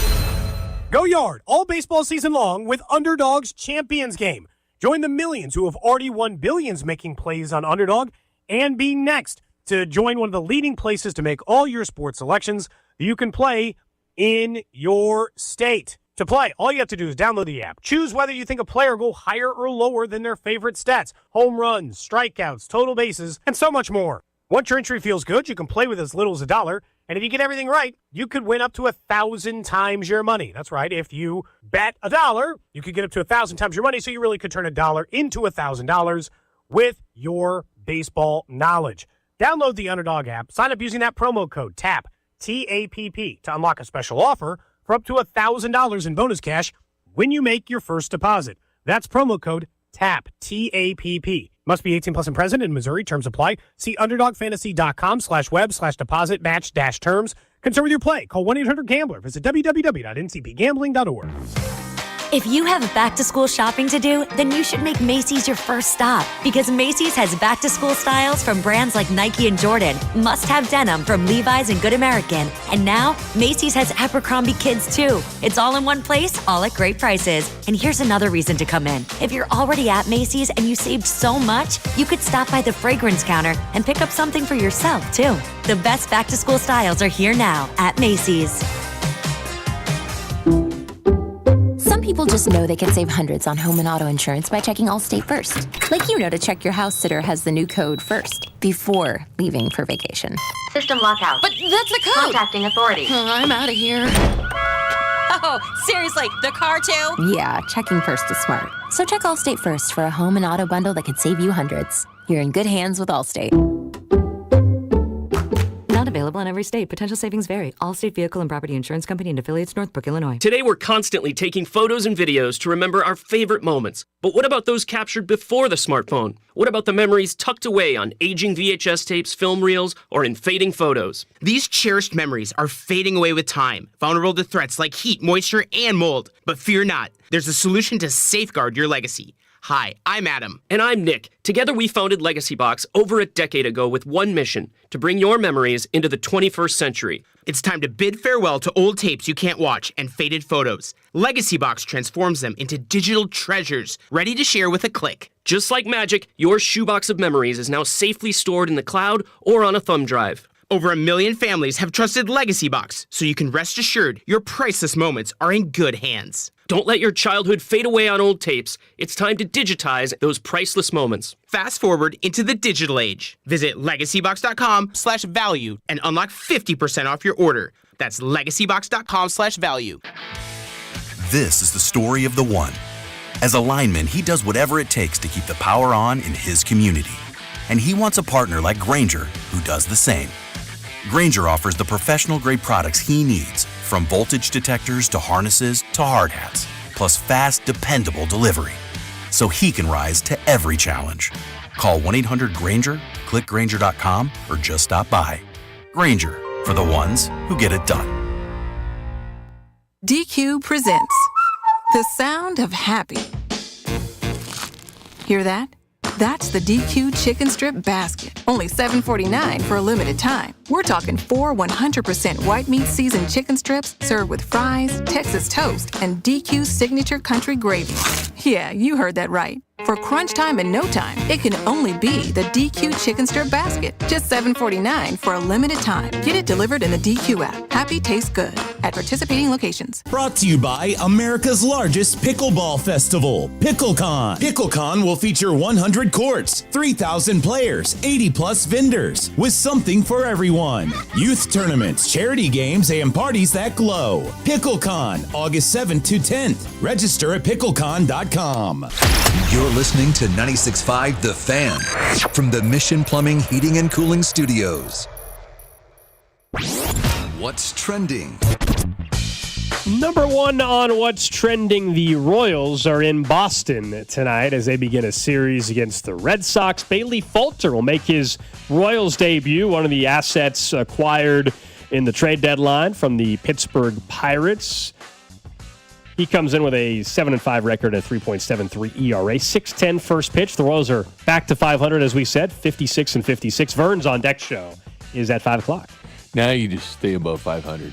If they go out and shove tonight, the Royals, people are going to look at the trade deadline going, oh, man, look what the Royals did. It'll make national news. People talk about it like, man, the Royals really made some good moves. Because I'll be honest with you, a lot of those moves, I've seen a lot of A-minuses, B-pluses for the Royals trade deadline deals. I mean, people really liked it nationally, what the Royals did. So looking forward to that game tonight. Red Sox, again, won 8 of the last 10 games. They're red hot.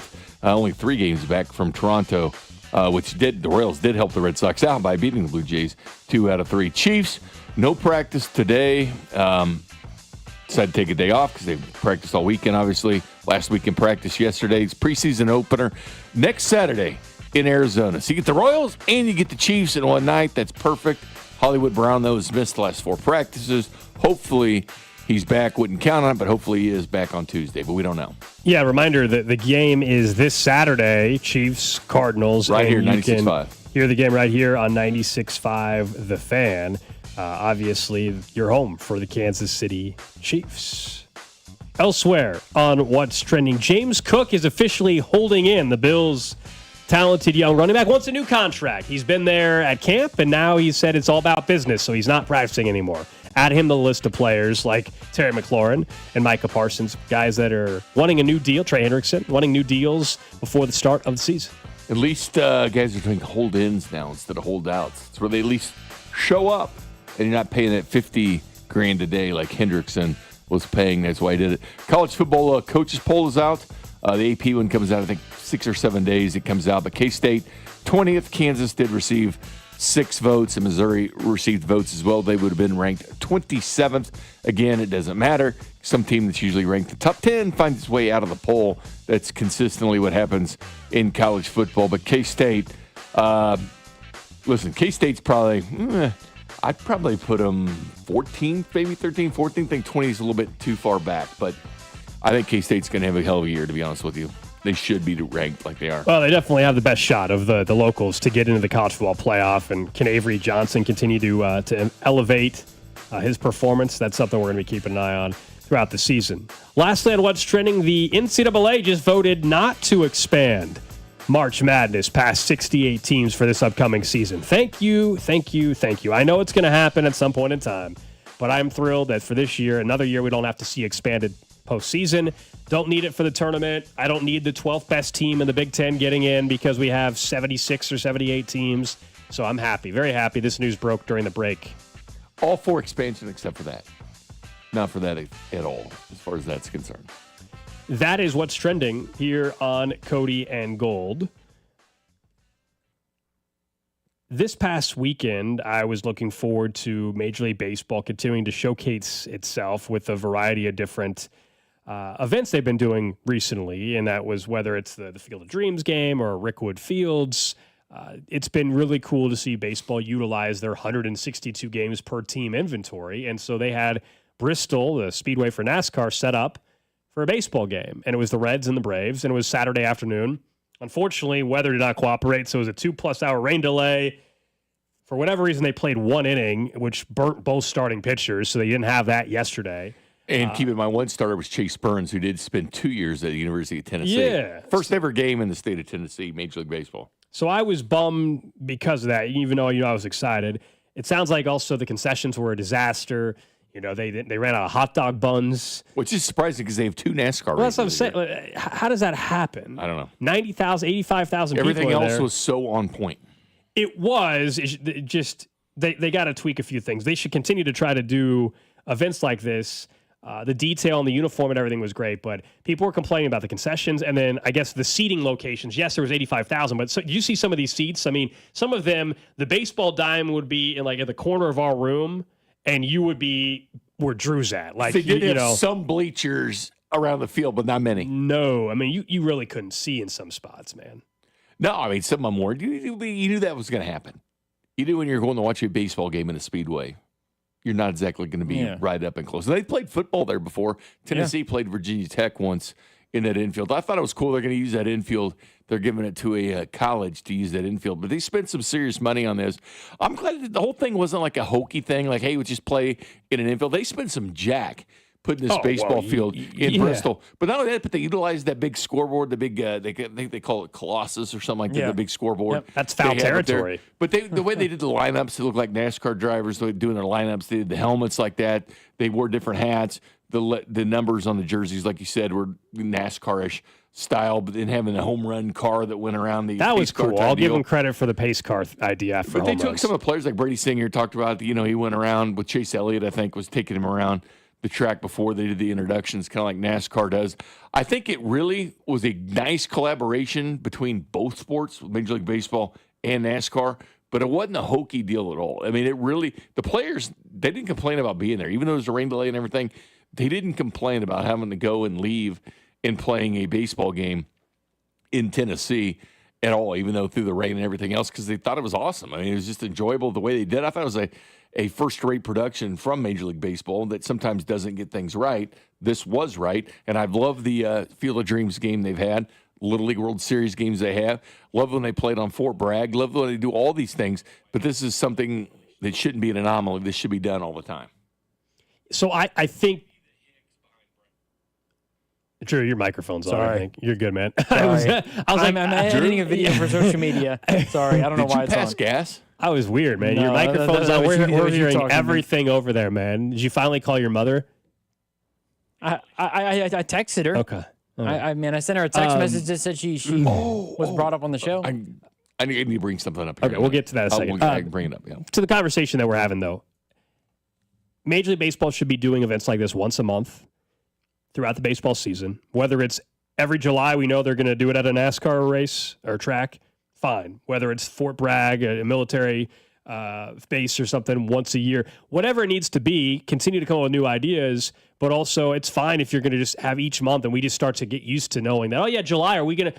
Is your hometown team in that July NASCAR venue? Or do something special on the 4th. Fine, right? Like I think that some of the teams like to have those games at their home park. But fair enough. You could still do something at a military base on the 4th of July or something like that. The Royals play the Cardinals of Wayman. They have a lot of inventory to do this, and overall, I thought their planning was good. Just you can't have the concession mess up the way that's just embarrassing. Like I don't know how that happens, but it's not like they're not used to it, right? That was a little bit bizarre. I think the Field of Dreams game is scheduled to be back in another year or two. They're doing a renovation and some stuff there in Dyersville or whatever it's called, Iowa. So yeah, baseball's in a good spot with this. I was just bummed because I was so excited for it, and then the rain delay happens, and then I was not able to watch really much yesterday. I was doing some other stuff, so just my excitement did not meet. It did the actual expectation did not meet the execution. But it worked in the fact that you were actually looking forward to watching a Reds-Braves game, and I ended up not watching. But yes, you wouldn't have watched it if it was in Cincinnati or Atlanta. You wouldn't have watched that game. Correct, and that was my point on Friday. And I was watching. I was excited to watch the Reds and freaking Braves play for sure, and that's why they need to do it once a month. Some specialty games, so that way you have reasons on a random Saturday why somebody might be intrigued by a game they otherwise would have no interest in. I'm with you. I thought it was great. Drew definitely would have liked it. Excellent. Says Bink, you can't have the general population near the B-2 Bombers. Can't do it at Whiteman. There you go. There you go. You do air shows there, though. Have they? He's tied them. Oh, okay. Can't be near them. Well, they have air shows there, so. Can't be too near them, you know? What was your? You said something. You were gone last week. Remember when the whole Scotty Scheffler British Open thing, right? He let one out. Yeah, he farted on the course. But you said you were like me. You were like, well, we don't think it was Scotty. We thought it was he somebody admitted else. That was like 3 weeks ago. Okay, 2 weeks ago. But Drew was here when he admitted it. Yeah, I think it was on Friday. That's what you were so excited to talk about. Hey, Drew, did you see Scotty Scheffler admitted he farted? It's when Drew passed gas a minute ago. I thought of this. I was going to say, I was not expecting that to be He barely caught it because he was gone the next day. The next business day, he was gone. Yeah. Drew was still on social media. He was tweeting about NASCAR on his trip. Yeah, because Bubba Wallace won the Brickyard, which was awesome. Yeah. Bubba. Did you go to that? I did not know. I left the Saturday before. I thought about going to the driving over to the track real quick to see some of it. You stopped at 9 other Was this before or after you yelled at your mom? This was before. This was What before. was the you were at our banks, but the beach was awesome. But what was the coolest stadium you stopped at on the way? There's like 9 of them. I think Marshall was really cool. I think I didn't get to go down on the field or anything because Charlottesville, they blocked off Virginia pretty good. But that stadium is the campus is really beautiful, and the stadium is interesting because the architecture of it's all brick, very nice. If you were to be on the outside of the building, didn't see any logos, you probably wouldn't necessarily think it's a football stadium. But as soon as you get into the little gaps in the gates and the fences, you'll be able to see. So how many down there on the field? So overall, what was the final count of stadiums you trespassed into? We know Old Dominion because you have pictures. Kentucky, Marshall. I liked Marshall's stadium. It was really cool. I think Marshall is probably the best. Marshall, University of Virginia, Charlottesville, and then Old Dominion. I stopped by Vinny Pasquantino's. And Matt Q. Alma mater, yeah. You put a picture of you in the Monarch. I did.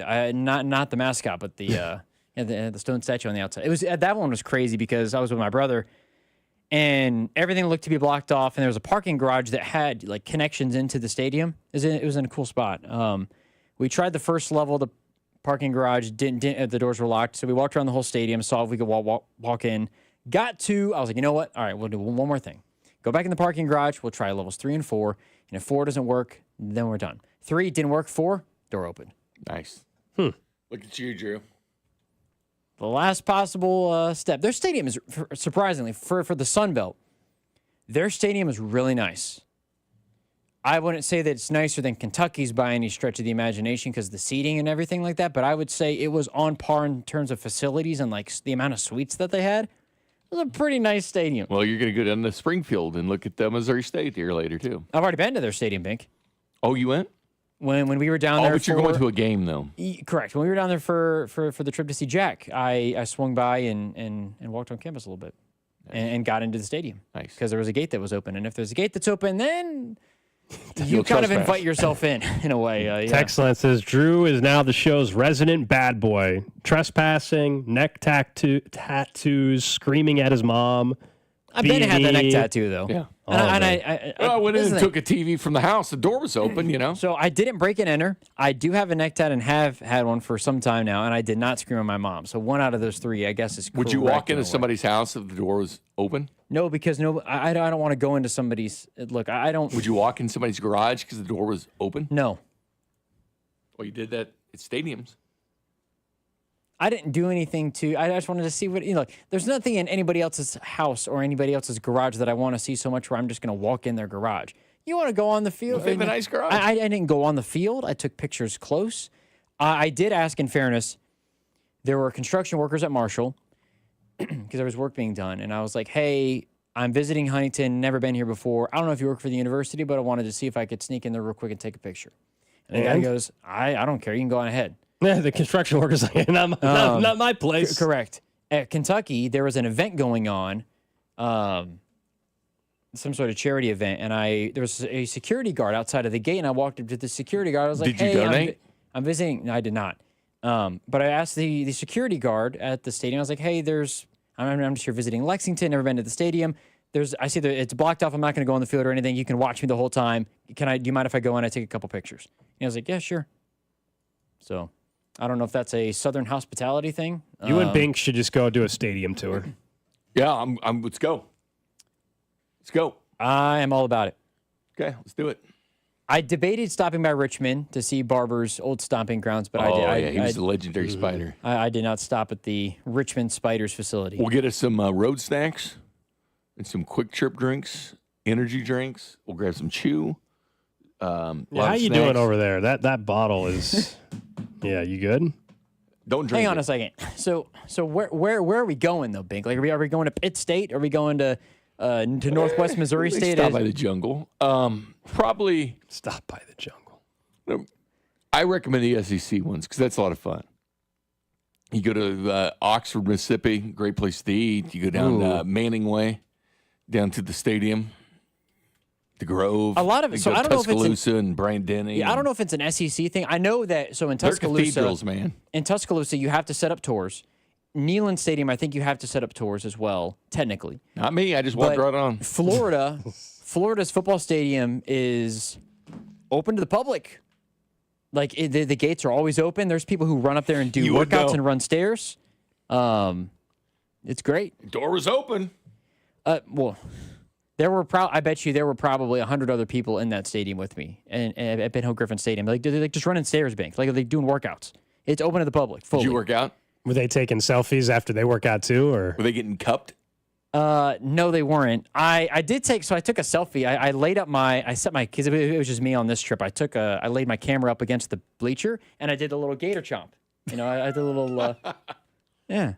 Nice. When was this? May of 2023, before I moved here. Did you tweet it?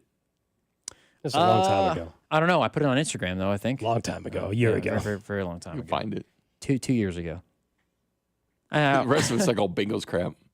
Well, no, I've been to a good amount of stadiums, actually. I'm thankful for that. I'd love to go to a Lincoln, Nebraska game. You've never been to Lawrence? Never been to Lawrence. Have you been to Iowa State? I have not. You been to Iowa City? No. I've been to Columbia? through Iowa City. Have you been to Columbia? I've been through Columbia, but never to stop at the stadium. Because You're going to all these places, but none of the local ones. I know. It's kind of crazy. Hang kind of crazy. Hang on. Man, I was going to Old Dominion. He's out here sending out tweets about Burrowhead in 2025. Let me defend myself. I've been to Manhattan to go to a game. I'm planning on going to Lawrence for a game, and I'm planning to go to Columbia for a game this year. So why would I stop there when I'm going to go and experience? Are you going to go to watch day? KU play Missouri at Missouri? I am not. That'd be Rob, the game to go Rob to. and C.R. I'm going the following week. Hopefully, maybe. Why can't you go with Rob and C.R.? I didn't say I. Do you like them? Couldn't. Yeah, I like them. They're great. But we only get there's a limited amount of opportunity to go, especially to the KU Missouri game, because obviously that's a high value ticket. It's called a credential. I'm going to go to a different game. But I want to go. You're in the media. You cover sports. I understand that, but Bink, I want to go and experience it as a fan. Same thing with Arrowhead. If my first game experience, I want to be at Arrowhead. I want to be able to go and sit in the stadium, not in the box. I want to be in the stadium, feeling the sound, feeling the noise. I want to experience everything about a game day. That is as a natural fan. You've had offers from the text line. I don't know if you have any anymore after your recent comments and texts and tweets. But down on your mom. At one point in time, people offered you a spot on their tailgate and everything to experience the full Arrowhead experience, I should say. So I would invite you over for a holiday, but I'm afraid how you talk to my mother. You're afraid that I'm going to get what would she say? I'm just afraid of that. Obviously, with your behavior. Do we think Cody's back tomorrow? So if you're just joining us at this point in time in the show, we're about to hand things off to the drive. I think C-Dot. Yeah, I saw C-Dot. He's here. He did not get stung by bees. Cody got stung by yellow jackets, and he has a swollen lip. And we heard him talk, but he looked miserable in the photo he sent us. So he's back hopefully tomorrow in training camp. Yeah, he's on steroids. He said the steroids are working, though. Steroids always work. Steroids always work. Get a good workout anyways. Yeah, his lip is so swollen, it's hilarious. He's tomorrow he'll give us more details. We had him call into the show if you missed it in the noon hour. He also dropped an F-bomb in the middle of a phone call with us live on the radio. Thank you, Dump Button. He should know better. He should know better. Don't shoot the messenger. It's the steroids talking. Hey, don't shoot the messenger. From the 816, Burrowhead is still sold out, or is sold out. No, they don't want you. They don't want you there. Someone says they got a free ticket for you, and how about this? Free ticket and a spot on their party bus. Oh, damn, wonderful. Drew! Text that person back. What a game! Well, text them back.